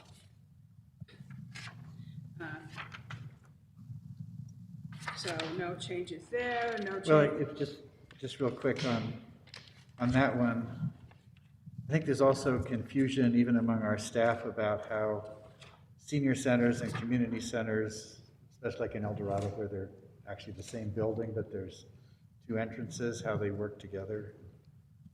I don't know, it'd be good to make the maximum use of the facilities we have, I guess. Okay. Senior centers are, as I understand it, and Patricia, maybe you can speak to this. Rachel, outside of working hours, I believe that our senior centers are typically available for community use. And so maybe it is naming it senior and community centers. But that is my understanding, is that outside of the, again, designated hours, that our senior centers are for purpose. But Rachel, if I'm mistaken, could you correct me? No. So it is complicated, as the commissioner pointed out, in that in some locations, such as El Dorado, there's co-located facilities, and the community centers are only available after hours. And so I think that's where the complication has has arisen. I think it is only specific to the fact that we were transferring services, and and we had some confusion there, and I contributed to that confusion. But I think that was the clarification, and both Public Works and CSD are now on the same page regarding that. Yeah, so maybe by the move, just on moving community centers, senior center, well, senior centers are not under Public Works, correct? No, senior centers are still under the Community Services Department. The Public Works Department is overseeing the community centers. But I think there was some desire to look at that policy of how they, whether it's just after hours or, I don't know. When we were talking, Rachel, didn't you want to review the policy? Commissioner, yes. I think that there's a resolution in place that Public Works Director Snyder and I have talked about looking at, that governs the resolutions, or that governs the use of the community centers. And I think in time we will do that, and also look at what parameters, if any, AAA has in terms of the use of the centers. But I think, recently we had an event that occurred, and both the Public Works Department and CSD have been talking to look at ensuring that doesn't happen again. And I think that, there is a certain amount of confusion that has ensued during transition time period, as it would for any program. I see that Public Works Director Snyder is on. Do you have anything to add to that, Brian? I don't, Rachel. I think you explained it well. I think transition was a challenge. I think with the El Dorado specifically, having a separate community center from the senior center caused confusion at Public Works, and we were trying to rent out the community center separate because we understood Max Cole was a community center, and we were told that it's actually part of the senior center. So we're in line now, and our calendars are blocked such so that can't happen again. And we're putting other policies in place, internal, as well as we're in the process of reviewing the resolution as it exists now. I'm proposing some changes that we'll work with community services on, as well as then bring back to the commission for consideration. Well, and I appreciate that you both worked on resolving that one issue with a very upset constituent who had to move her luncheon on 24 hours notice. But I guess my real question is should there be anything in any of our strategies that says we're going to review that resolution, since or are you just going to do it? We don't need to put it in. My recommendation is that it not be included in a strategy, but I will leave that up to you as the commission and Greg's and Leandro. We are in the process, as I said, drafting those changes internally. I spoke with PJ Grego this morning about that specifically, and hope to have a draft here in the near future, and then work with Rachel and her team just to make sure we're on the same page before we would bring it forward for consideration. Brian, if I could, I'm sorry, Madam Chair. I think it's also captured by your general proposed strategy, which was born out of the relocation of this function. I forget its name, but Cindy will pull it up. But we're coming up to it, which is to look at all of the operations. So I think it falls there. Okay. I just want to make sure it's covered. That's fine. So I think we're at 3.4.2, is that correct? And there's no changes, so we'll just keep moving. Can I ask a question about the Nambe Center? Because it's listed as a senior center, but currently seems to not have any senior services. Well, I don't know. So, Rachel? Rachel, we need you back. We want to know about the Nambe. Yes, Madam Chair, I am on, and we will make that correction. Thank you. No, what Commissioner Green wanted to know about was the Nambe senior service. senior center is listed as a senior center, but it is currently not having senior services. And maybe it needs to be rebranded as a community center? Madam Chair, Commissioner, that's correct. It is only a community center and has never been used for senior services. There was an initial designation, as the intent early on was to use it as a senior center. But that did not come to fruition, and so it remains a community center only.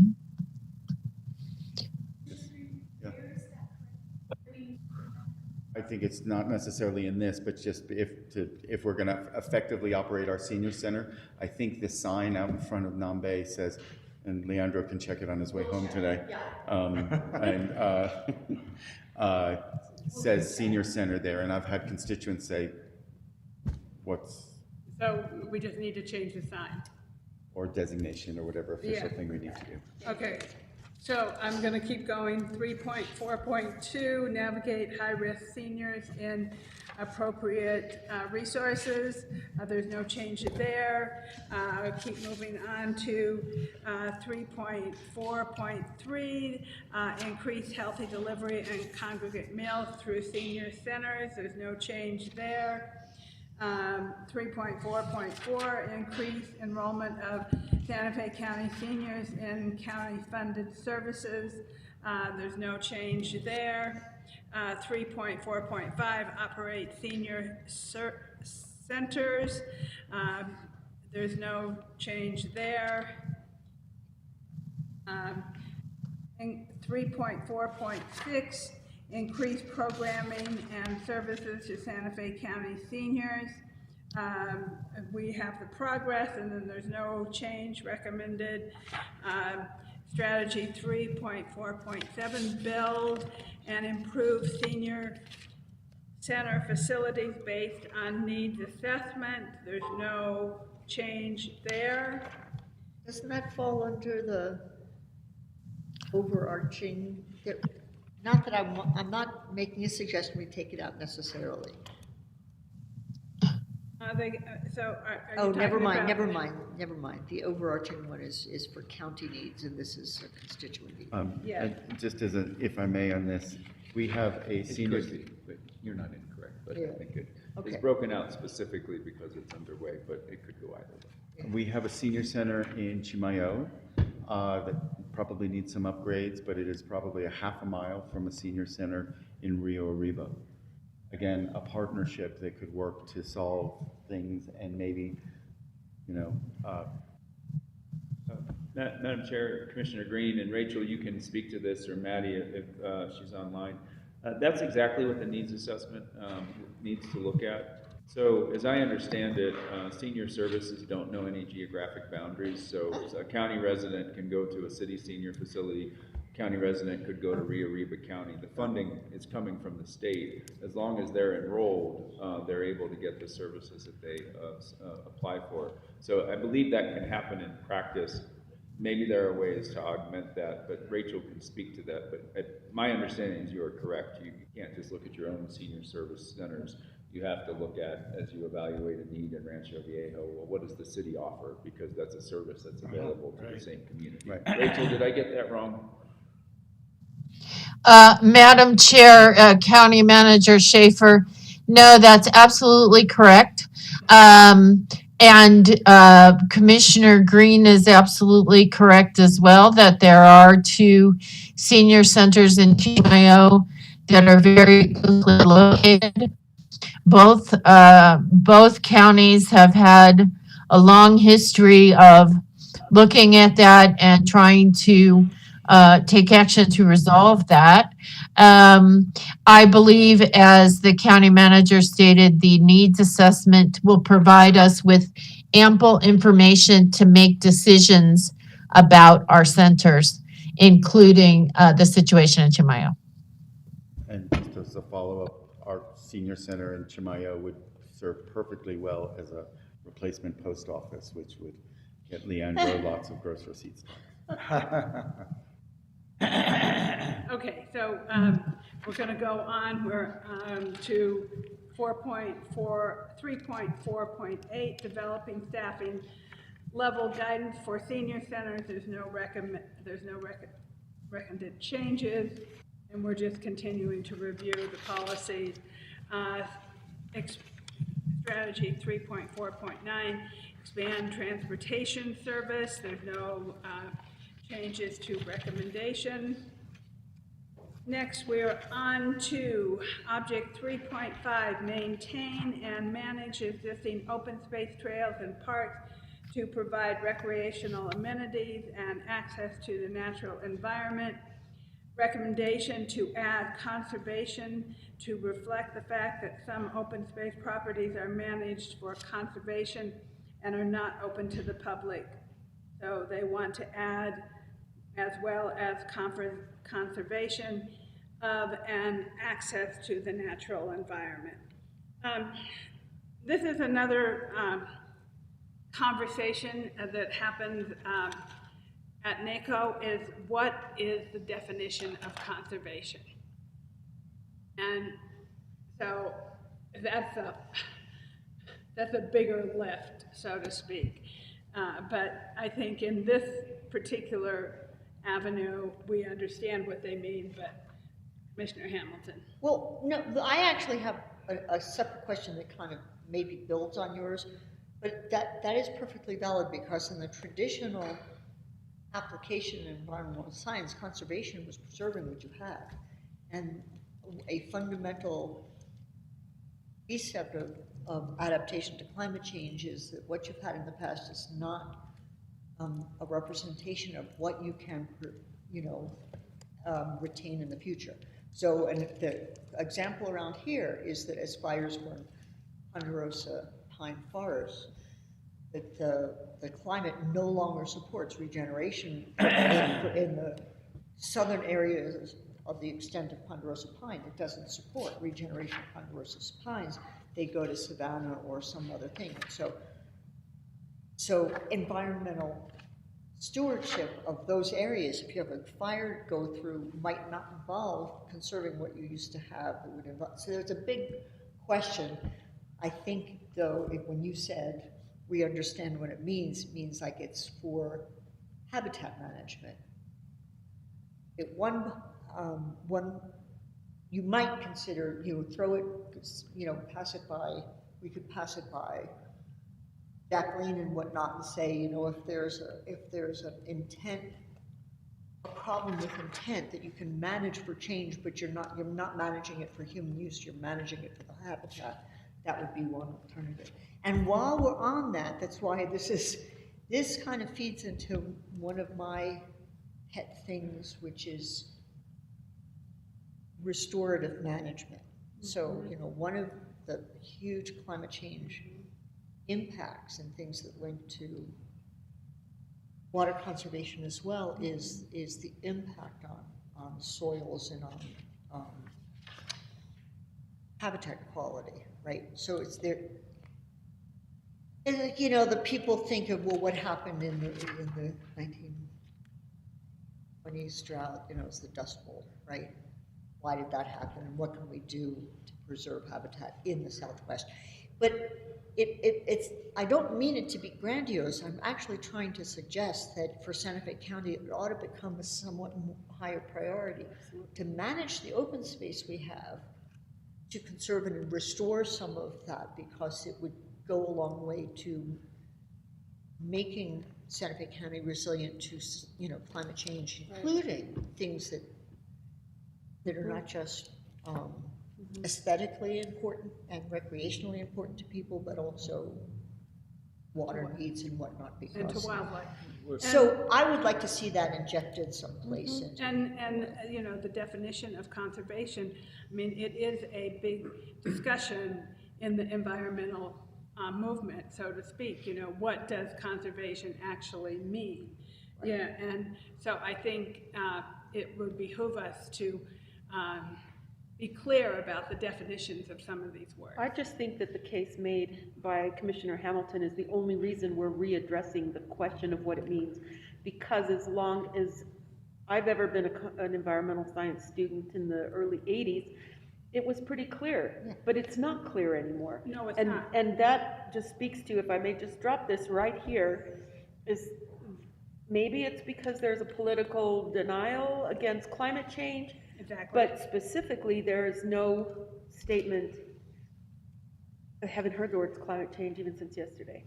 I mean, I guess maybe in one of the presentations someone might have said something, but it's not evidenced that we're making plans, making decisions based on watching how our seasons have changed. And that's just something I want to say out loud. It really is to be something we're either going to acknowledge or just work around and never say the words, but onward hope. So I feel like a part of the basis for a lot of this strategic plan is because we passed the Paris Agreement in the 2017 and made a commitment to be a climate resilient county and meet the goals of the Paris Agreement.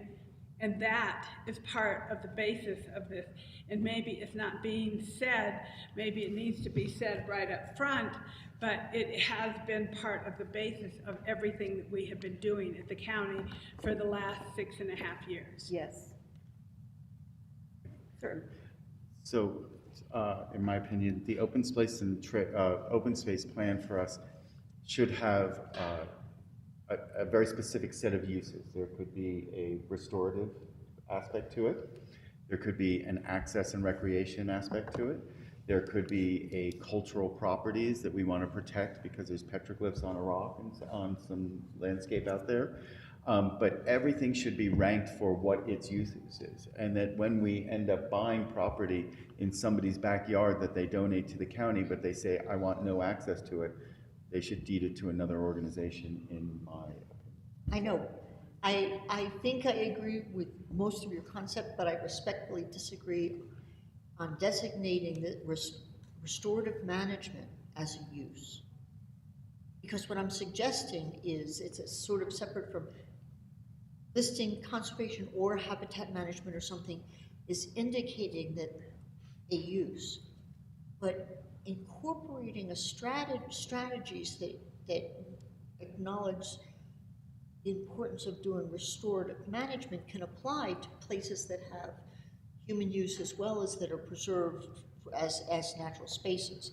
It should apply to both, and the reason I think, and maybe it's something I ought to do one of your forms for if it needs to be a separate thing. One of the reasons I'm suggesting it is because, as an example, when we just acquired the two most recent open spaces, one of them was free.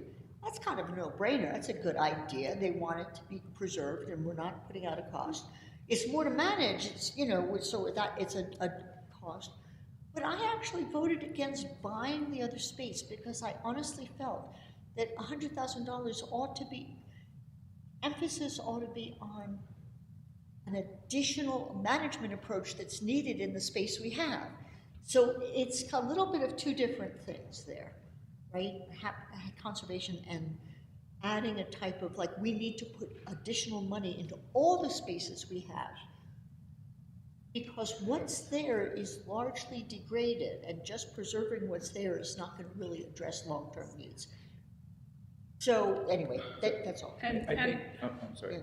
And I also feel that just because we buy open space does not mean it needs to be open to the public. I don't agree with that.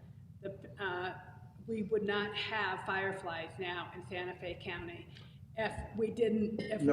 So that would be one where you're saying there's an ecological benefit of restorative wetlands, right? And there should be an access plan that says, because it's environmentally sensitive or culturally sensitive or whatever, there is going to be no access. So you have to think through that as opposed to we're going to buy some property and just leave it. That's a use. I'm talking about something additional. Yeah, I think what I heard is, and I think we still need to scope it, but the concept is to incorporate restorative management into open space management plans. Yes. Yes. Yeah. Yes. That's why he gets paid the big bucks. Yeah. So, but I think we should still scope it so that we can evaluate what the level of effort is, and then we can include timelines so that you know that what those resources would look like. And there's also tribal cultural value that we have to recognize in the open spaces that we have. Yep, that's another use. It's protected, keep people off Well, of it. I beg to differ, but we can get into that conversation. I think that restorative and indigenous people don't really think of use. It's been the commons, and it's been protective, and it's been restorative, and it's been about handling it as a mutual part of it. We think of things instead of its value. It's more of a use value that our culture has, and instead of an intrinsic value of it is value unto itself. It's more instrumental from the way we think. Well, of course, that's how they'd use it. It's like, no, it's actually got an intrinsic value that doesn't even need to have use. But I'd love to have that conversation on another value day because I love teaching that class. Okay. You have to add that into me. So if I could, Madam Chair, and I just wanted to address this next point that was kind of captured here, because there wasn't a good place to fit. And what we wanted to get from the board under 351 is some direction as to the priority level for La Bajada Ranch. I mean, to be clear, it's an asset the county owns. It's being preserved from developer-driven development. But what we're asking the board for is guidance as to, if you think about our open space properties, right? We sometimes have properties that we know we won't develop for years. And I guess because the La Bajada Ranch is there has been some work done over the years. There was a resolution passed that I'm told didn't have complete community support for it, to put it mildly, but it was before any of you were on the commission. it's a property that's out there, and I guess what we're asking for is it okay for it to continue to be fallow, if you will, and we'll preserve it from development? Or if you want us to invest resources to assess what potential uses are from open space to what have you, that we get that direction and that we scope that effort, and so that we're all aware that we're doing it. And that's really the ask, is, you know, what category is it in? Something we're actively planning, or something that we know that we have that we'll actively plan in a future year? And whichever way we go, we just want to have that clear direction, and that everybody understands if it's actively moving forward now and dusting off old plans, more community planning as to what might go into that space, that we know that, and that we allocate those resources appropriately. Not in the interest of getting into the detail, but to address the questions, there has been a substantial amount of time, effort, and energy. I sat on the planning group that included everyone from every district on how and what would be done. There have been a number of even viability studies for different types of projects, and I would like to move forward on taking some of those what have already been determined to be acceptable, sustainable land use, and also beneficial to the county as far as business incubation based on agricultural aspects, etc. That came a long way until it didn't. And that was because, and had been a part of the conversations with the current oversight of that property, the neighbor who is very much values those entities and has worked with Green Tractor, etc. But I think there is an opportunity to continue to move forward on that in a way that makes it make sense, because it has, it sits out there as a question and an asset to the county. So what we'll do then is we'll scope that so that it can be, and again, how we're going to allocate resources to what that looks like. And I was aware of that work. I didn't mean to suggest it didn't exist. I don't think I did. But I just want to, but I also just want us to know if that's where we're going to invest resources, we want to have that clear direction, because I don't want to say it's this lift, but it's not this lift. And that's all I wanted to get at. I gathered that. And I wanted to just sort of build on what you said, that some of us took a tour of Unity Resources and their farm this last, just a couple days ago, and the need for more things like that, and whether I know that agriculture has been mentioned in terms of La Bajada Ranch, whether that would be a use, because it does seem like it's always more cost-effective to build houses on your land than it is to build a farm that grows vegetables, especially the kind of healthy stuff we want, in our schools and at our senior centers. And so, to the extent that we might support some of that activity on La Bajada Ranch or on other property we buy, I think is really worth exploring. Yeah, so. Like community gardens? No, more, not community gardens. It's like a nonprofit operating a farm. Agriculture. Yeah. Was that the place that one of the ideas had to do with a winery, grapes, so it was like that blah, blah, blah. And we still have interest in that. Yeah. And paid for and worked with the community college for north of La Bajada. We have a whole different vinifera that grows here, and a real opportunity in supporting a wine industry interest, as well as any other type of food-based incubator process. Sure. Those are not cheap processes. Right. Oversaw the food incubator in Espanola, but still, after going through that exercise and working with the Viticulture and Enology National Group and tying all of this in for that a bigger picture support. We don't want to go backwards to try to identify, I think, and just a food business think it's very, very expensive and doesn't necessarily provide a value added to the land as much as an integrated approach, which I'll say the current, the guy who's next door neighbor who's overseeing it right now really has a dynamic vision of, and there is a plan being done on the property next door on Tres Rios. And someday we should all go take a tour, because it is Brancusi? He's the one, Mancuso, who is Or currently right now, I Owns the understand land next- leasing it, but it's all a part of an integrated ecological system that's food-based that really does have opportunity to be a demonstration, but those are all aspirational, yeah, but And if it's you- important. If you grow grapes and make wine, it's going to be more appropriate to the senior centers I than was to the just gonna schools. say that. So we will scope that. That's Yes. the direction I Okay. needed now, Yeah. and then that'll be a Yeah. topic future conversation when we look at all the I don't know if ideas you want and to take a break allocation of and resources. step out Thank and you. make a call very quickly.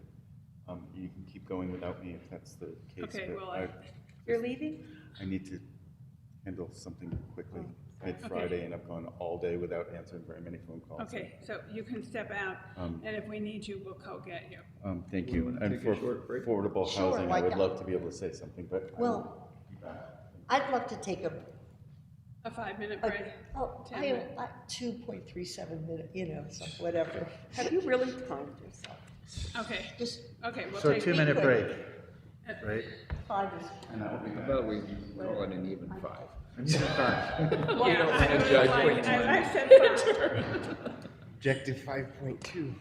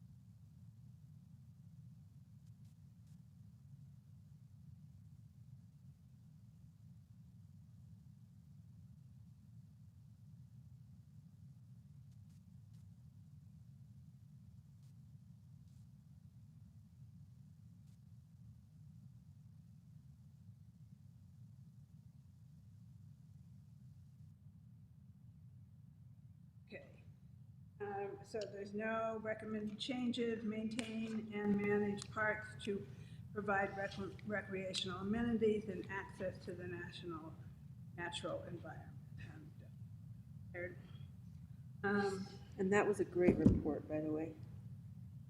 The report that he gave yesterday and all the projects that they're working on and everything. Yes. Okay. I appreciated the level of detail. Okay, then the proposed strategy is manage and operate community centers, fairgrounds, and recreational facilities. In July 2023, the management of community centers, fairgrounds, and recreation transferred to the community service was transferred from community service to public works. The proposed objective seeks to capitalize on that reorganization. Okay. So this is just to capture the fact that it was moved to Public Works, right? And give them a, I think what it is, as I read it and I focus on it, it's really evaluate management and operation of community centers, fairgrounds, and recreational facilities. And I think that's what was intended, is now that we've moved it to a new owner, let's look at everything that we do, and that wasn't captured in the title. Got it. Yeah, well, yeah, that sounds right. That sounds good. Yep. So you could change the title to evaluate management and And operations. operations, that's Yeah, Yeah. okay, we're good with that. Good to me. Okay, now we're gonna go on to population goal 2,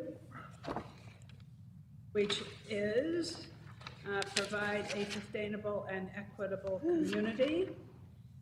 First is affordable housing.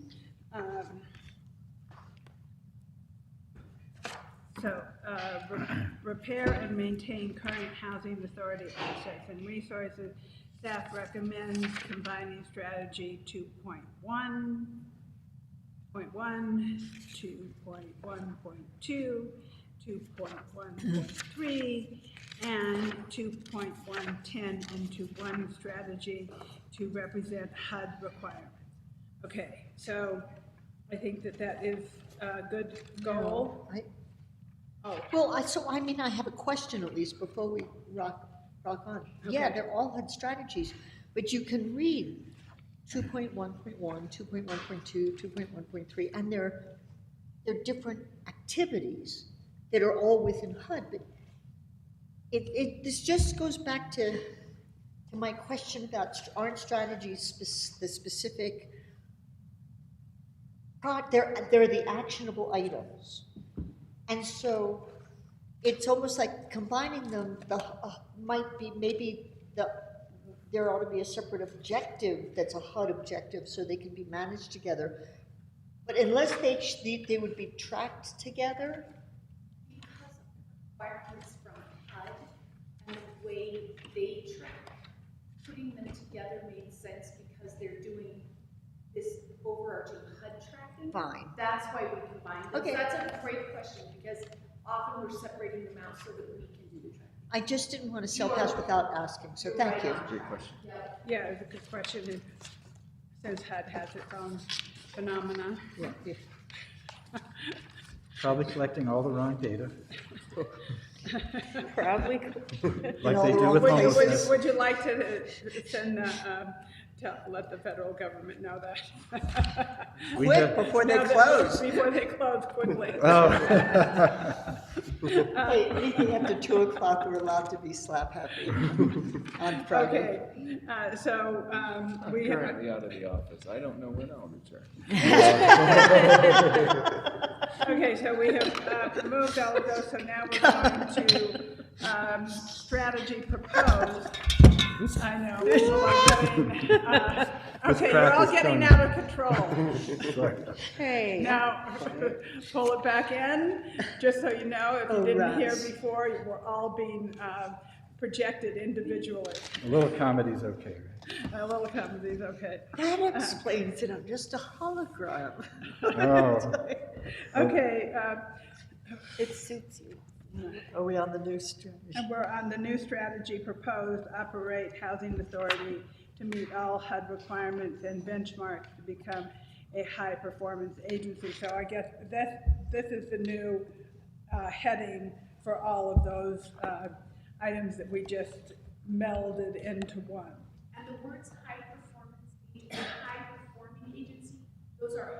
You know, but, so I thought in one of our most recent presentations from Director Barella was that we got a high-performing. So as a minor edit, should we consider become/remain or something, whichever is appropriate? I think it is. Because we already are, or No, something? Just to be. To be. To be, whatever, good, cool. Because we are, so we can get rid of come and just to Yeah. be a high performing. Uh-huh. Okay, so then, strategy 2.1.4, develop new resources and program within the housing authority. Staff recommends combining 2.1.4 and 2.1.5 into one strategy. New housing authority assessment requirement. So, and what it would be develop new assets and resources for the housing authority. So that would be the heading where these two items would fall under. Sure. Okay? They're very similar. Yeah, so next, 2.1.6, create policies to increase cash flow and fiscal soundness and programs to leverage funds. Okay.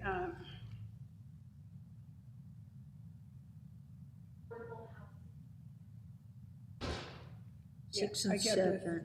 Okay, so what they're recommending is we're combining 1.6 and 1.7 into a new strategy called implement software to manage workflow, loan processing and tracking, and file management to increase cash flow. Yeah, but. Okay, so that's what, this is all under, we're still under affordable housing. Oh, yeah, but I have a question, because what it leaves out is under 2.1.7, it leaves out increased efficiencies in customer service. So I kind of thought, again, it's just my question about, I saw them as being different. I don't object to putting them together, because staff usually would be recommending what they're most comfortable with and that they think is appropriate. But what is more measurable? So I hear you. When I see things mushed together, how does that allow us to have something that's distinctly measurable? You know what I'm saying? Yeah, and in this case, you take the metrics you're going to use from what the objective is or whatever. In this case, it's to increase cash flow. Okay. So both would be measured under the same, they both Which is different from customer service by a long way. Right. And I know customer service, so anyway, I'm just putting that question out there. That's where probably staff would, if you at least attach the question, so we have no objection to doing this, but staff, or unless you have another, I don't have a, yeah, you got the point. Is Jordan on? Now I'm just mumbling. We could ask Jordan. We can just leave them as two separate strategies. There's no. Yeah, but if Jordan has a good reason, I'm willing to honor, a staff suggestion. It just seems to me that doing efficiency in customer service is a significant, important thing. It makes sense to me. It just makes sense to me, and that's why I'm asking about whether losing it is a problem. I think if we could certainly ask Jordan and Paul. I don't recall if Jordan was in the room when these were combined, but Paul definitely is. Do we want to just pull him up? Yeah. Sure. Sure. We've asked him to hang around all day. Let's pull him up. Yeah. Yeah. Let's just hear from Paul and Jordan or Paul. Yes. Hello, commissioners. Can you hear me? We can hear you, but you have to talk up because you have a really low voice. Okay, I'll try and speak as loudly as possible or clearly as possible. I think that adding that customer service into the proposed new language would be a solution. We certainly don't want to minimize at all customer service, and it's always our goal. So I think that we can reword that to include customer service. The point of the software is to increase efficiency and to work more expediently with our clients and folks who are using our services. So whether the commission decided to keep it 2 individual items or combine it into one and give us a chance to do some wordsmithing, I think that would work. So it sounds like part of the reason it be combined is because it's being achieved through a process of incorporating the software, and now that's fine. Doing some wordsmithing but combining it is great with me. Thanks, Paul. Yep, you got it. So we're just gonna combine those and add a couple words, okay? Yep. Okay, so let's move on to 2.1.8, which is provide technical assistance to make the development entitlement process more efficient. Staff recommends removing and archiving this strategy as it's redundant with 4.3.6. What's 4.3.6? That was one of the ones we went on earlier. Must have been about collaboration among. So it departments. wasn't, 4.3.6 was, we changed the word expedite to accelerate. 4.3, streamline land development review process, expedite, yeah, got it, accelerate growth management review.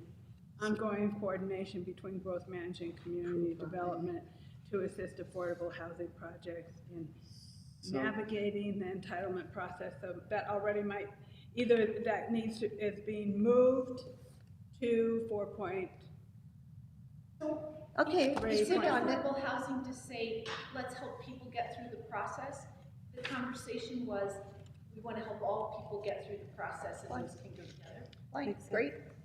so in our last meeting, we had a discussion, I forget if it was a housing meeting or if it was our commission meeting, it was our housing meeting, where we talked about creating a support system, a developer assistance program. And is that something that sort of sounds like this, but in a different format? Instead of just navigating the entitlements, it's actually navigating the whole thing. Is that a good way to repurpose this bullet? Paul? Commissioners, yes. The intent there and the idea is that we would work directly with growth management and any other county departments and resources needed to help affordable housing projects get into the pipeline and pass continually through, whether that's development review or entitlement agreements, et cetera, affordable housing agreement, whatever it might be. And so it's just to make the process easier specifically for affordable housing projects and to streamline processes where possible.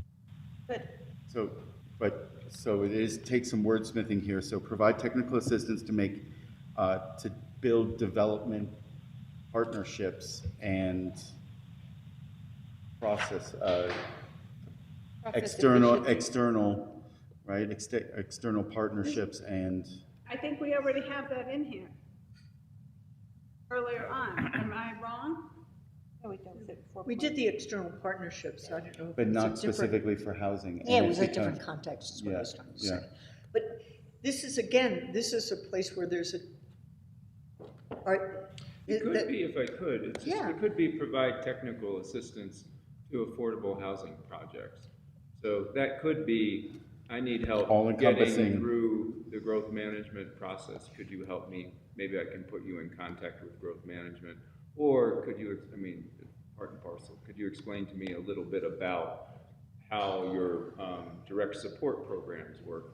Or it could be, can you help me get in touch with DOT because they have a slither of land that I need, and it might be that. And sort all of the way to with those tax exempt bonds, and can you help me put you into that program? So. Yeah, provide technical assistance to affordable housing projects. Okay. So next, we're going to go on to strategy 2.1.9, create and implement the program identified in the affordable housing plan. There's no changes here, so we can just move forward. Then strategy 2.1.10, achieve organizational excellence relative to, we moved. That's already been moved. We've already moved that, so we can move on. So then we're in strategy 2.1.11, update chapter 13 of the Sustainable Land Development Code.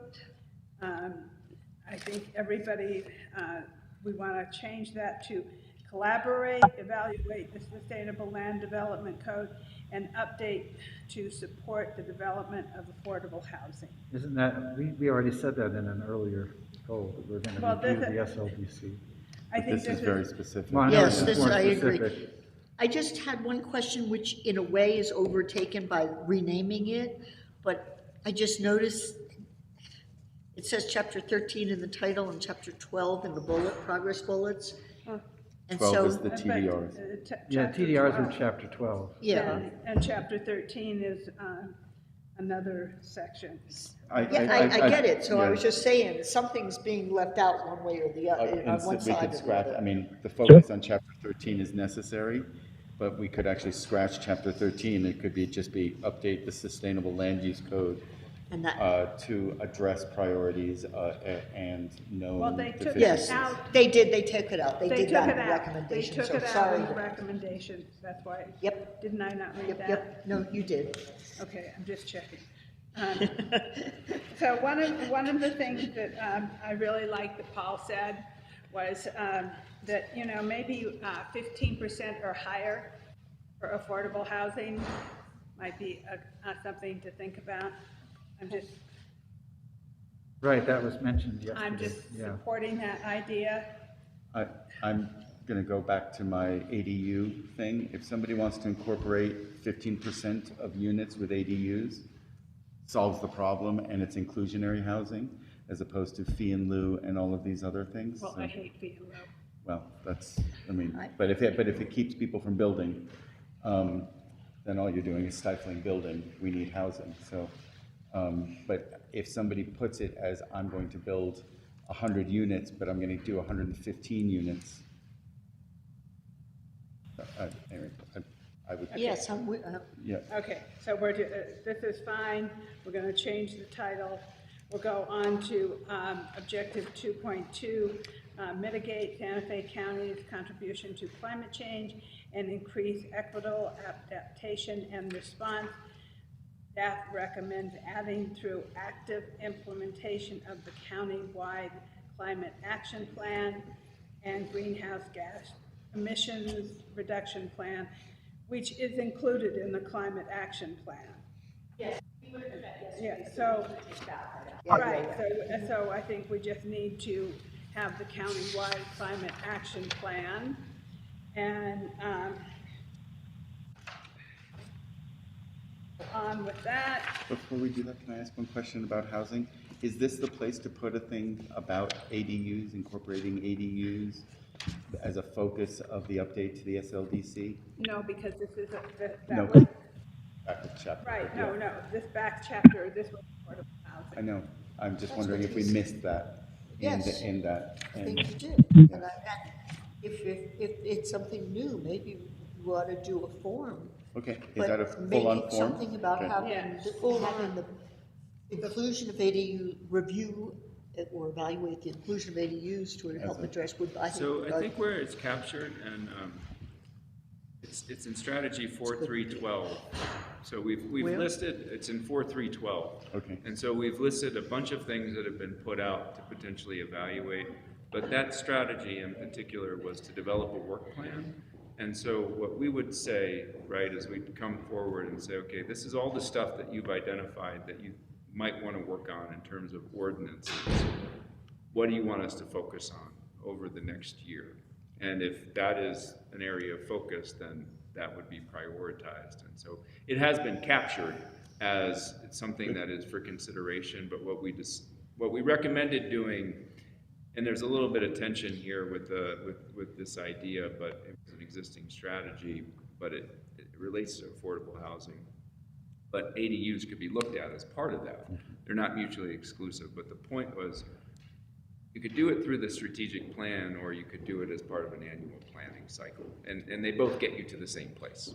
Madam Chair, if you don't mind, could I add one thing to that since we're mentioning it now and I realized that we skipped, that's where this other thing that I have notes about what is probably belongs, and that is when they review TDRs and that, and density. So there's like, it's kind of a thing that comes from, that just like ADUs is something that could be added to consider. They should review as, there are things that there are criteria they use for for getting increased density, so trading TDRs. But there are other logical things that mitigate the negative impacts of density, and we've talked about it. I've talked about it with land use, and they like the idea, and that is water infiltration things, you know, because polluted and flood contributing runoff is one of the negative impacts of. So that is one thing that should be added to things that should be reviewed. Is that captured under the general idea of the sustainability look, or is that a different I don't focus? know. It should be, it could be here under the sustainability look. There's a lot of overlap between the section 4 and then section 2 housing and then section 2 sustainability. Yeah, And, I mean, at some time, I thought it would be a good collaboration between sustainability and land use. But, you know, it's a concept that's a little bit, you know, it's not included in the SLPC in terms of. I mean, And it could slightly be. to that point is a 6,000 square foot, 8-bedroom, 12-bath house equivalent to a 3-unit, 1-bedroom, right? 3,000 square feet, right? We may be measuring things wrong, right? It's lot coverage, but it's bathrooms and fixtures versus units, right? We need units. We don't need a 6,000 square foot home, right? And Well, that's so, one review, but that is kind of separate. Okay, I think. This is actually a new concept that I would like to see put in. Okay, so I think you need to put, Good fill point. out Yeah, one of these, okay, fine. what do you call All it? right. Scoping form. Scoping. The scope, you need to Okay. fill out a scope. when are scoping forms due? By 5 o'clock today? Okay. Actually, it was 2 o'clock. No, thank you. Okay, so Commissioner Hamilton, because I want to keep moving. So we're on strategy 2.1, implement and integrate countywide climate action plan. Staff recommends removing archiving strategy as it is redundant with objective 2.2. So that's our main objective. Next, we're moving on to strategy 2.2.2, implementing sustainable practices throughout Santa Fe County. This is the work that the sustainability plan has been working on. Staff recommends removing strategy 2.2 as it is redundant with the objective. So another one that is going just into the main heading. Next is protect and conserve water resources. Now, so staff recommends moving strategy 2.5 as a work plan task in strategy 2.2.3. So over here, on the next page, implement domestic well metering and reporting, but I thought that was being moved to Public Works. There's a big conversation. I need to fill out a proposal, one of the change forms. This is something that's a big question for me. We tend to have all of our water management in Public Works when so much of either conservation, reclamation is really a sustainability question. Does it really belong in Public Works as a utility, or does it belong in sustainability as an oversight and management for sustainability purposes? So I'd like for us to evaluate that. So I have to Okay, fill so out I want you to fill out a form. So- Thanks, ma'am. So to sort of to that point, like all of these areas that we start to see these overlaps, right? This is sustainability and public works. Okay, great. Should this be one of these, I mean, maybe that's in the collaborative aspect of this that we talked about earlier.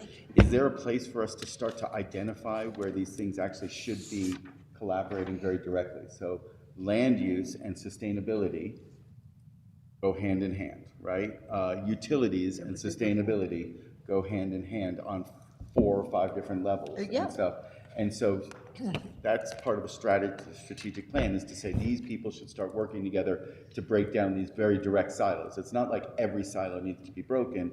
It's these are the silos that need to be intertwined. Madam Chair, if I may just, the reason that we moved, or we recommended moving it from sustainability to public works was that was a suggestion from the third-party contractor that we were working with on both MS4 and the well monitoring.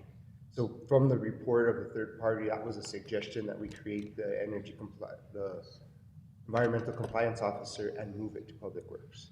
So that's why we took that what direction. you're looking at, if I could, is that They're you're not gonna moving look, to utilities. it's going to be more of an environmental compliance section at Public Works, and it could be placed somewhere else, but the rationale is that a lot of our environmental potential impacts, as I understand it, really are associated with Public Works. But that's the idea as to where it will ultimately be stood up. But it also brings up another thing. There's and it's almost like a staffing level question, because we currently have one person who knows anything about water resources, the whole county, and that includes having to do everything from project development and compliance and monitoring, and then, And then we have utilities, which is a kind of separate thing. Well, no, she works under. I know, but That's the maybe. point. But there's one person who could then collaborate with sustainability that's also in public works on these issues that are beyond, like development, beyond compliance things. So it might just be, like I said, a staffing So I issue. think there is a need, and it was prioritizing the need relative to generally upping our environmental game, so to speak. But there's the cross-cutting thing with which management agrees, and I think is embedded throughout a lot of the suggestions, is that for a lot of these issues, it's going to be cross-departmental. And you may have a project leader, but you're going to have people from various departments who are involved in seeing that move forward. And the well monitoring probably is such a program, is that regardless of where it resides, you're going to be pulling in resources from other potential areas. I've seen somewhere that there are owners of these topics at some place, right? And maybe it's, Jacqueline and so on. But when we have a thing that says protect and conserve water resources, and it's Jacqueline, but it's really Michelle and utilities, right? And so This was just the presenter. The presenter, yeah, I got you, right, yeah. But is there a way for us to start, when we look at this, we've got half a page of blank page, to really start to say, for your organization, for our organizational understanding, that these are the 3, like this is all 100% utilities, or this is team leader and consultants, internal, our own people that are experts at it, and then an external consultant when we need one. And so we see how and then it sort of gives a guiding principle to somebody to say, look, the team's already scoped out here. Madam Chair, if I may, to answer that question specifically, what you have in front of you are simply the slides from the presentation. Yeah. If you engage in the software, those work plans are built out. In some cases, the owner is chosen based on a department where the project resides. In other cases, based on the staff's judgment, that owner might be the person who is monitoring the progress and then entering that data. And so the software that we're using to manage the program allows us to build out far more than what's here. That said, and I'm really now just thinking about, well, first of all, there are some folks with their hands raised if you want to bring them into the discussion, but I would also say one way to go about the work we're trying to accomplish today is for you all to say, here's what we want you all to accomplish, and then bring staff to present to you how they are accomplishing it. I think we don't have to figure out which department is going to allocate staff. What we really need to know from you all is what exactly do you want us to do? And then sometimes we'll need to ask you, and you should always be asking us. And when we are really using our plan management software well, you'll be able to just log in and see that. So hopefully that is helpful. Thank you, that is helpful, but also here on strategy 2.3, it says, working with water resource manager to move domestic well monitoring program and MS4 to public works, 6-month work plan to stand up water resource utility division. Well, the water resource manager is already in the utility division. That's a little confusing to me. Maybe I To stand up, to stand up the work plan in the division. Madam Chair, if I may, the suggestion, I believe, from Ryan in Public Works was to put under Public Works as opposed to utilities for a few reasons. One, the revenue source for utilities is rates. We didn't feel like that would be appropriate to bill that to the ratepayer when it's going to serve more than just utilities benefit. So having it under Public Works would be the environmental compliance officer position that was created that is about to be advertised. We finalized the job description, we're about to advertise that. So I think that was maybe an edit that we needed to make. Instead of it being utilities division, it would have been Public Works. Even though utilities is also in some Public Works, they're staff next. has their hand raised. I'm gonna call on whoever the staff hand raised.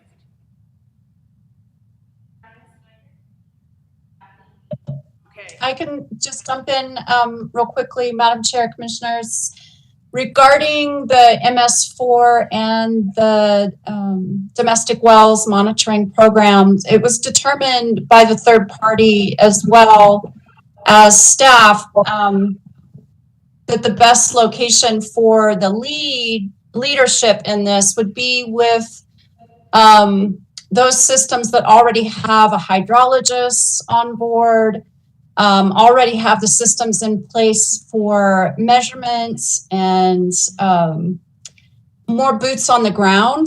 And so we would absolutely continue to support an education and awareness and helping with data in any way that we can. But we don't have a hydrologist on our team. I don't have a water expert, and it's definitely, even in doing this whole process, I realized it was out of my expertise level. So I really feel like it's important that this be housed in an area where there is an expert in the room. I agree with you, Jacqueline, 100%. And I understand your reasoning because I sit on the River Commission and I know how the city deals with their MS4 permit. But we don't have a hydrologist on staff, period. Yeah, we do. Since when? Since months ago. There's, what's his? Okay, months ago. Okay. I mean, I don't know. Okay, I've months ago. had several, I mean. Okay, good. I'm happy to hear that. We haven't had one for 5 years. I don't know whether I don't know very much about him, but he's been in my last 2 quarterly. Ask Brian. Maybe he left already, but I thought. Okay, I'm happy to hear we have a hydrologist because that's really important. Yes, Commissioner Bustamante. The question that I have,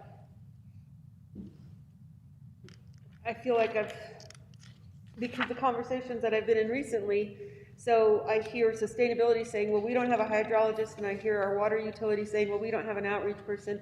We all received a letter from the WPAC saying, you need somebody to do this. And I'm asking specifically to evaluate water conservation, reclamation, and monitoring for appropriate oversight, population goal number 2, and have someone look at the scope of work for water use, water conservation, reclamation, and ability to monitor the use, because everybody knows, yeah, you got to put in a meter, but it doesn't necessarily have to work. In fact, you can actually throw it in, take a picture of it, and send it that you put in a meter, and I've actually seen that. That being said, and you can, the end of the deliverable would be a clear job task analysis for a person in the role of conservation reclamation monitoring and a recommendation for where it will reside, if in fact this is a position. Now, this is asking for something in the next 6 months. Putting together the money for the position is a different conversation, but that's something that I think can be done internally. I don't think we need necessarily additional financial resources to have folks come together to say, what would this scope really look like if we're really going to put this together? I apologize for my scrappy handwriting, as I would have taken it and typed it, but I'm the first one who copied one in completion. Do you have one in completion? I just did it just now. Handwriting is Did my what? expectation. She's the first one to put, I did it. Top Oh, it, yeah. but She yeah, wants you know, the gold she wants star. she wants to be on top, but you know, if you go first, you're in the bottom. I typed out 3 ahead of time. I did too. The gold star has already been given, I'm sad to say, Commissioner Hughes, you get it. No, he's good. Right, He's good. I'm happy to take this one. Thank you. Okay, so, we're clear that we're, the water, the MS4, the well monitoring, the water conservation, the hydrology, you know, like, this is obviously an important topic to everyone at this table. We all care about water, how we're dealing with it, and so I think that we have expressed that to management.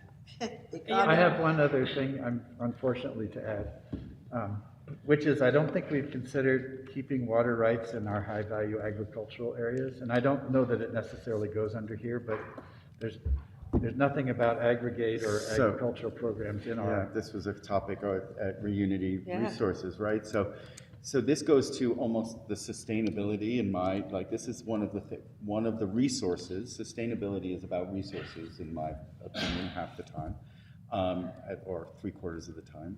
Sometimes it's waste, of course, but like, we have water resources, and then we have land resources, we have air resources, we have all sorts of, you know, we have petroleum in the ground in Galisteo, but we don't want to use it, you know. And we make these judgments in that, and somebody needs to take ownership of that. And agricultural land is a special type of land, right? And we need to, you know, not be converting that to housing at all costs because we have a housing crunch, right? It's like there are plenty of places to build housing. There's very few places to farm. Right, build houses in the desert and farm in the valleys where there's water. We live 14th century law of the Indies. I don't know if we, but I don't know, should we need another build form, where or you does can that grow fit food. anywhere in here? What are we talking? Where are you going with this? So I if mean, you, I understand the principle. Don't, Okay, not the okay. concept. Tell me specifically. Okay, I'm gonna go to Commissioner Hughes. Okay. Yeah, because I started the comment. Anyway, at Reunity Resources, we saw an example of a very small farm providing lots of healthy organic vegetables. And we talked about the need to just expand that type of thing. And so they're having a summit on October 19th, when I suppose they'll come up with specific recommendations. But some of the things I thought of are, you know, we buy open space for some uses. Would we want to buy open space to keep it in agriculture, for example? And Well, would we that's want kind to preserve water rights? That's kind of what we did with La Bajada, but there were no water rights. Well, right, so La Bajada is an example of something that could And be what would that you do with the water rights? Well, it doesn't do any good unless it's with the land, right? But the idea is, So I mean, there are some technical questions that come to mind. So I'm not sure whether I think it's a good idea, but it's an intriguing concept. But I think the idea of you would have to have someone do the agriculture because the county's not going to run right. a farm, and now is that well, it could be support to a private well, it could be as simple. enterprise. It could be as simple as helping Reunity Resources expand, right? I mean, we could just provide them grant money to expand. I can honestly tell you that what I wrote as notes for the thing that you're talking is with respect to Reunity, there are other opportunities, similar opportunities for community gardens and whatnot. Most of what Reunity Resources is basically a private enterprise. No, Yeah. it's a nonprofit. It's nonprofit, Yeah, but it's private. not a government. No. So anything between a nonprofit and groups of individuals who've gotten together at communities. So if there's something the county can do to facilitate that appropriately. Well, one like- thing the county could do is if somebody is getting, a farmer, say he's on a family farm, his kids aren't interested in farming, they leave, go to the city, make big bucks. They get too old to farm, they want to sell the farm. Maybe the county buys it and then leases it back to people who want to continue farming without somebody saying, I want to be a farmer forever and I'm going to buy this farm, because that doesn't happen very much. It's a lot of money to buy a farm. Rio Grande. And people don't want to necessarily farm their whole lives. They might want to just do it for 5 years and then Well, go on. that'll change when the population exceeds the food supply and there's a natural die-off. Well, I'm trying to, we're Okay, so trying I to get think ahead we're of this. off topic, we're off topic. But if I can just extend the thought 2 seconds to where land use goes and sustainability. The example we gave up at Reunity Resources is the city of Espanola owns a large farm on the Rio Grande that they are willing to sacrifice the agricultural land for housing. But that's not, I know it's not us, but we have cases where we can look at our land use map and go, wow, these are agricultural lands that would make great places to be bulldozed and turned into houses. And we need to actually start to put an overlay of sustainability of agricultural land, because on top of a mountain, you're not going to grow something, but down by a river with acequia water, you are going to grow something. And those places should be preserved. I understand that Rio Arriba County has a percentage that has to be maintained as agricultural if it's irrigable land. So this is in Espanola, so I don't know if that pertains. so but I don't, it's- it's not, it's off topic. But something similar. It is. It's off topic, and I have Paul Olson has his hand raised, and I believe that, I don't know if Brian still has his hand raised, but, Paul, you have something you want to say? Yeah. I just wanted to suggest Cindy's idea of having staff work and kind of organize these to bring them back together, because there is a great deal of overlap on everything you're discussing. And agriculture does include sustainability, it does include economic development and land use. And I know that, through the TDR program, aggregate economic development and our economic development plan, they're all addressing these things. So it might be most efficient to ask staff to kind of combine these or identify the crossovers and bring it back to you all for the next level of the plan adoption. Okay, I think that sounds good. I want to move. I'm filling out a form so we Okay, can good. keep the discussion I going want to elsewhere. keep moving. So,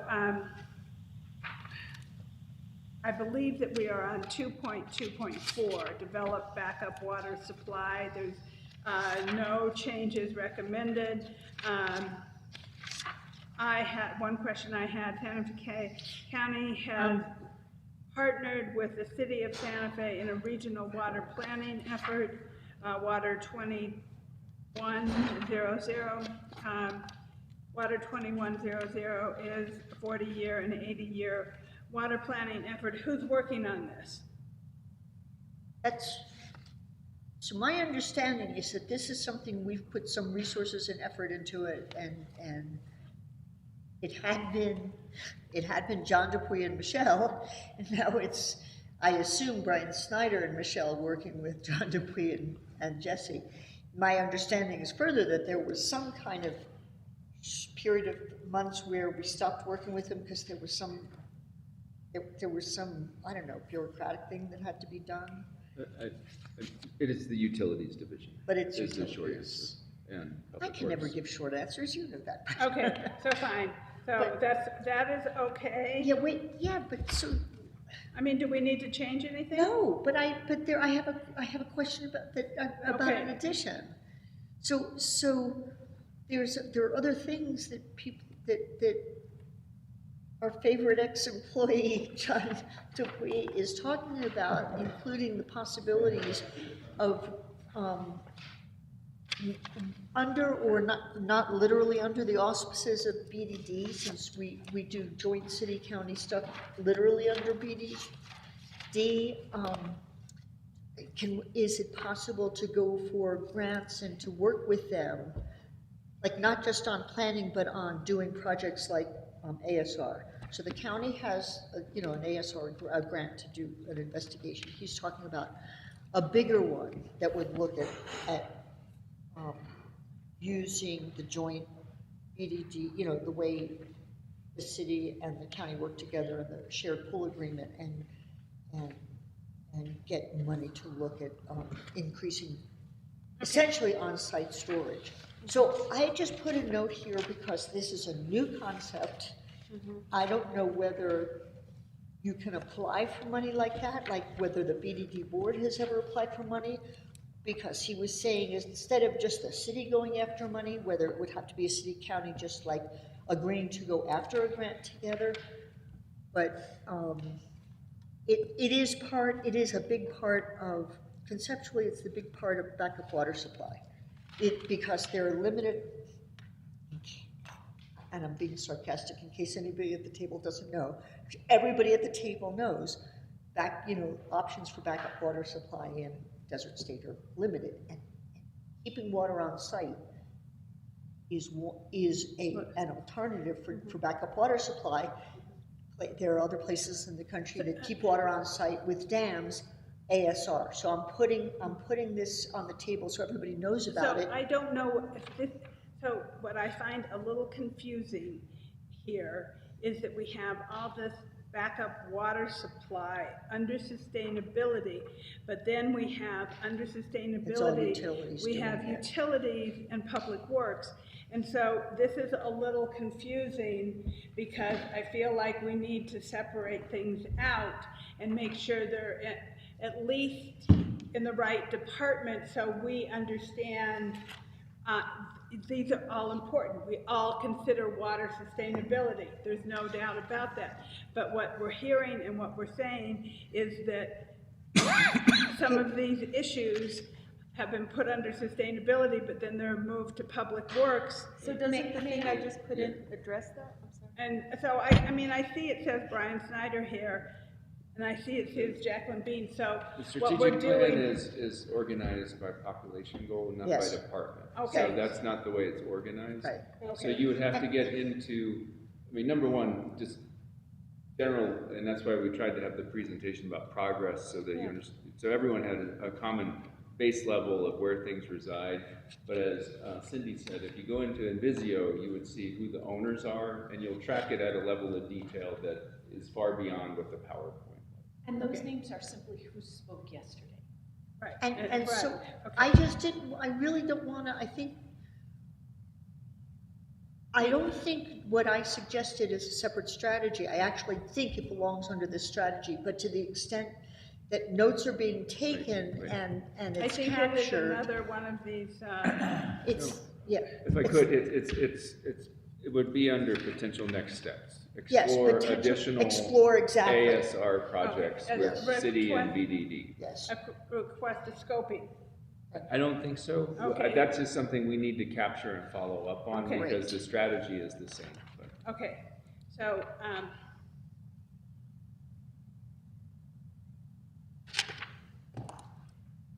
2.2.5? okay. So implement domestic well metering and reporting. So here we want staff recommends combining strategy 2.2.5 to strategy 2.2.3. Okay, I mean, this is where it's getting confusing to me. Madam Chair, if I may, I feel that the sheet that I put in asks that we evaluate all of this with those other measures Thank to you. make sure they're all in the right place. Right, I agree. I mean, all of these things are important. They just need to be, Jacqueline has said that domestic well monitoring has moved to Public Works? Or is that one of the ones that's not moving to Public Works? It's planned to move to Public Works. Okay, so it's planning to move to Public Works. And that's gonna go under this compliance. Yes, and right now it's just a third-party contract that's being managed. Okay. So it'll move the contract over. Okay, so then next is strategy 2.2.6, reduce greenhouse gas emissions countywide. I think that Jacqueline has done an outstanding job on this, and she wants to change. Staff recommends adding strategy 2.6 and 2.2 mitigate Santa Fe County contributions to climate change and increase. I have to put my glasses on to see. Equitable. It's to objective 2.2. Oh, okay, fine. So Okay. does the vehicle transition plan sort of fit under there? Because that's usually a public works sort of space, even though it's a sustainability goal. So, yes, of course. Just a reminder, try to let go of which department is doing what. Well, I don't care where it goes, And try to focus right, on the yeah. outcomes, because remember, one of our huge goals here is breaking down those silos. And so in fact, I'm sorry that the name of the speaker is on your slide, because I feel like it gives you a false direction. Don't worry about where the staff sits. Worry more about exactly what you want from us. And then we will be pulling people from, our goal eventually is every single department, right? That we're gonna have some things that touch all of us and other things that are really specific. And so specifically to your question, when it taps a vehicle, certainly it's informed by sustainability, but those vehicles are probably serviced in public works in the fleet group. So we'll capture where it lives. You tell us exactly what you want it to look like. Madam Chair and Cindy, in the interest of supporting Commissioner Green's concern, and I feel like this can go unsaid, but it's important, is accountability is a whole lot easier if it were, and the reason we keep going this way is we've bought a few cars in the last few months, and if that car was being purchased by sustainability, we probably wouldn't have to have the questions that we have each time about whether or not it's an electric vehicle and whether or not it's being researched and whether or not someone's looked into a truck that's electric, et cetera. So I'm glad that you're saying what you're saying, and at the same time, we've seen very linear processes. I say that out loud in the interest of just making sure that we're really hearing what the commissioner is saying. It's been ongoing. Right, and we have a fleet policy, but I think maybe it needs work. And is that a place to say specifically as a singular task, since that is probably our largest or our weak point in our sustainability plan, is a new strategy here, 2.2.12 or whatever, develop a new fleet policy, 5-year, 10-year plan to get to fully electric vehicles, or 90% electric vehicles, or whatever, some goal that at least gets us. Yes, we should have that. I think there We should do be that. another sheet. Yeah, I think you should do a sheet. Do a sheet, Yeah, okay. and that says Do every a single scoping. time, there should be some demonstration that Make- that has been evaluated. Make sure you're specific enough so that we don't think we have a 2040 goal of getting to electric fire trucks and road graders and stuff. No, I got you, exists, right, it should. but light vehicles, I mean, Yeah, I whatever. joke in my business, I deliver a 2-pound burrito with a 2-ton vehicle. Even if it is an electric vehicle, it's still overkill. Yeah. Madam Chair, that is something that's being worked on through Public Works and in collaboration with sustainability. We requested that the plan be part of that infrastructure charging grant that we applied for. However, in a recent meeting of staff, we would probably suggest that we move forward on the plan even without getting the grant, as based on your comment, it's that important to us to have the plan up front to understand the best way to transition our fleet, and not just our fleet. We talked about all motorized operations, whether it be small motors. What would be our plan to move from gas-powered Leaf blowers. weed eaters and chainsaws and everything? It's like the beautiful machine that PJ showed me that they had bought to get rid of weeds on the side, that is this Steam. process that's not toxic in any way, and I don't remember what it's called, but Public Works has bought this machine to help reduce weeds, but it's sustainable. I think, again, filling a sheet out works, but then we'll capture this, and I think in the interest of moving forward, as Paul had suggested earlier, this isn't the last time you're gonna see this. We can take a lot of this feedback and work it into, revised. Sounds good. Okay, so 2.2.7 is staff recommends changing 2.2.7 to evaluate initiatives and strategies from federal, state, and other partners on climate programs and implement those that are consistent with objectives of Santa Fe County. Okay, that sounds good. Any other comments here? Next, we're going to 2.2.8, ensure the protection and enhancement of pollinating species and habitat. No changes here. Just one change. Okay. Really Well, quick. From you. From me, yes. I just had one of my friends in Colorado was telling me that they're experimenting with interplanting pollinator species with their solar panels because the shade from the panels actually benefits certain pollinators. I would just say, maybe add as a step, investigate pollinator plants on solar farms. There are also a lot of places I've seen recently that are experimenting with putting pollinators on their road right of way so they don't have to mow the pollinator species, so they don't have to mow them anymore and like in median strips and stuff, so you might add all of that. But then you're gonna steam them. Well, at least she's gonna steam them, I don't know. If we have weeds, we're gonna see. Little pollinators gonna be sizzling on the road. We're not gonna have pollinators be torched. It's a no-win situation. Yeah. Okay, so, That's just something to think about.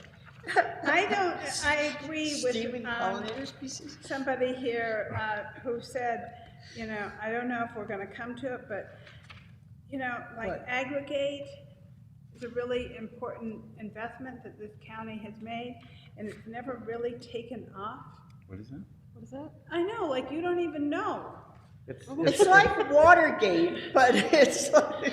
It's our agriculture program, basically. And it's to connect farmers with buyers. And it's a really good program, but we've never had enough staff to keep it alive. Like Lucy worked on it. Before Lucy worked on it, there was somebody else in open space. So it's kind of like. Sounds like Nate in the food policy. And Nate said he was going to work on it at some point, but he got taken away because he's working on STRs. But it's one of those things that, like, you don't even know about it. It's just really, when we handed out those little seed packets at Earth Day. Earth Day, they all said aggregate on it. Did you notice? I thought it was just a political statement.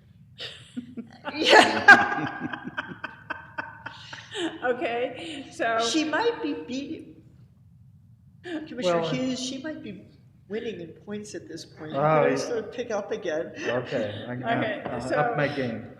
So I think Lower points? there's things that seem to be missing, but, Okay. like, Aggregate. okay, next we'll go to 2.2.9, support solar, support energy efficiency, electrification, and water conservation measures of the built environment throughout Santa Fe County. No recommendation, no changes, so we'll just keep moving forward with that. Increase renewable energy access and usage throughout Santa Fe County. There's no changes, we'll keep doing that. I love our Solar Direct program. Maybe we could buy more Solar Direct. I asked PNM, but I don't think they're going to do it anymore. Why did they not like working with Hickory Apache? No, I think they figured they could make more money doing their own solar projects. Oh, too bad. Strategy 2.211, increase compliance and enforcement of Sustainable Land Development Code. There's no changes here, but there's a list of things that staff is working on. Maybe this is where aggregate goes. And some of this, we already updated the junk vehicle ordinance with the nuisance. Yeah, I kept wondering why that kept getting brought up. Did we not do it enough? Do we need more attention to junk vehicles?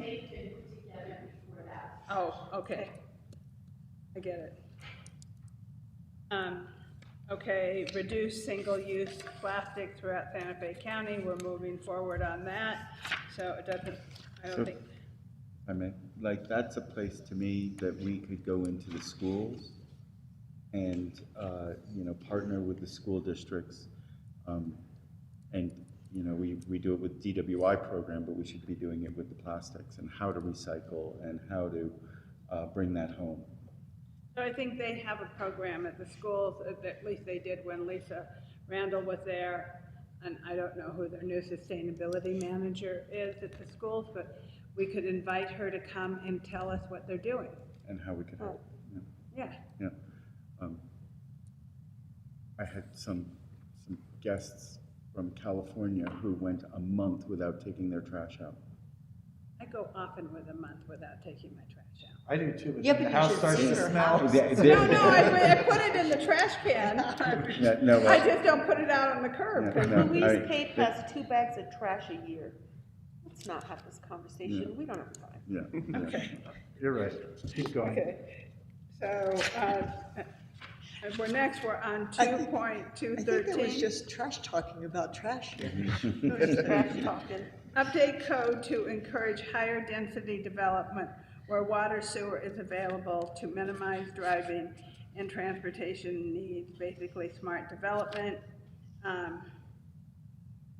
So I'm all for this. I think that one of the issues, in my opinion right now, is it's all, you know, maybe Commissioner Hughes likes this, but it's all in District 5, and we need to start distributing some of these growth areas into every district. Otherwise, it's all our growth is going to be in District 5. Yeah, the trouble is there's no sewers in Commissioner Well, Hamilton's so this is, district. so what are That's what are what the I other was gonna things that we say. can do? Like, how can we increase density that is not at that level of density? But again, it goes to the ADU, it goes to just these incremental densities that it is not necessarily a fixture count, it's a unit count. We need more units with the same number of fixtures. Right? So staff recommends removing update code, as this is but one strategy, and change to encourage high-density development where water sewer is available to minimize driving and transportation needs. Smart development. I agree with the change to the name, but we also do need to update the code. So, So this is another place where this was something specific, but we have a generic area of updating the code. And when I originally put my notes about using rain gardens and other incentives that would, because of their mitigation, would make smart, higher density development. So I don't know if it goes here or in the general, or what, you know, or why this, but somebody in staff might know why this should still be here. So in part, this strategy, I think relates to some other things that are already ongoing. So Yeah, again, yeah. investing in SDA 1, so the infrastructure is there. So that was the recommended change, was that we want to encourage higher density development, and there are multiple ways in which we can do that. And so the code updating may be a component of it, but that was why the recommended change. So it's smart development, but it's not, smart development isn't just minimizing driving and transportation needs, right? I mean, the concept, part of the concept of smart development does achieve that by having services, you know, the local, you know, mixed Walkability, development, yeah. walkability stuff, all that kind of thing. I don't know. I just think there's more to encouraging smart, higher density development, which is also to mitigate foreseeable impacts, you know, of flooding and whatnot. And so having the water and sewer utilities available makes sense, but they're. So, you know, at the moment, we're kind of driven by developers putting in sewer. That's how we get sewer. You Well, know, we've I been mean, talking about alternatives too, like We've been, right, So- extending lines. Extending lines, but also overbuilding. Oh, go ahead, sewer. make up a word. Overcapacitizing, I like But, or encouraging, or giving people an added credit opportunity if they're building a development and say, look, you're gonna be restricted by driving, by parking or roads or things like that, but you're willing to overdo it and with either water sourcing or with sewer septic. You're not on our sewer and you're not on our water. That we try to find the right balance in trade, so it's not only where we have water and sewer, but it actually can be other pockets of denser communities at small scale, right? Not 20,000 homes in the community college district, but In like Agua Fria. 200 homes in Agua Fria would be great, right? Or 1,000 even probably, but you know. But then you're coming up against the idea of agricultural land. If the land was agricultural still All over of the there, land in was, but contaminated probably a lot of some of it. Most of the open land, undeveloped acreage in Santa Fe County is not agricultural. Right. There's a lot of ranching land in the southern part, that's not what I'm saying. It's not like all of the land we take for development is a subversion of agriculture. No, that happened many years ago, that they built all through the river valley and took out the farms. And that's a. But the river valley is where the farms were. Yeah, well, and this is Agua not- Fria was the food basket for Santa Fe. Maybe we just want this, Yeah, but it's a desert state, so the concept that what happens is different than what happens in the Ohio Valley yeah, and yeah, the for Mid-Atlantic sure, and stuff. for And so we're not talking about that level of trade-off as our biggest issue in my mind. Like, there are huge numbers of areas in District 4 that you could build a damn house, you can't get water to it, you know? Right. And we're not taking it out of, any kind of agriculture. It's a different issue. do we want to just maybe suggest that the staff flesh out 2.2.13 with some of these ideas and their own ideas? Yeah, because it seems like there's a lot more. Implement smart growth in a countywide strategy that is appropriate for each area. Yeah, that's nice. That's one possibility. Okay, so I'm going to go on to 2.2.14. Staff recommends archiving this strategy as it is complete, revised TDR section in the, Well, it's complete, except we haven't done it yet. what do you mean? We haven't voted on it. Well, then it needs to come forward. Well, but they've already By done the it. time we bring this back to you, it should be complete. That's If right. it's not complete, we'll keep it in. Yes. If it's complete, Okay, by so then- next, Okay, if we voted on it, then you can take it off. so it says next steps, Planning Commission, October 2023, Board of County Commissioners, November 14th, Right. 2023. Right. But we Okay. surely don't need it going forward. Okay. Strategic. So then we're coming to propose new strategies. As part of the implementation of the Santa Fe County Climate Action Plan, we recommend adding the following new strategy: create a cross-departmental team to implement climate solutions within Santa Fe County departments and across Santa Fe County. I think this is something that we have been talking about the entire time we have been here. This is something I completely support. And, the recommended teams, do I need to read it or? No, I think but this is We good. all read it, it's good. I do see something missing though, and I don't think that anybody's gonna be really in love with this, but the problem that I have with this is that we're not integrating preparedness.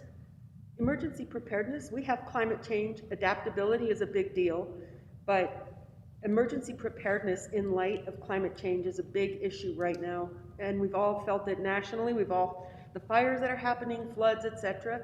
And frankly, whether or not it is seen as something that needs to be part of our sustainability planning, because this is all on the aspirational, we're gonna take care of it and we won't have emergencies. But in the event that we do, because of exactly what we're trying to address, emergency preparedness needs to be a front-facing thing that the county is also working with community members in light of all of these changes. What it does, it actually bolsters the community's awareness of what could go wrong if they do not take actions as recommended. Don't we And have emergency preparedness under separate? I have that too, because I don't see, and we might get to it, but I don't see it as upfront in the conversation of sustainability. The front facing, we have all kinds of emergency management stuff in here, but what about the emergency preparedness? Front facing, this is what your community's facing if we don't take care of these measures in light of climate change. And I'm looking forward to getting into that. I didn't hear it yesterday, and I don't see a real front-facing capability, but, or addressing it, if you will. I think there's two aspects to this. I think there's one which is that front-facing emergency preparedness, and then on this side where it's more on the sustainability side of it is let's make sure that we don't screw up all of our wetlands that are all the places that deal with flood control and things like that. So it's like, so the floods aren't as bad. Like 2 Mile Pond.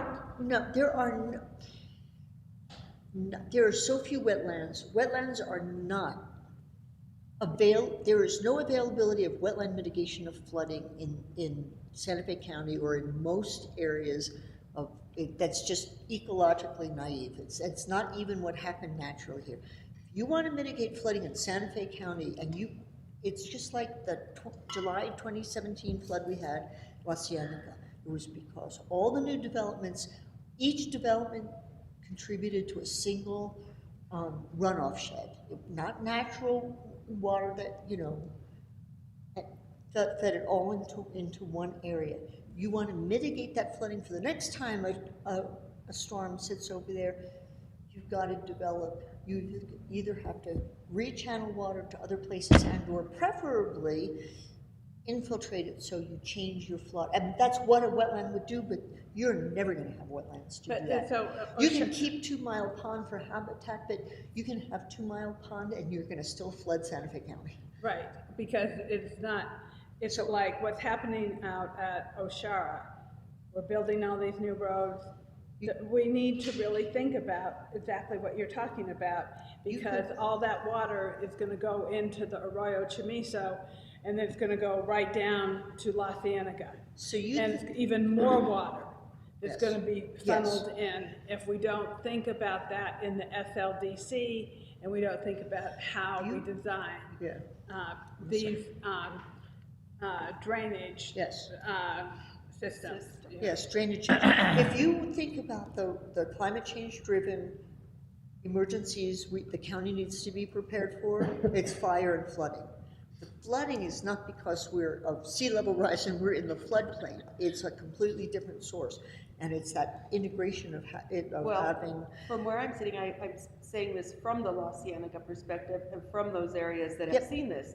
And a big part of that preparedness is, and everything you said is completely accurate, as well as people who actually built in and around these areas that caused that water to even channel more deeply and go into people's homes because they hadn't acknowledged that waterways had been naturally been put there. And so it has to do with preparedness in the event of, and making sure, and a big part of their initiatives right now are clearing brush, keeping things away, that both issue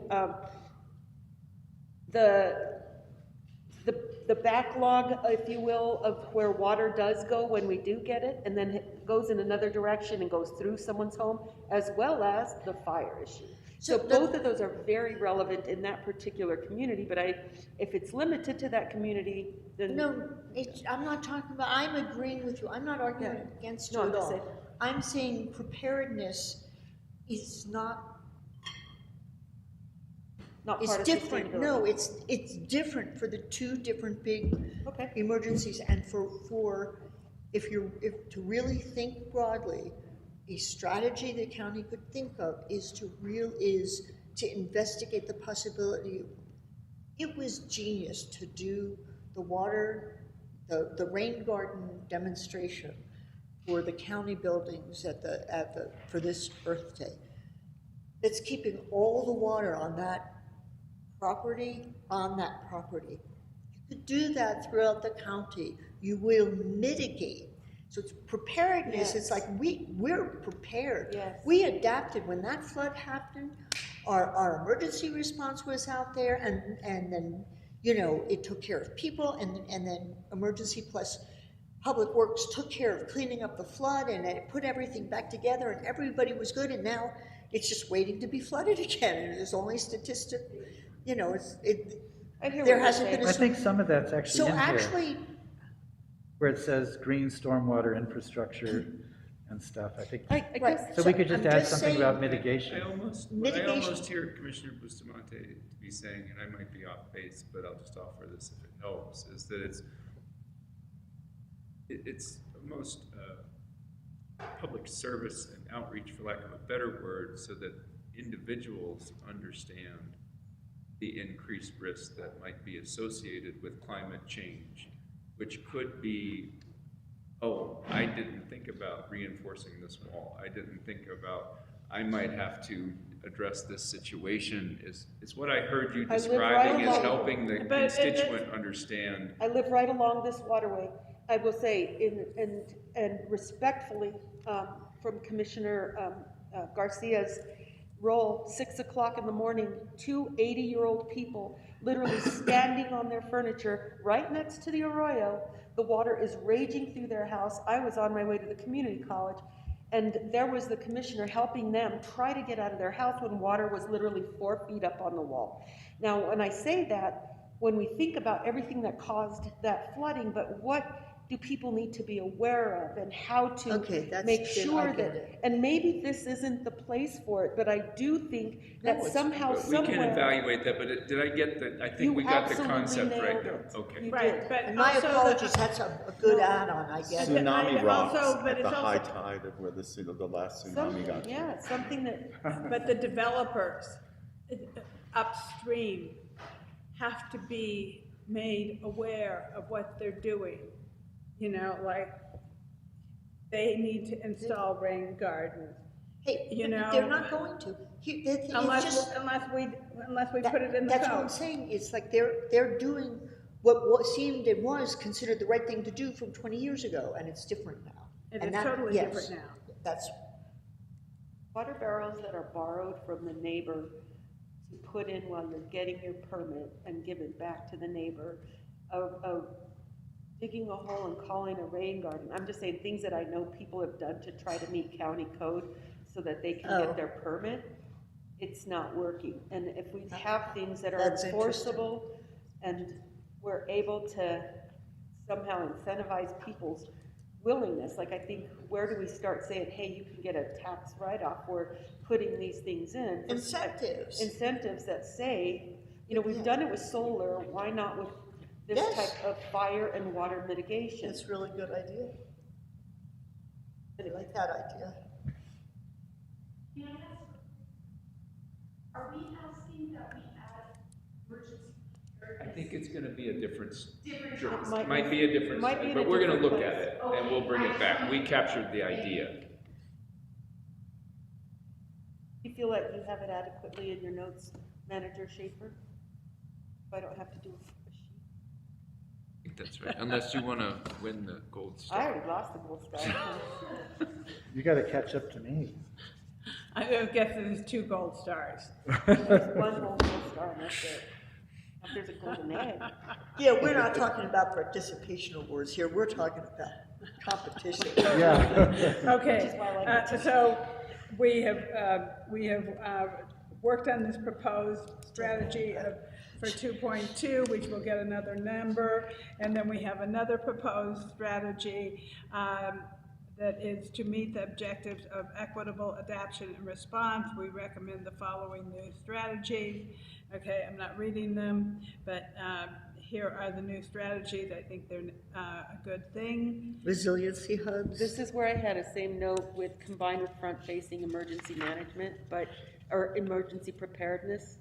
I mean, it's about resilience, a community's ability to be resilient in these types of situations, given the circumstances that humanity has imposed on ourselves. Right, so. I don't know what the question is, So yes, we accept this proposed strategy. We're Hang on. Moving on. I actually, good try. Resiliency is a word a little bit like sustainability. What the hell does it mean? Or conservation. It means you're not dead when it's over. No, That's an no. easy one for me. An assessment for resiliency hubs Now that. to provide response and support in extreme weather and other natural disasters. Does that mean like shelters? If your house Well, I floods? don't know. It sounds like something that is directly linked to emergency response, not to not to the Okay. sustainability office's development.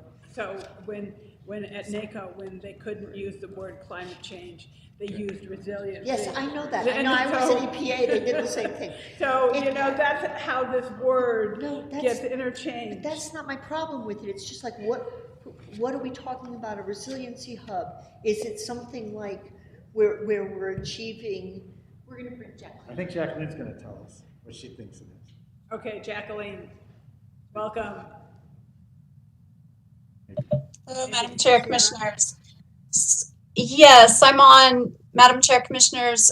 So the Climate Action Plan involves a recommendation or proposes a recommendation for resiliency hubs because it is, as we face climate change, becoming increasingly needed within communities. And so I definitely envision this as being spearheaded by an emergency response type of organization or department. But there are also components of this that sustainability certainly would be a part of, in that resiliency hubs have the most success if they've already have programming. And so, identifying our locations that already have programming where the community understands that this is a place to go to for services is important. And then there would be other additional programming that might be needed around training the community where they need to evacuate to, that type of thing. A resiliency hub is typically has a resource for energy. It's has oftentimes, I think Edgewood is a perfect example because we're moving that towards being almost 100% solar.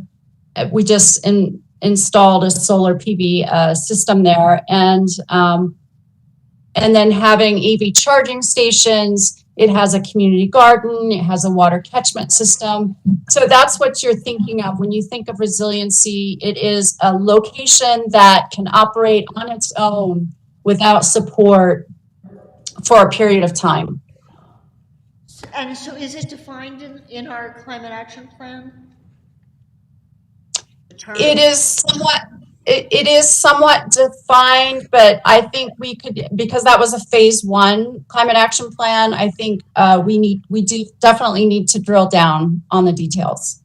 And so to take but one example that we talked about internally, and Jacqueline, if I've got the concept wrong, you'll correct me, but again, it is looking at, locations. So do senior centers potentially have the ability to function as cooling centers? If we're talking about extreme heat, right? It's a place where people are already used to going, and could it be used to help, ameliorate, the health effects associated with heat?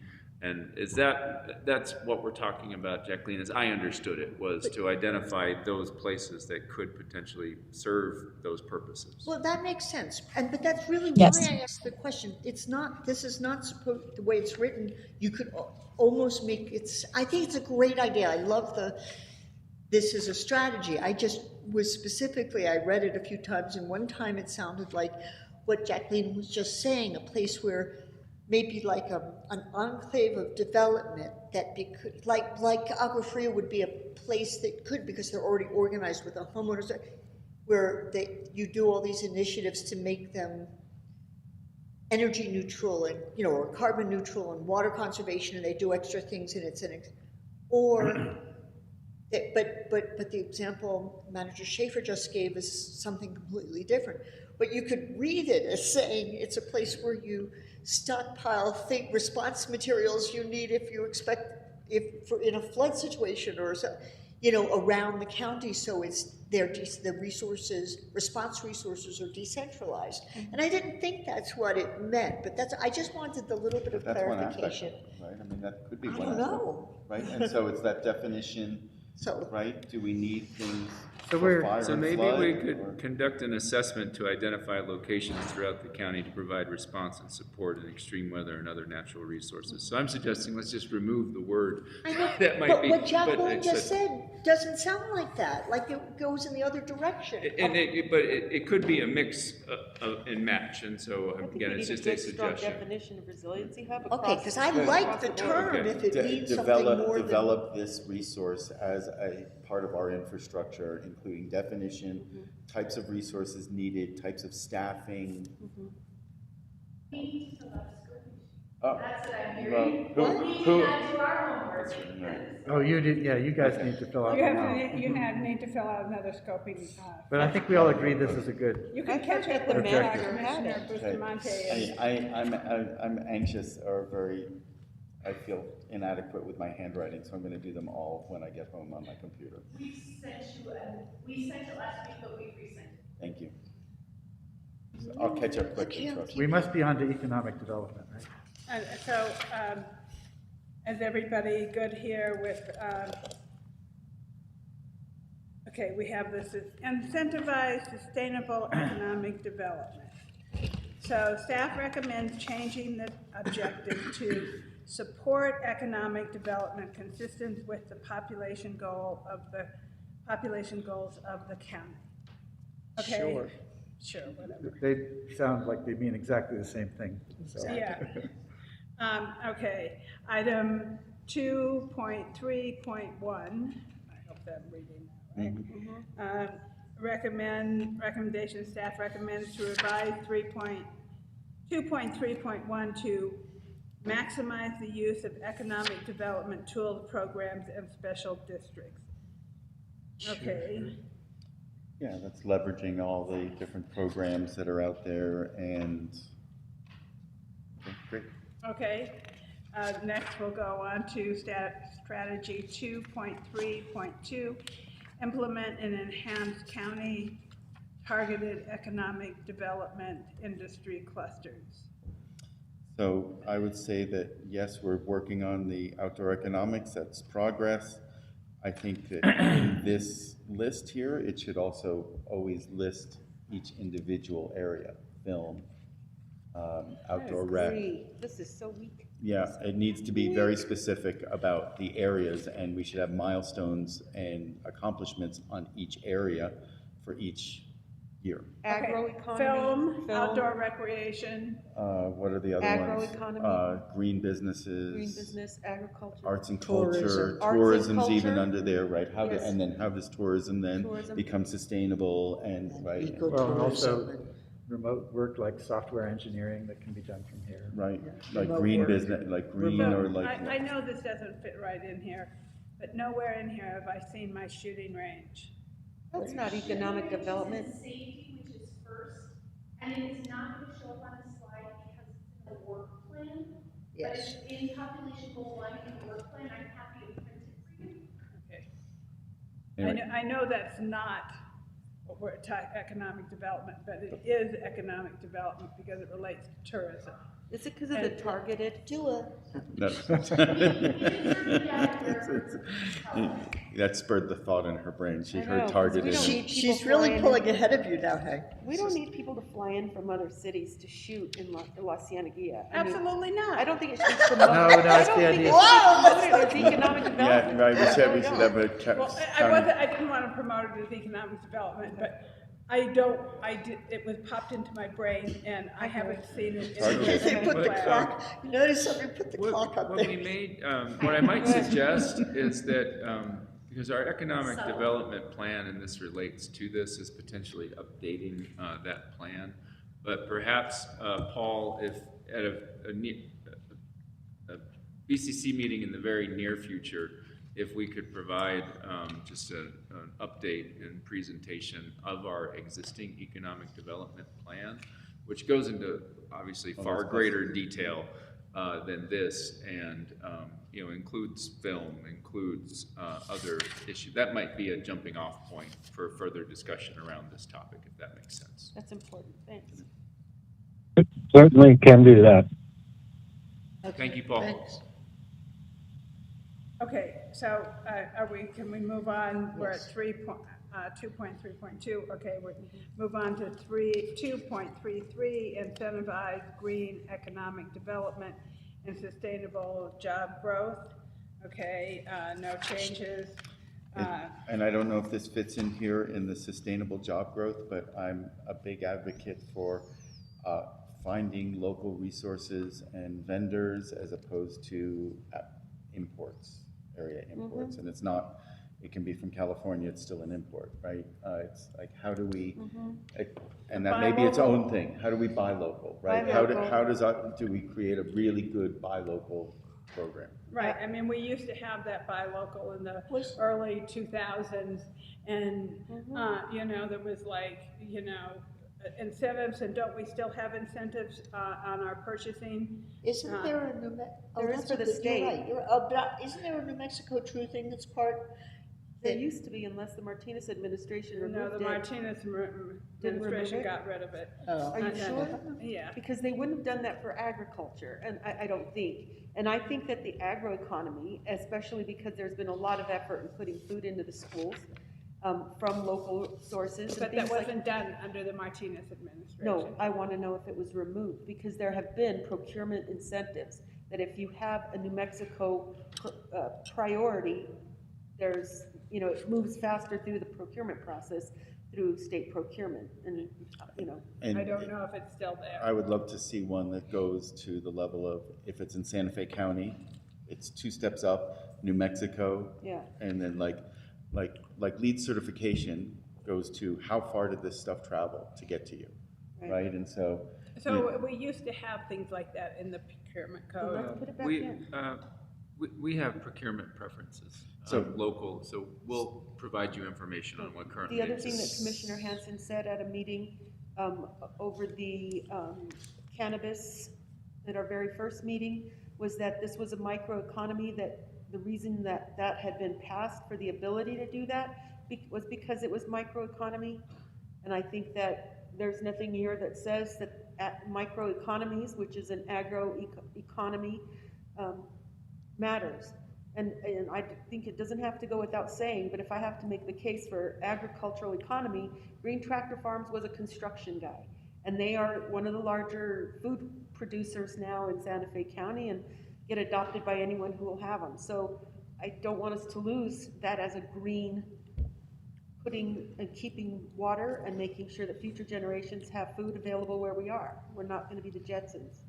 And no doubt we should lead by example, and it should be our procurement of our own stuff that we buy at the county, but we are minuscule to the economy of Santa Fe County, right? We are just a small fraction. And so creating the tools to make it easier for people to not automatically go to the Amazon website and do that. And it's like, I can buy paper clips. Sure, the paper clips are all made in China, it doesn't matter, but at least that incremental purchase is made locally as opposed to on the internet, right? How can we create those tools for everybody to shop as local as possible? Don't buy on Amazon. Well, no, I understand, but if I need something quick, I'm gonna buy on Amazon, right? So I'm not. Well, that's. Or we that's make right. it punitive if the box has a big Amazon sticker on it, and if you want to recycle it, of course, then it'll end up in the landfill. Right. Or in the Caja del Rio. Yes, but I mean, anyway, my point is if we were able to create sourcing solutions that made it easier and marketed it, that would make our local businesses stronger by saying, look, Santa Fe County is supporting Shop Local. Not only do we shop local, but we make it easier for everybody else to shop local. Yes. Los Alamos County is doing a lot about that. And the film industry is great at doing that, you know, To some buying extent. local and supporting local. One of the big things that's a big deal, and it wasn't a few years ago, and I'd like to relook at it, they didn't bring in, I mean, they didn't use, oftentimes, more often than I would have thought, because we have really good food in Santa Fe County, and they were bringing caterers from California. They still do it, and they still. And that's like, you know, but they have all the incentives in the world, so folks come in and bring their food But trucks. if it's not sourced or bought locally, they don't get credit. Oh, yes. You have to be a resident of New Mexico for 1 day. Yeah, There's not even 7 days. Okay, unfortunate. Okay, let's, so, Let's change it from 2.3, we've moved on, we're gonna, we've added to things to that. Next is create a Arts and Culture Commission within the Economic Development Division. Recommendation, staff, recommends that. I think if I could, just to keep us moving, because there was some conversation around this, and maybe it's just as simple as evaluate an Arts and Cultural Commission within the Economic Development Division.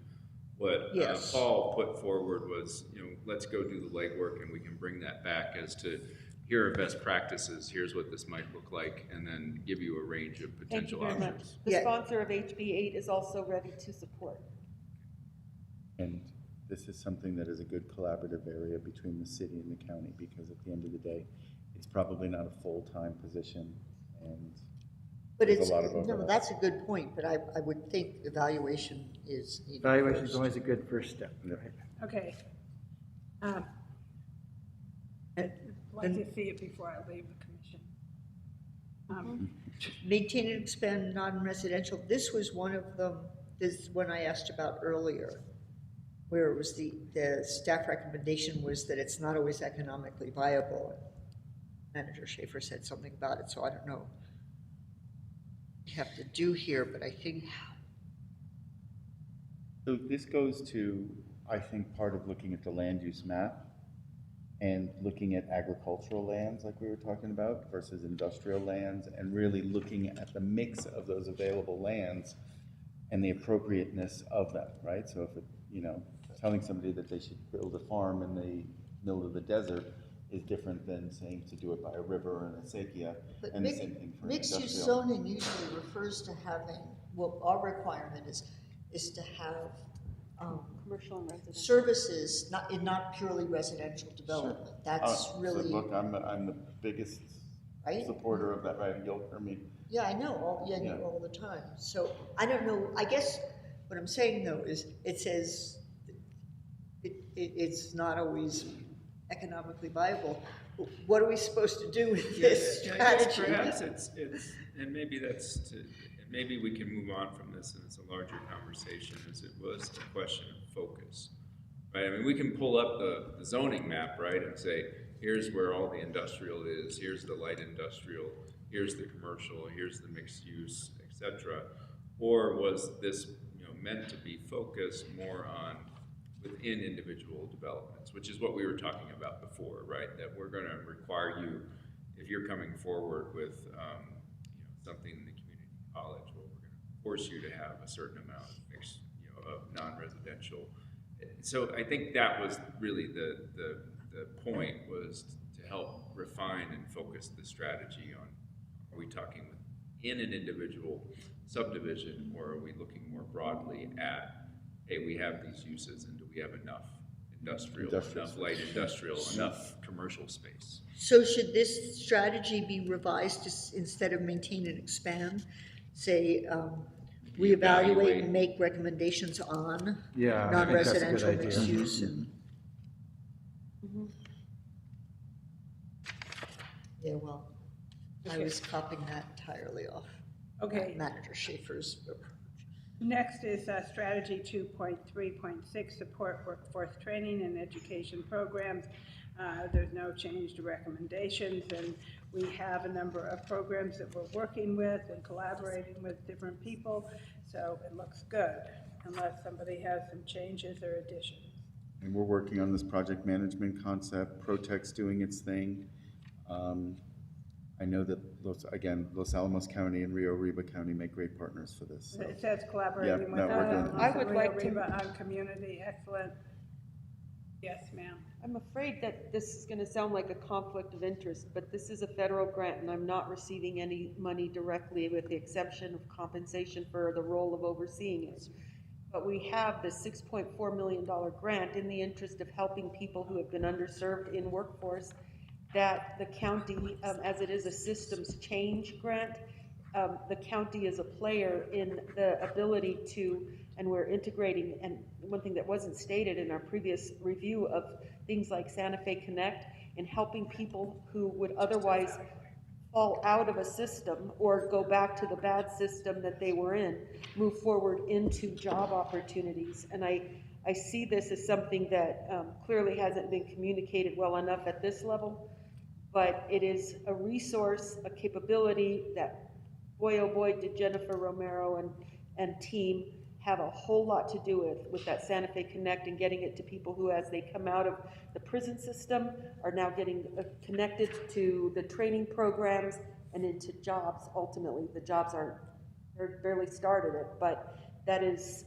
Is that part of what the Connect is doing? Are they getting to the workforce side of that? When we started this conversation, they hadn't been working directly with the jail. Since then, since our visit and subsequent conversations, now Santa Fe Connect is actually connecting with people coming right out of the jail as well. But More doing aggressive, workforce too? more Because I assertively. think that's brilliant. So Yeah. now, and we're not, again, the workforce component, but yes, people have been, all right, what do you want to do? And I'll tell you, the conversation was, I can go back to the system I was in, or Back I to need what? the system I Yeah, was yeah, in, yeah. meaning prison or the jail, or give me a new system. And that's where we did a lot of work with Bagel Schwegel, met with people who were in transitional housing, but this is very much a systems change in how we utilize Santa Fe Connect and getting people into workforce.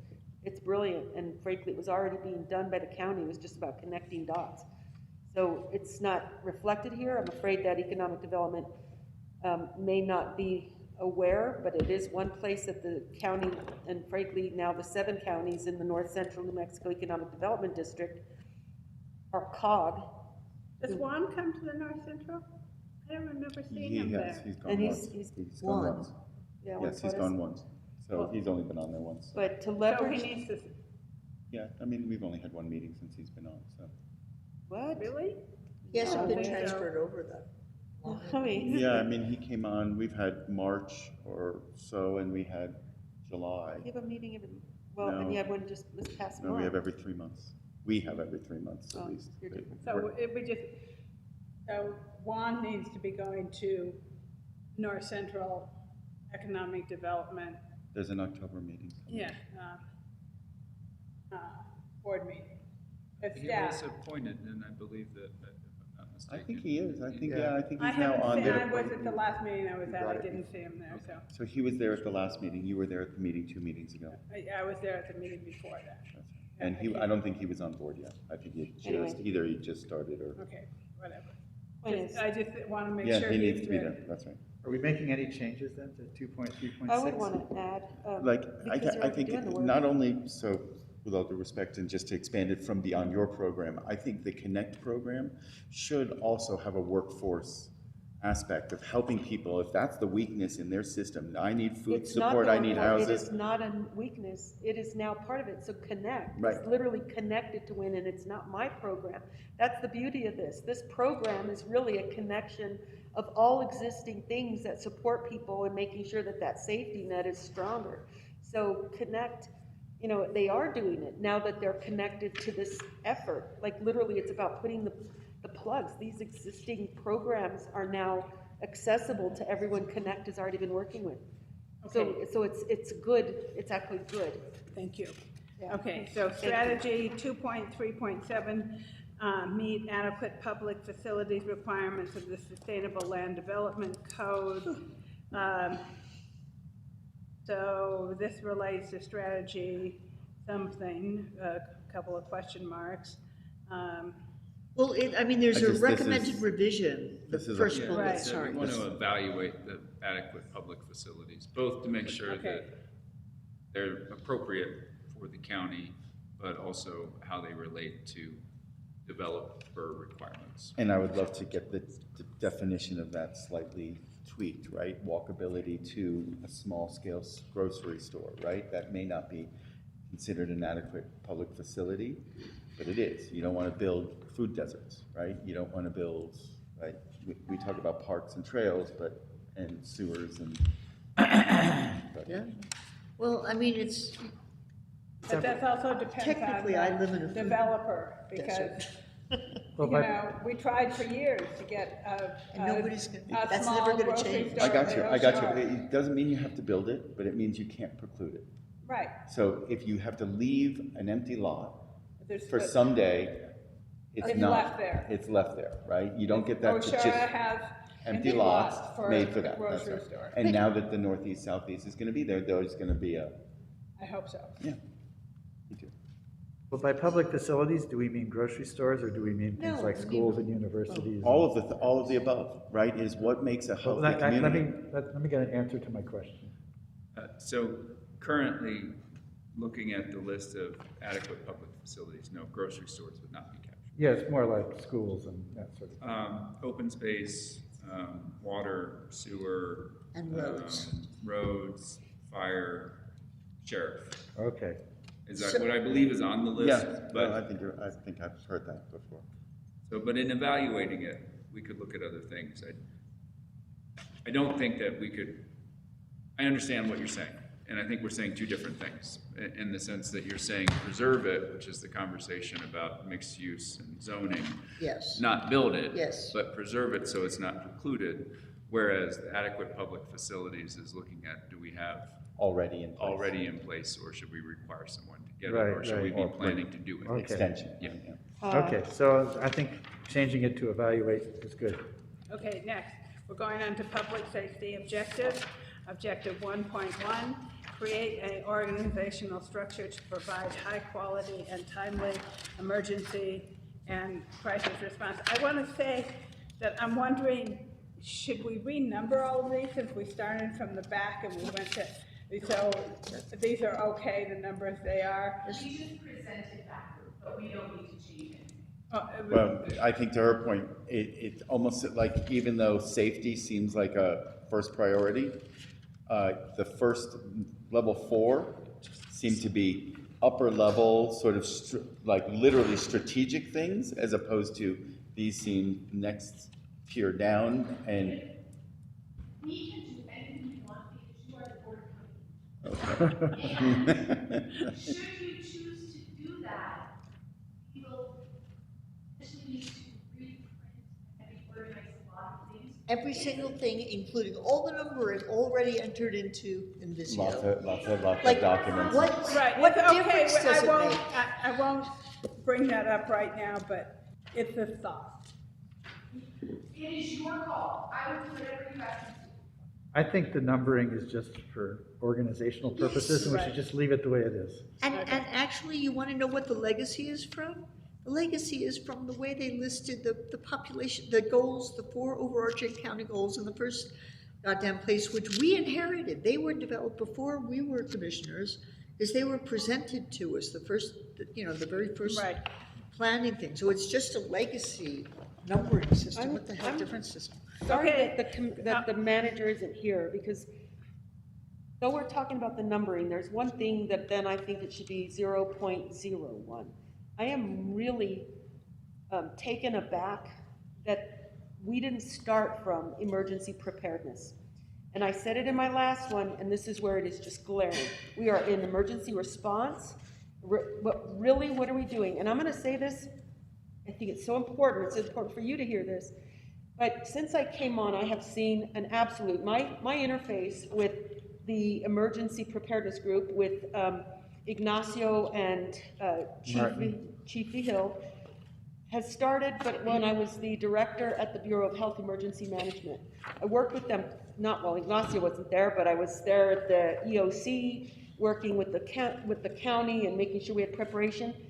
This really doesn't address preparedness. When we get into, sure, this is how we're gonna run in and take care of things but our efforts in making sure that our community response is there, when we have things like the Santuario Walk, and when I tell you that I have seen and can't believe that this guy, like one individual, and where Martin will show up in every corner you look for him when a community says, how do we make sure we have the resources we need to get out of this community? He'll show up with his teams and force, and I see nothing that says that there is any strength, and quite honestly, and I'm sorry. There's any what? Strength or support for the effort that emergency preparedness, emergency operations, not response, but preparedness for this county. And I'm gonna call it out right now. And I wish that Greg was here. I have said it in meeting after meeting that I see an underappreciation. At this point, I'm willing to call it what I see it. Today is the day, but we do not, and there's a lot where So we have a task force and a workforce. That was due in I'm February. gonna tell you, we have someone coming in to review the operations. I got feedback on how much time was actually spent. I asked our manager to spend some time reviewing what they were doing. I understand that it wasn't a full day's work and evaluation, but emergency preparedness in our communities that have every potential, I would say, not being as aligned with how much flooding we actually may have, fires, I feel pretty dang confident that we're gonna have more than we expect in some of the areas where we live. I have District 3, well, you have districts that with trees in them too. I am so concerned that we are not, and it's really problematic to me. At this point on this day, like the wall has been hit for me. I have heard that we were understaffing it. I have heard that we were I'm not gonna say it because these were never the words used, but to me it was just a lack of respect of the effort that this happens. Chief V. Hill goes out to these community meetings where I've stood there and he'll bring out equipment, show community members how to be prepared, how to do their emergency response pack for their home. This is what you'll need when you're gonna leave. I'm going on and on. And I could continue to be, because anything anybody's gonna say tells me that it never got better since the day I came on and this was an issue for me in January. Well, So, hang on, You should fill out a No, form. I'm gonna let go to Commissioner Hamilton. because this is really important. And I've been talking about this and participated in helping the county get to a bigger place on this for a long time. And a year ago, I talked about basically what you're saying, that we have developed, that we actually, and it had through like Martin's foresight on things, tremendous development of individual capabilities, but have gotten to the point where it's big enough that it really has to change. Like, we're not putting enough, there isn't enough basis for understanding how to expand emergency management and where to put the effort and how to organize the effort and exactly what's missing. Because what we had were too few people and a lot of trees, but not an organized forest, right? Like, we have more capabilities that Martin knows about than many, many other places, but it's not well organized. And where do we go from here? That is why the effort was put into the task force. The task force is not just going to be coming out with little bits of like, well, Martin should do this, and here's what we should call it, here's where we should put it. But it's going to become the basis for being able to say, we need these kinds of resources, and, planning and ops, which is response, planning and response have to be different or they don't, and it should be this much bigger, and we are going to need to give, this much. Overall strategy. Yes, have an overall strategy and a basis for understanding how much to give to not just fire response, but the reorganization of the preparedness end. We actually have tremendous preparedness in some areas. Not every county has the full CBRNE, the mass casualty, we have a whole bunch of things like that. But at this point, we need more than that. We need to have documented what we have and make sure we have the people that match the physical resources and the training and the structure. We have one person who does all the planning and all the responses, which is not typical. So we got a task force together to do that.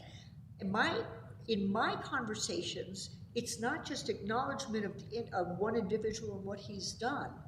And if there have been times that has been a tremendous problem, but it's also moving forward objectively. And what the county manager and then everybody else who's worked on it from him down have said to me is, this could be one of the biggest areas of investment the county has to do, and we don't do anything like that on incomplete information and one person say so. That's why the task force was developed. Sincerely, and I regret bringing up one individual. They're the two individuals that I see front-facing. My concern is I see nothing in here. Task force aside, we are now on our 10th month coming up since I've been in office. And, emergency preparedness is such that we could spend the next 3 years planning on how to be prepared. There's nothing in our strategic plan. And I'm very concerned, this is not about the individuals. You know, I would say, even though I you don't absolutely. think it's in here, but I think there is stuff in here. I don't think see emergency- anything that is strategically calling out straightforward that Okay. there is a front-facing entity or entities or support for such that are helping community members be prepared in the event of these inevitable fires, smoke, plagues. You know, we So have. let's these- get it Going in to here. Elise, Let's get yes. in here. I totally agree. I'm going to Elise. Madam Chair, Commissioner Bustamante, echo your sentiment on the county's preparedness. Just to define the problem within the county, we haven't evolved in various areas, as you know, our manual systems when it comes to our financial budgeting process and so forth. Some of them are even manual, unfortunately. OEM is one that we haven't evolved. There is an ordinance, 9811, if I remember correctly, please don't quote me on the number, but somewhere around that line, that specifies that any policy or any structural changes in the fire department needs to go to the board. And if you'll remember, we went through a variation of meetings to get the restructuring of the fire department. OEM, as it stands today, is under that structure. So for us to make any changes or any type of evolution or progress would require to go through that process. So it's not an easy one. That's one issue. The other part is we haven't really focused on what is OEM really defined for the county, and this is the way we've inherited it. The other part is we haven't really supported the OEM staff adequately either, and that's poor leadership, unfortunately, and I can't identify specifically who to point the finger at. The bottom line is those three factors create where we are today. However, there is a strategy to reimagine on what OEM is going to look like, and it's the second strategy within strategy goal population 1. And I think part of the climate change, I think that's more of another layer, at least in my head, is the resiliency part of things. But we do have a strategy, and 1.1 1.2. 1.12. But the office is, to me, slightly different than the plans, right? So create an organization, so 1.1 is create an organizational structure to provide high quality and timely emergency and crisis response. I think the addition to that is preparedness and response, right? It's like being ready is being trained and ready and having the plans so they can just muscle memory sort of happening.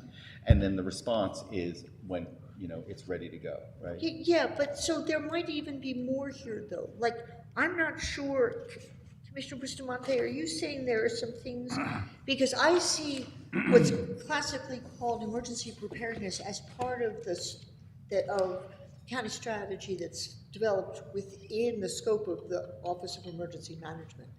But we have like lots of strategies in other departments that become more specific. And if you're talking about having more specific strategies that include what we do to assist constituents in implementing FireWise and home hardening, fire hardening procedures.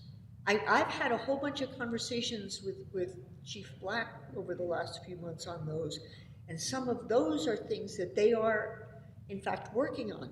That doesn't mean they wouldn't be good strategies to call out if they're not specified. So, if that's where you were going, I can see where there aren't enough things potentially laid out as, not goals, as strategies, but, I don't know if I'm misreading what you're saying, because I was arguing with you, but not on concept. I was thinking that what you were after was covered, and it may not be. So, yes to all of the above. I mean, emergency response is not emergency preparedness. Front-facing community involvement. The largest problem with the fires in Northern California. It turns out that the electric company had a line down, yay, because the county was going to get sued out the wazoozie because no one knew how to get out of that community. Out of, what was it called? Paradise. I mean, and I think that was one of my biggest concerns coming in, because I had been, in fact, I started this conversation when I was the Valley Association president. I didn't even know I was going to run for office yet.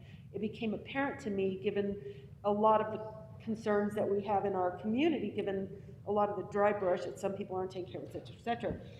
That being said, our OEM chief came in and met with the community, and we started preparing these exercises so that community would know what had happened. There were 26 degrees outside, a fire sustained, kept burning, and people couldn't get out of Paseo de Vaca.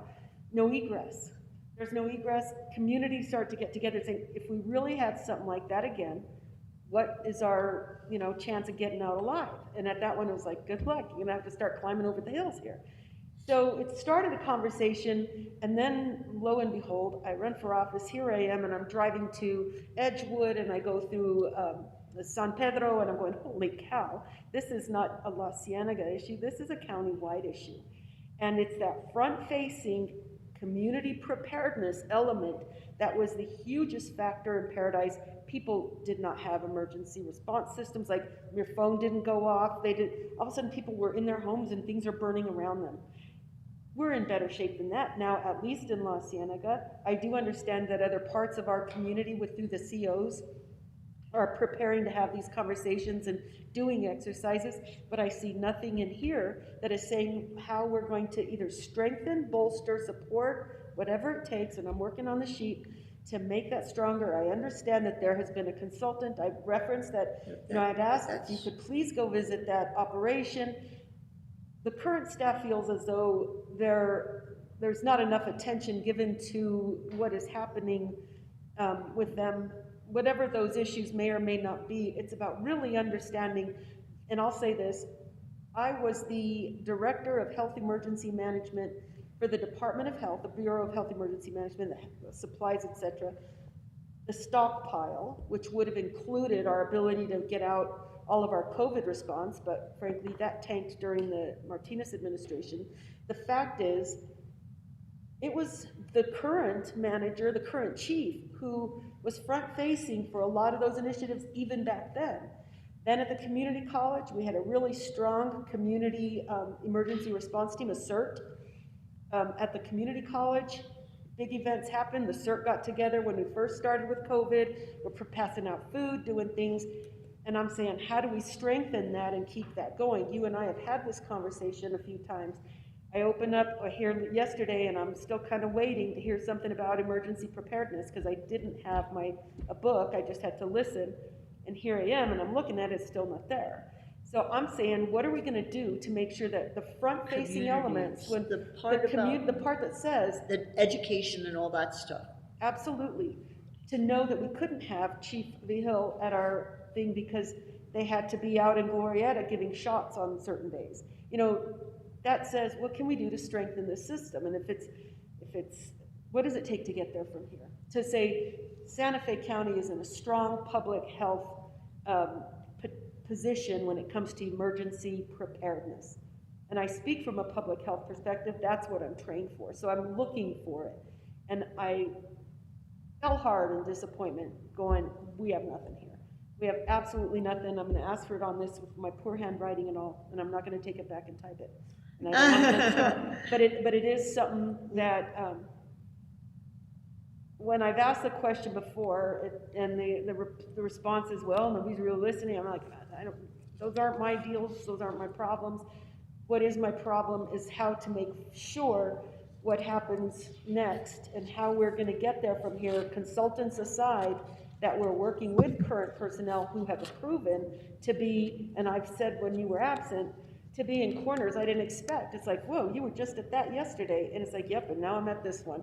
Making sure that we are front-facing to the community, saying something happens, the county's got your back. Or, but actually, there's a planning and program development aspect to that, where it's not just, reactive, where everybody invites Martin once in a while to come talk to the community because the community asks for it. What's the evacuation plan? Well, we can't really give you an evacuation. There's a company line. We don't designate evacuation routes for fires but it's got to be, and he gives all the reasons. But you're talking about much, beyond that, more broadly. So that we may need something that says, one of the things we should focus on is developing the plan for what needs to be brought to the community to assure our constituents are prepared and knowledgeable for when these emergencies happen, and how do we bring it to them, what and how, and maybe that's a piece that. Not that, people under OEM currently haven't thought about that sort of thing, but we don't have it captured in the strategic plan, maybe. it's not captured in the Yeah, strategic plan. Right, so it's And gonna I be a think whole it's- new strategy. It's just called an opportunity. And quite frankly, other days in working at a national lab that had every potential because we had that big old Cerro Grande, CERTs popped up like mushrooms. What did pop? CERT, Community Yeah. Emergency Response Teams. And, more community emergency response teams. Or more folks who are in Tasuke who all of a sudden know, grab your green bag, put your hat on, and we're gonna start helping people evacuate the community. direct You know, traffic. you have one good fire close by, they pop up, and now we've had this long thing where life seems good, but I'm sorry, it is good, but we still have community It's emergency. good until you're trapped into the fire, yeah. Until you're trapped in the fire. And the beauty is, with all due respect, I will just say, Chief Hill trained well. A whole bunch of folks who felt really important at the community college. So, whatever it takes to get there from here, let's get some more of that support. I'm supportive of your sheet right there, so it definitely needs to be added. Will you go in here. type this up tonight then? I'm just want me kidding. to? Give that to Cindy, she'll Okay, handle it. so I think this is a really important conversation, and I really appreciate it, but I'm gonna take us back on track and go through. This what- was on track. I put objective 0, because we were Right, talking about and numbers. Before you Okay. can do anything, you better be prepared. Okay, so strategy 1.1.1 is, staff recommends that strategy be called, develop strategies and practice for recruiting, incentivizing, and engaging the current and future county public safety workforce. Okay, I'm on page 4 of, Population Yeah, goal I'm one. public here. safety objectives. Okay, I'm gonna go on to strategy 1.1.2. County considers expansion and relocation of Office of Emergency Management. So staff recommends revising strategy to implement recommendations concerning the structure, staffing, and responsibility of Santa Fe County Office of Emergency Management. I think we have a number of strategies here, plus others that I won't bring up because they were discussed in executive session. But, is everyone good with that? Yes. Yes. Okay, then I'm going to go on to strategy 1.1.3, create and implement communications and outreach plan to address internal and external communications in public safety, including emergency communications and risk reduction and prevention. Staff is recommending adding, align the communication plan and procedures to ensure that communication efforts are strategically planned, consistent, and well coordinated across Santa Fe County. Well, I think go ahead. I mean, I have at least a question, because the idea of combining stuff, there are lots of good reasons that you guys all, and for some kinds of communications, I have no problem with that. But I would hold off and specifically ask our OEM task force what they think about that, and as well as Martin, our in-house experts, because my concern would be if there are specific types of communications that are required for preparedness, but also during an emergency, and and like when you activate, like we don't have an emergency management center, right? And so I know the previous request for having a communications person specifically associated with that was because of the very, very specific needs of types of communications during an emergency. So I can understand, like, when you're planning and you're just, you're not in the middle of an emergency, but that would be my concern about just totally combining it. Like, some of it might be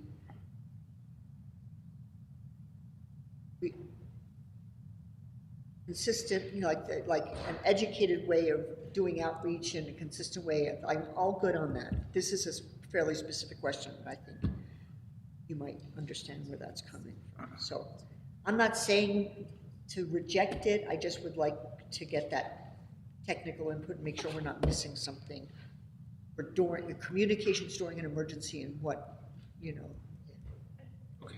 Madam Chair, in the interim, we are also training broader county staff, TIO training, while this is being stood up, so that my team is, I've done that FEMA training a couple of years ago, but my team is going through that training because when we have an event, there is very specific. If I may circle back to something that I'm seeing here that is pretty consistently missing, that progress is great to see here, but everything, if it isn't done, almost should be what the next, a lot of places there are next steps. Everything should have a next step, right? I think, like, as opposed to just changing the title, right? It's like, what are those next steps that we can expect to see within the next year, or at least between now and the next time we do a strategic meeting like this? The thing that's really good about this county right now with the emergency thing that comes up on my phone and now on my watch, like, there's a good system in place. In fact, yesterday I was just told to make sure my 911 contact is fresh. That, for any community member, is available to their phone. It's a great new day. The FEMA training, on the other hand, the thing that concerns me about that, and I don't know if this is your experience, for every emergency I ever showed up to, now, I haven't done neighborhood, I've done Cerro Grande, Louisiana, other larger things that FEMA was the last one in the room. Even the stuff in Mora, FEMA shows up months later, so FEMA's not the one.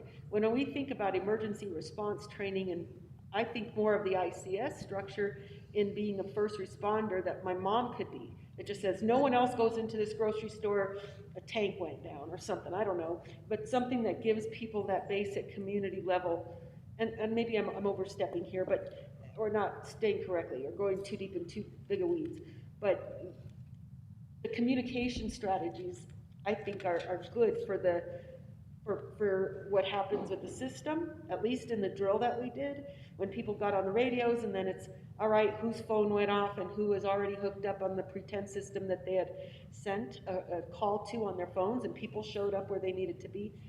So I think that the changing of the name, the way it's stated, just helps them clarify for those purposes, because I think that the communication capability is pretty strong in Santa Fe County, at least for how they communicated with people to get out, and then the responders coming from far and wide for that exercise anyway. But we'll, just in the sake of time, we'll evaluate that, and before we bring it back.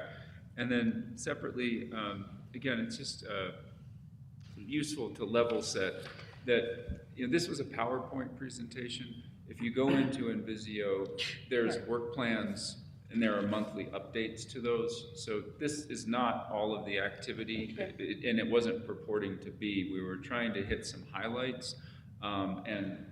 Cindy, you just want to make sure, reach out to each individual commissioner to make sure that we've provided adequate resources as well, so that you can go in at any time and you can look to see where things stand and what's going on. And I'm happy to meet you again to just walk through that, also your liaison to Morgan.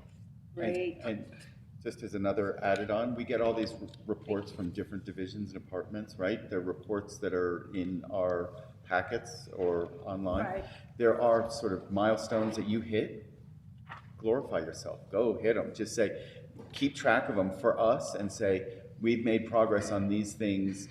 Check, right? Here's where we are. And monthly or whatever, quarterly, right? This is great if you're making progress. Relatedly, our goal is that those monthly reports you receive come directly out of the strategic planning software so that it all aligns, so that that we are saying, check, you said to do this in September, here it is accomplished in November. So absolutely. Yeah, that'd be great because Okay. I'm going to move us on to proposed strategy, development, data strategy and framework to increase public safety analysis, analytics, IQ. Okay, so I think this sounds good. Any comments, questions? There's a next proposed strategy is to develop and update comprehensive emergency telecommunication plans and procedures that address the evolution of risk capabilities and technology across the emergency communication ecosystem. Another long strategy, but important. It's a good strategy. It's a Yeah. good strategy. It's really I important. just said having an emergency communication ecosystem is I very know. jargony. Just the Right? ecosystem, It's like but now it's like ecosystem has 5 to do years from now, it'll be a different, economic, it's like ecological. resilience, it's the same But kind. then I was also just- goes back to, I was just poking. Just say one of the system. bullets under there would be It's a good work on the system. broadband plan to put whatever fiber they and like. 5G. I'm gonna put an along- ecosystem. Not fiber, but cell towers and 5G in the dead spots. Okay, so Yes, moving I'm right gonna along, we've go, all the got next our is proposed rocks off conduct here. workplace and facility capacity planning for public safety department. Okay, so, Yes. yes, fire department, okay. Capital outlay for water suppression in Madrid was requested. Provide high-quality fire protection, prevention, and suppression services. Staff recommends revising objective 1.2 to continually improve emergency and non-emergency services by innovating and incorporating cutting-edge technology and best practice to deliver exceptional fire prevention, community health programs, and emergency fire and medical services. So I Yay. don't know where this Excellent. falls, but one of the things that somebody told me, or Chief Black told me, 80% of all calls are medical, Yes. and we send a fire truck. You have to. It's not stupid, guys. You don't have to. There are plenty You of. do have to. No, No, you No, don't but have to. This will take the rest of our. It time. will. So I'm okay to defer this, but I know that there are systems that have But it ambulance But it won't systems. happen here. Okay, not Let at me this just table, say but I this want about to. that.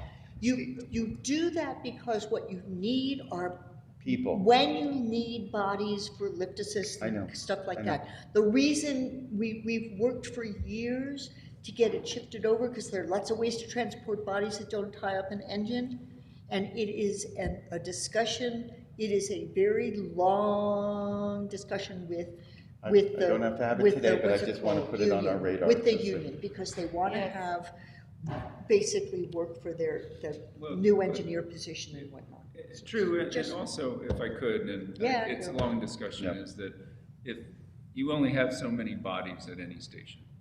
And so if you respond to a medical call at Commissioner Bustamante's house, you've got that under control. She's got the support. And she you get needs, another call, and you you get gotta a go. call for a Don't fire. go back. You want them on the apparatus that they might need. Would be a way Yes, to it look at is it. the so way they're- that's one of the ways they That's right. justify it, Yeah. and it's actually perfectly valid. If that's Because the you most can get lean- caught either way. Okay. You take half, and then, Trust me. Okay, I want to Moving keep on. going. Yeah, onward ho. Strategy 1.2.1, create a dynamic recruitment and retention plan for regional career emergency responders. Yay, of course, we Very all good. support that. Yeah. Strategy 1 2.2. And the recommended change is fine. Yeah. I'm sorry. Title change is great. Yeah, okay. It's the same Recommended difference. change. Create a dynamic recruitment and retention plan for district volunteer emergency responders. Staff recommends execute the plan, approve a resolution supporting the volunteer component. We did that. Okay. No, We passed this resolution. yeah, they're just saying, change the name to cite the resolution, which is, I have no problem with it, but I'm not sure I see the difference, but that's Because where. 1.2.2 says create, and Oh. we now have to implement. Of course, thank you. Okay, implement is always good. Strategy 1.2.3, develop an equipment sustainability plan to ensure up-to-date and operable equipment. Yes.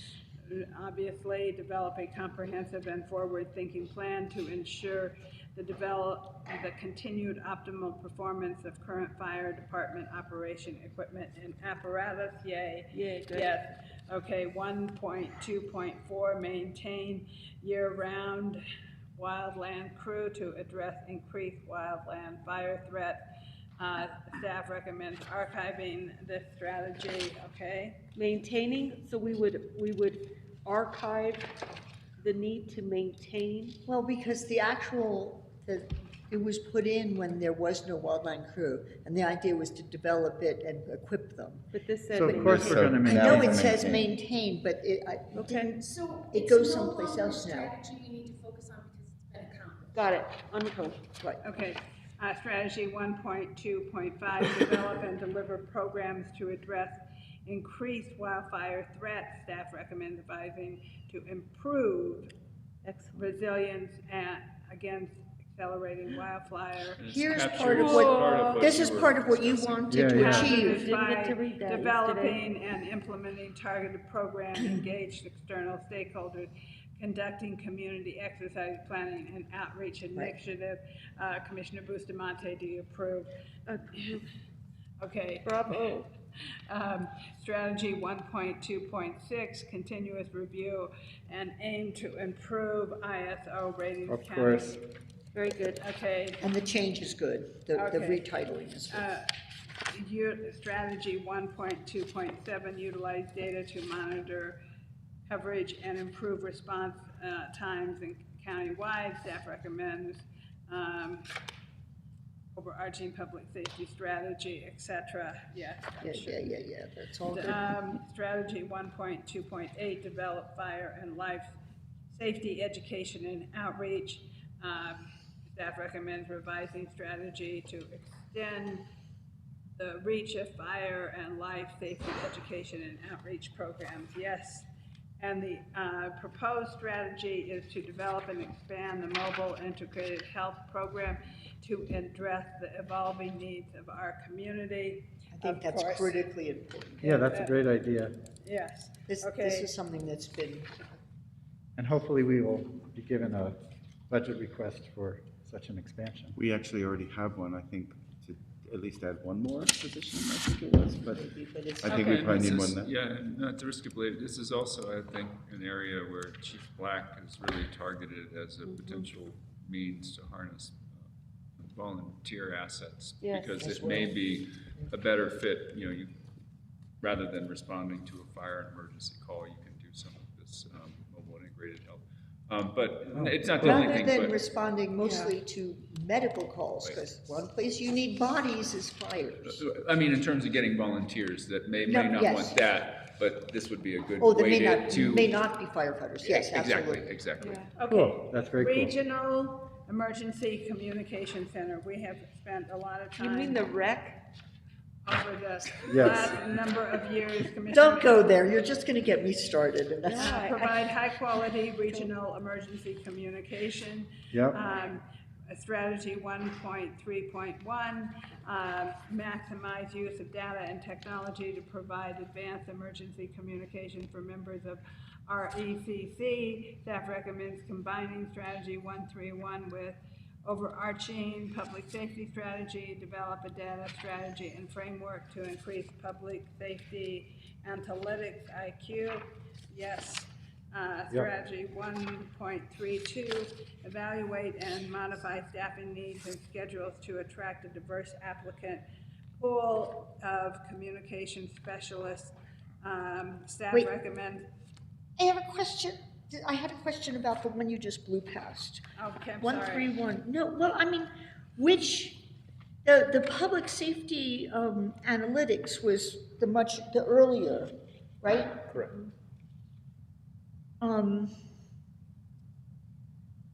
And so this strategy, doesn't this strategy include the emergency communications?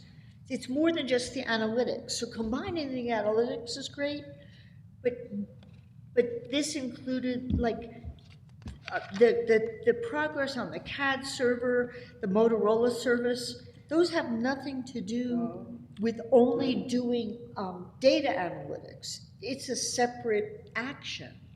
So so you already have a thought? It's 3 slides down, you'll see there's a new proposed strategy that addresses the optimization of technology. So it's just the data analytics? The This data goes away, and one part of it goes to analytics, Correct. and another goes to a different strategy. Thank you, I didn't that's even catch helpful. that. Okay, Thank so you. what number am I on? 1.3.2, page 24. Okay. So, Thanks. That's really good. Evaluate and modify staffing needs to schedule, attract, I read that. Develop public safety recruitment and retention plan, yes. Yeah. Integrate, okay, 1.3.3, integrate mobile crisis unit into emergency communication response. Staff recommends archiving this strategy as it has been completed, okay? So that's completed. Proposed strategy, develop a protocol for understanding the impacts of 988 calls and training staff to respond. 988 New Mexico. It's a mental health mental emergencies. health emergency, right. That sounds like a logical thing to do. Yeah, I do want to clarify one thing. I think I heard yesterday, 988 is the new suicide helpline or something like that. Like it wasn't an accurate statement. 988 is not just suicide referral. It's all mental health. So let's say you have someone at Denny's who's starting to really throw things at people and cause a lot of problems. You don't call the police department, you call 988 so that somebody will respond with mental health services. The statement yesterday kind of led one to believe that it was more like just to keep someone from killing themselves. It's marketed that way. And it shouldn't be. Is It it? could be mental health for any reason. People get That's a good arrested for point. doing something that was more of a mental health concern that throws them in the regular. So I just want to make sure somehow that that's communicated and conveyed. I appreciate that, and I note, and maybe it wasn't talked that way, but the first line on the bullet talks about nationwide helpline for emotional, mental, or Yeah. substance use crisis. So I think as we Yeah, talk on here about it it, is. to make sure we're not And- limiting its reach. And I saw that here, that it's good. It's more when people try to do the elevator pitch, they're summarizing it to suicide. And it's like, no, there's more to it. Right, right. Okay, so strategy 1.3.4, review and revise joint powers agreement with the city of Santa Fe to provide efficient emergency communication. This is an ongoing issue that Commissioner Hamilton and I have suffered through continually, and I hope someday that we have a new JPA. So do you like I happen to like the recommended rewrite, reimagine a new governance and funding structure? Yes, I like that. Yes, Because that's I don't know good. if we'll ever get a new JPA. Should you but say, we're and going. put it on paper? Because what if everybody's like, Reimagine? I think that it will ultimately result in a revised JPA, but you're correct. I'm not gonna we can hold tinker my at that, breath. but I think it will likely have to if the reimagining that folks have in mind, Okay, propose, develop a disaster recovery and continue of operations for RECC. Of course. Yes, propose strategy number 2, implement a plan to to enhance operational effectiveness and technological optimization at the REE. Okay, yes. And so this is what you're right, it wasn't called out in the reference, but I think this is what Elias was referring to in terms of the technological component. It'll be captured there. Okay. But That might maybe there's need to more be- than you want, but this is where what he was referencing. It probably needs to be fleshed out a little bit. Okay, Under Sheriff Johnson. Wait. Yeah, Madam Chair and Commissioner Hamilton, this was just a proposed, we'll have to come up with some action plans behind it. Also, we're waiting for the consultant to provide some recommendations, so we'll be able to have a comprehensive plan for this specifically. Okay. Okay, Thank well, you. it's a placeholder for now. Good. At the Sheriff's Office, Object 1.4, provide high-quality law enforcement to secure public safety and welfare.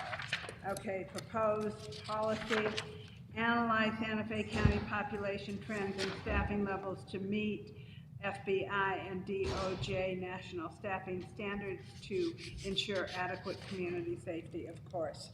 I think we all would like. Yes, that's a good idea. And then strategy 1.4.1. Candy. Yeah, where's the food? Go ahead. Okay. Serve as first responders include crime scene processing, motor vehicle crash investigation, and emergency response. Strategy 1.4.2, conduct thorough expedited criminal investigations. Increase capacity and specialized units. That makes more sense, because those two strategies don't actually make sense. Right, so they're gonna combine it into increased capacity and specialized units to respond to critical incidents with minimal delay. May I We all comment? hope that. The sheriff's office worked with me last year, but really what we did is just outline their work units. And so we've reconvened a few weeks ago and rewritten everything they had in the plan. So what you have in front of you for law enforcement is really recommendations to get their plan tightened up. Instead of a progress report, or what we've really done is just rewritten those strategies. And we're gonna see this again, as we comment You are on gonna it, see and then it we'll see it soon. again in November. Yes. So, yeah. The swag is from Rachel, I'm just putting it up. Thank you. Okay. So should we, since we're gonna see that, should we jump to adult detention? No. No? There's one thing, we can jump to 145. Okay, so 143, provide security at first judicial and migrate risk to judicial proceedings. I'm only gonna read the recommendation. Good idea. 1.414, animal service, conduct needs Yeah. assessment and feasibility study concerning 24 animal control services. We really need to That figure was out really how to good. work with the animal shelter to make sure that there's at least a 24-hour drop-off. Well, but I mean, the way that's written, though, captures that. Right. Yeah. Yeah, I think that's good. yeah, I mean, They're planning to make a plan, they're gonna work it. right, okay, 1.4.5, utilize data to develop a public safety recruitment and retention plan. Okay, so Fine.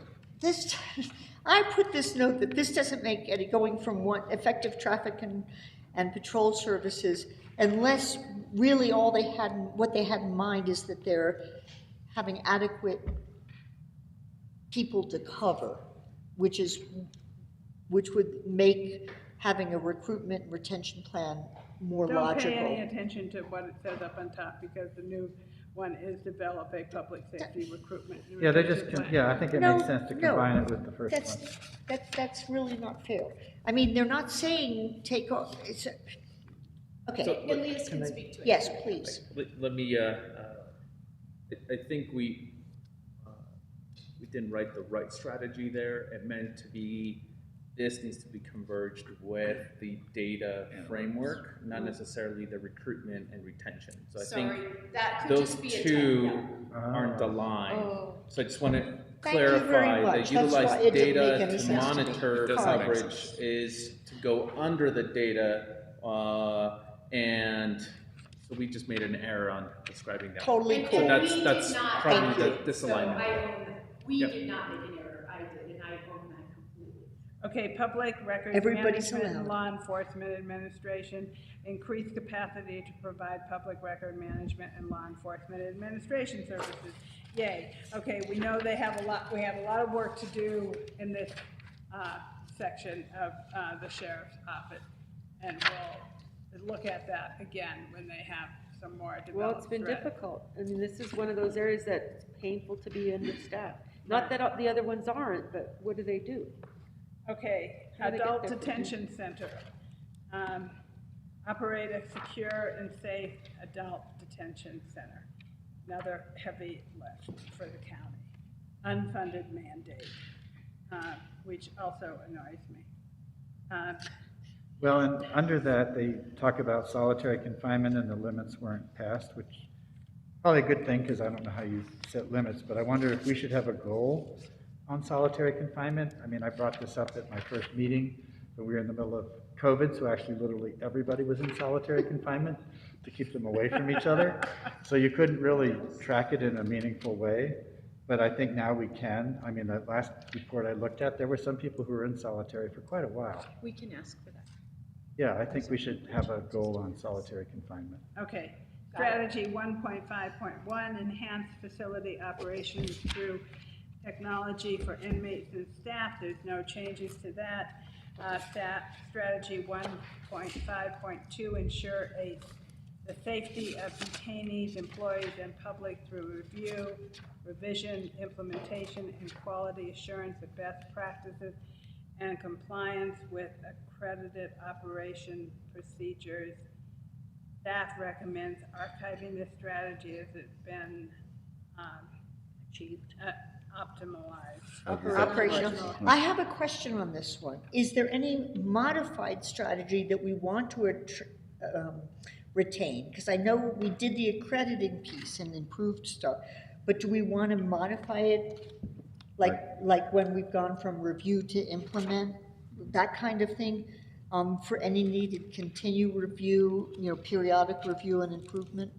If not, I'm fine with it. I just really. You know what we can confirm, and we'll get back to you, is if I'm not mistaken, one of the standards against which you're judged for accreditation is the fact that you review your policy on a regular basis. So maybe we shouldn't take it out altogether and just modify it.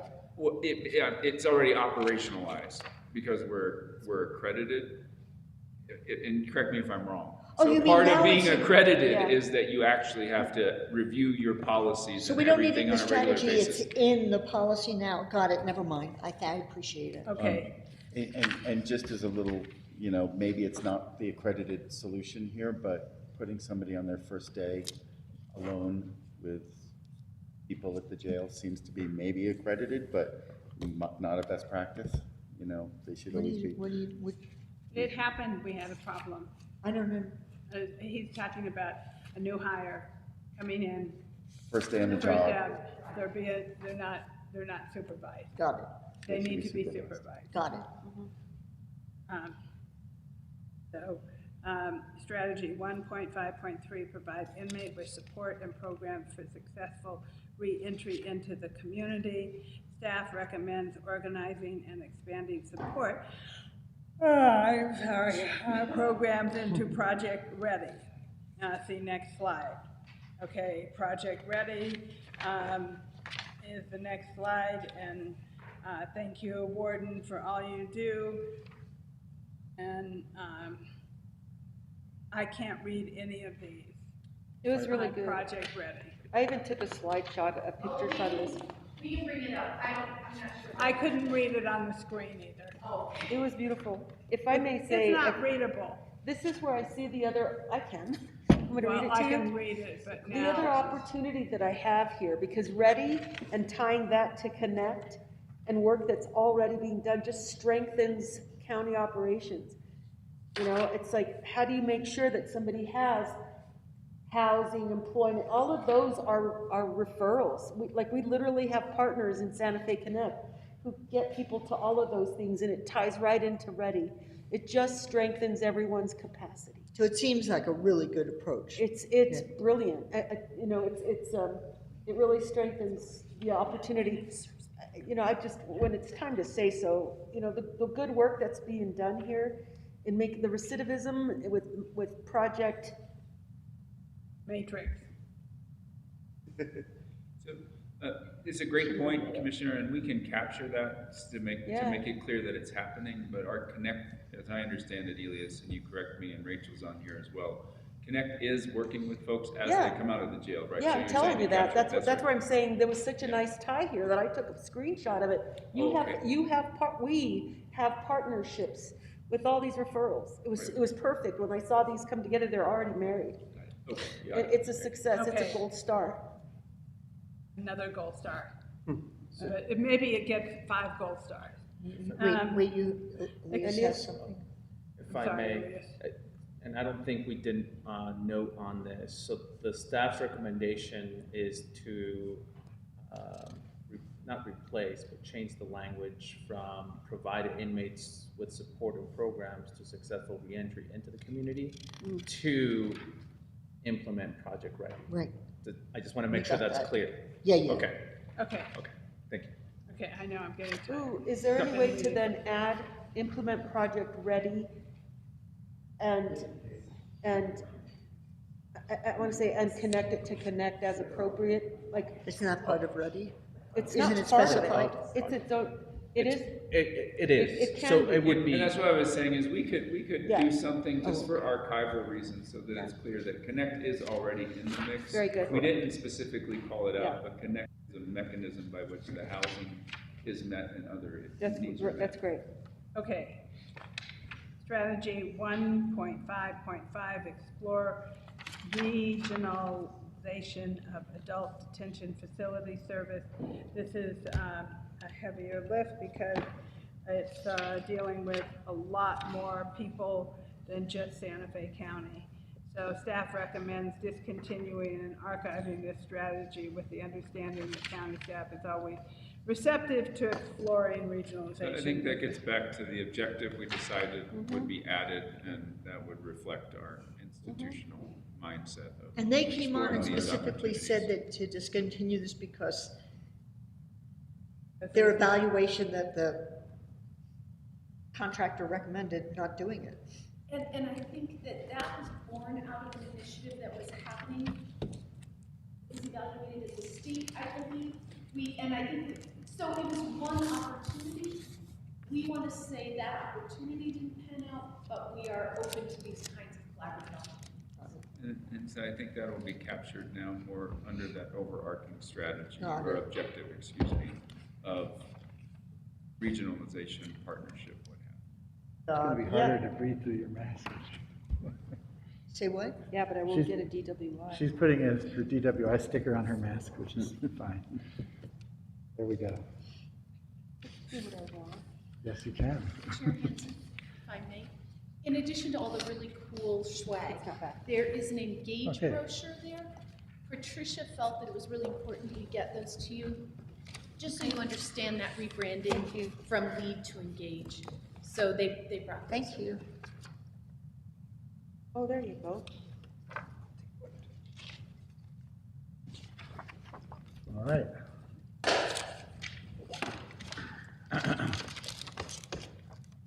Okay, thank you, everybody, for the long day. Thank you. It's Friday at 4:41. Move to Honestly, adjourn. I would. Wait a second, Okay. I'm not there yet. But before we adjourn, I really want to say, I think Thank you. this county, this whole staff did an incredible job Oh, yes. reviewing things, pulling information together in a really useful way for us and implementing this whole, first 2 days of strategic planning process. So it was really productive and meaningful. And frankly, this is one of the better, secondary, after all the information. Yesterday was the exposition phase, right? And this was the plot, the thick plot. Yes, so And I thank just you. thought it was wanna really say well thank you done. to everybody. Yeah. for And I your just wanted to add participation. that we didn't get to new strategies, but I did put in 2 that we didn't discuss. Some of mine we did discuss because they came up in the process. Just a warning that there will be some more. And then What also- new strategies did you? Oh, well, that might start a whole discussion. Yeah, so we're not going to do that We'll right wait now. But I'll tell you privately afterwards. if you can add more strategies. And as we had some of the NACO guys here and girls from some of the largest counties in the country, they were impressed that we were doing this. They were like, really? Like, because I said, I'm sorry, I have to go back to this. And they were like, wow, we haven't had a strategic meeting. Some of them said in their tenure. So Wow. we're punching above our Oh, this weight. is cool. It's a good. We're not better punching process above for our sure. weight, they're punching below Below our their weight. weight. Well, Yeah. they just, I first have to thank everyone who put this together and all the work, the pre-work that you did for us to be able to get through this today. It was incredible.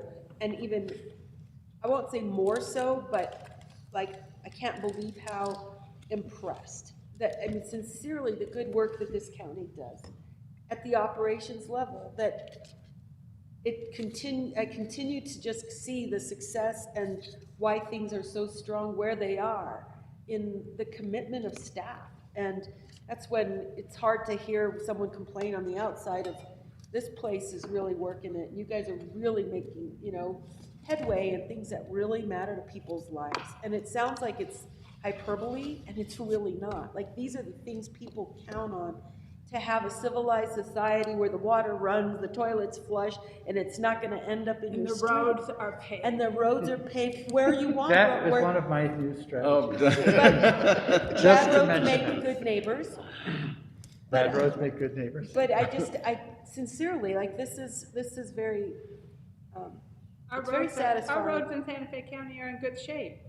Well, maybe in your district they are. I thank you very much, Commissioner Bustamante, and to the extent folks are still online, obviously that was directed, primarily at you. And I appreciate the recognition that of all the good work we're doing and that we have areas in which we can improve. Both those things can be true, but this effort was meant to lay all of that out, both what we're doing well and where we want to focus our efforts. So thank you for that. I appreciate the kind words, and we'll make sure they're disseminated. I appreciate that, and in the spirit of what Cindy started yesterday with, that this is a continuous quality improvement, and not everyone approaches work that way, and when you have their Yes. room to improve, it's such an offense.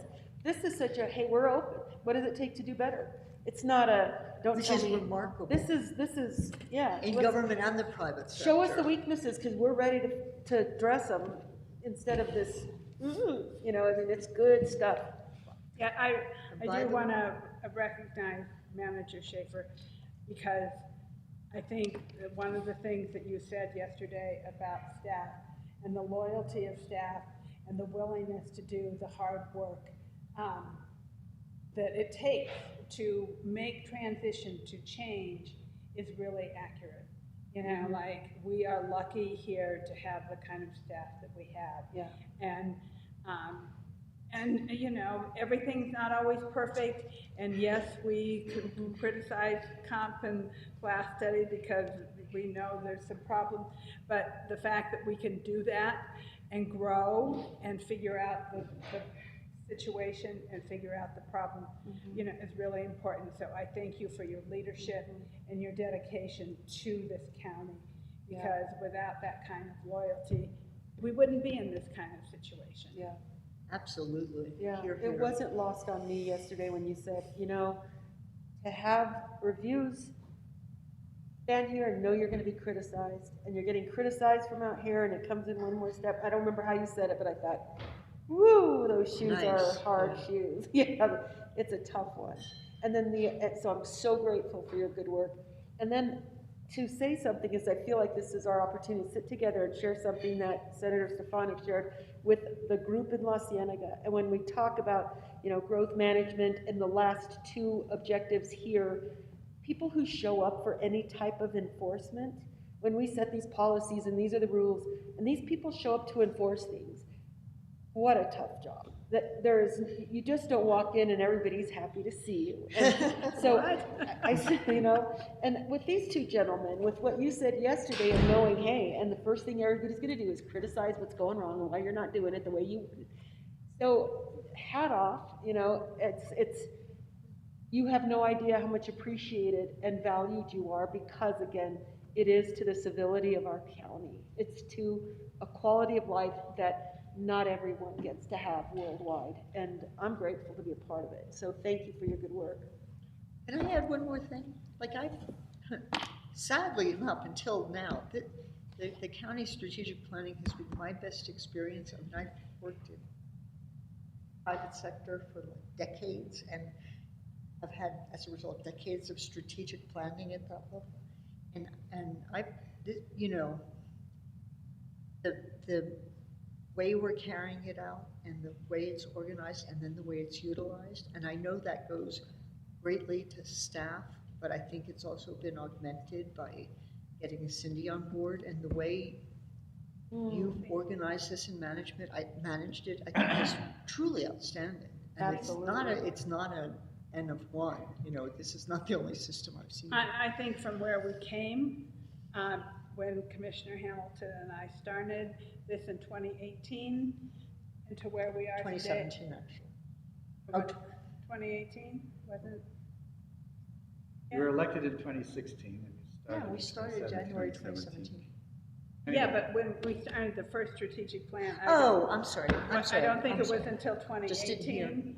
And, you know, it's come really a long way, and to have everyone on the commission participate is not something that Commissioner Hamilton and I had. Commissioner Hamilton and I have been there through thick and thin. And so to have every single commissioner here is really valuable, because we all represent and bring a different level of expertise. Each one of us has come from a completely different background. You know, none of us are the same in our experience, in our life experience. And so to be able to have that here at the table is really valuable. So I mean, apparently you and I are very confusing. But then again, so is Manager Schaefer. I was gonna say, you confused Manager So I Miller don't here take all it too the time. Because they look so much alike. Exactly. They are so much the same. Madam Chair, I just want to thank. Okay, so I you. have to I have really do. official,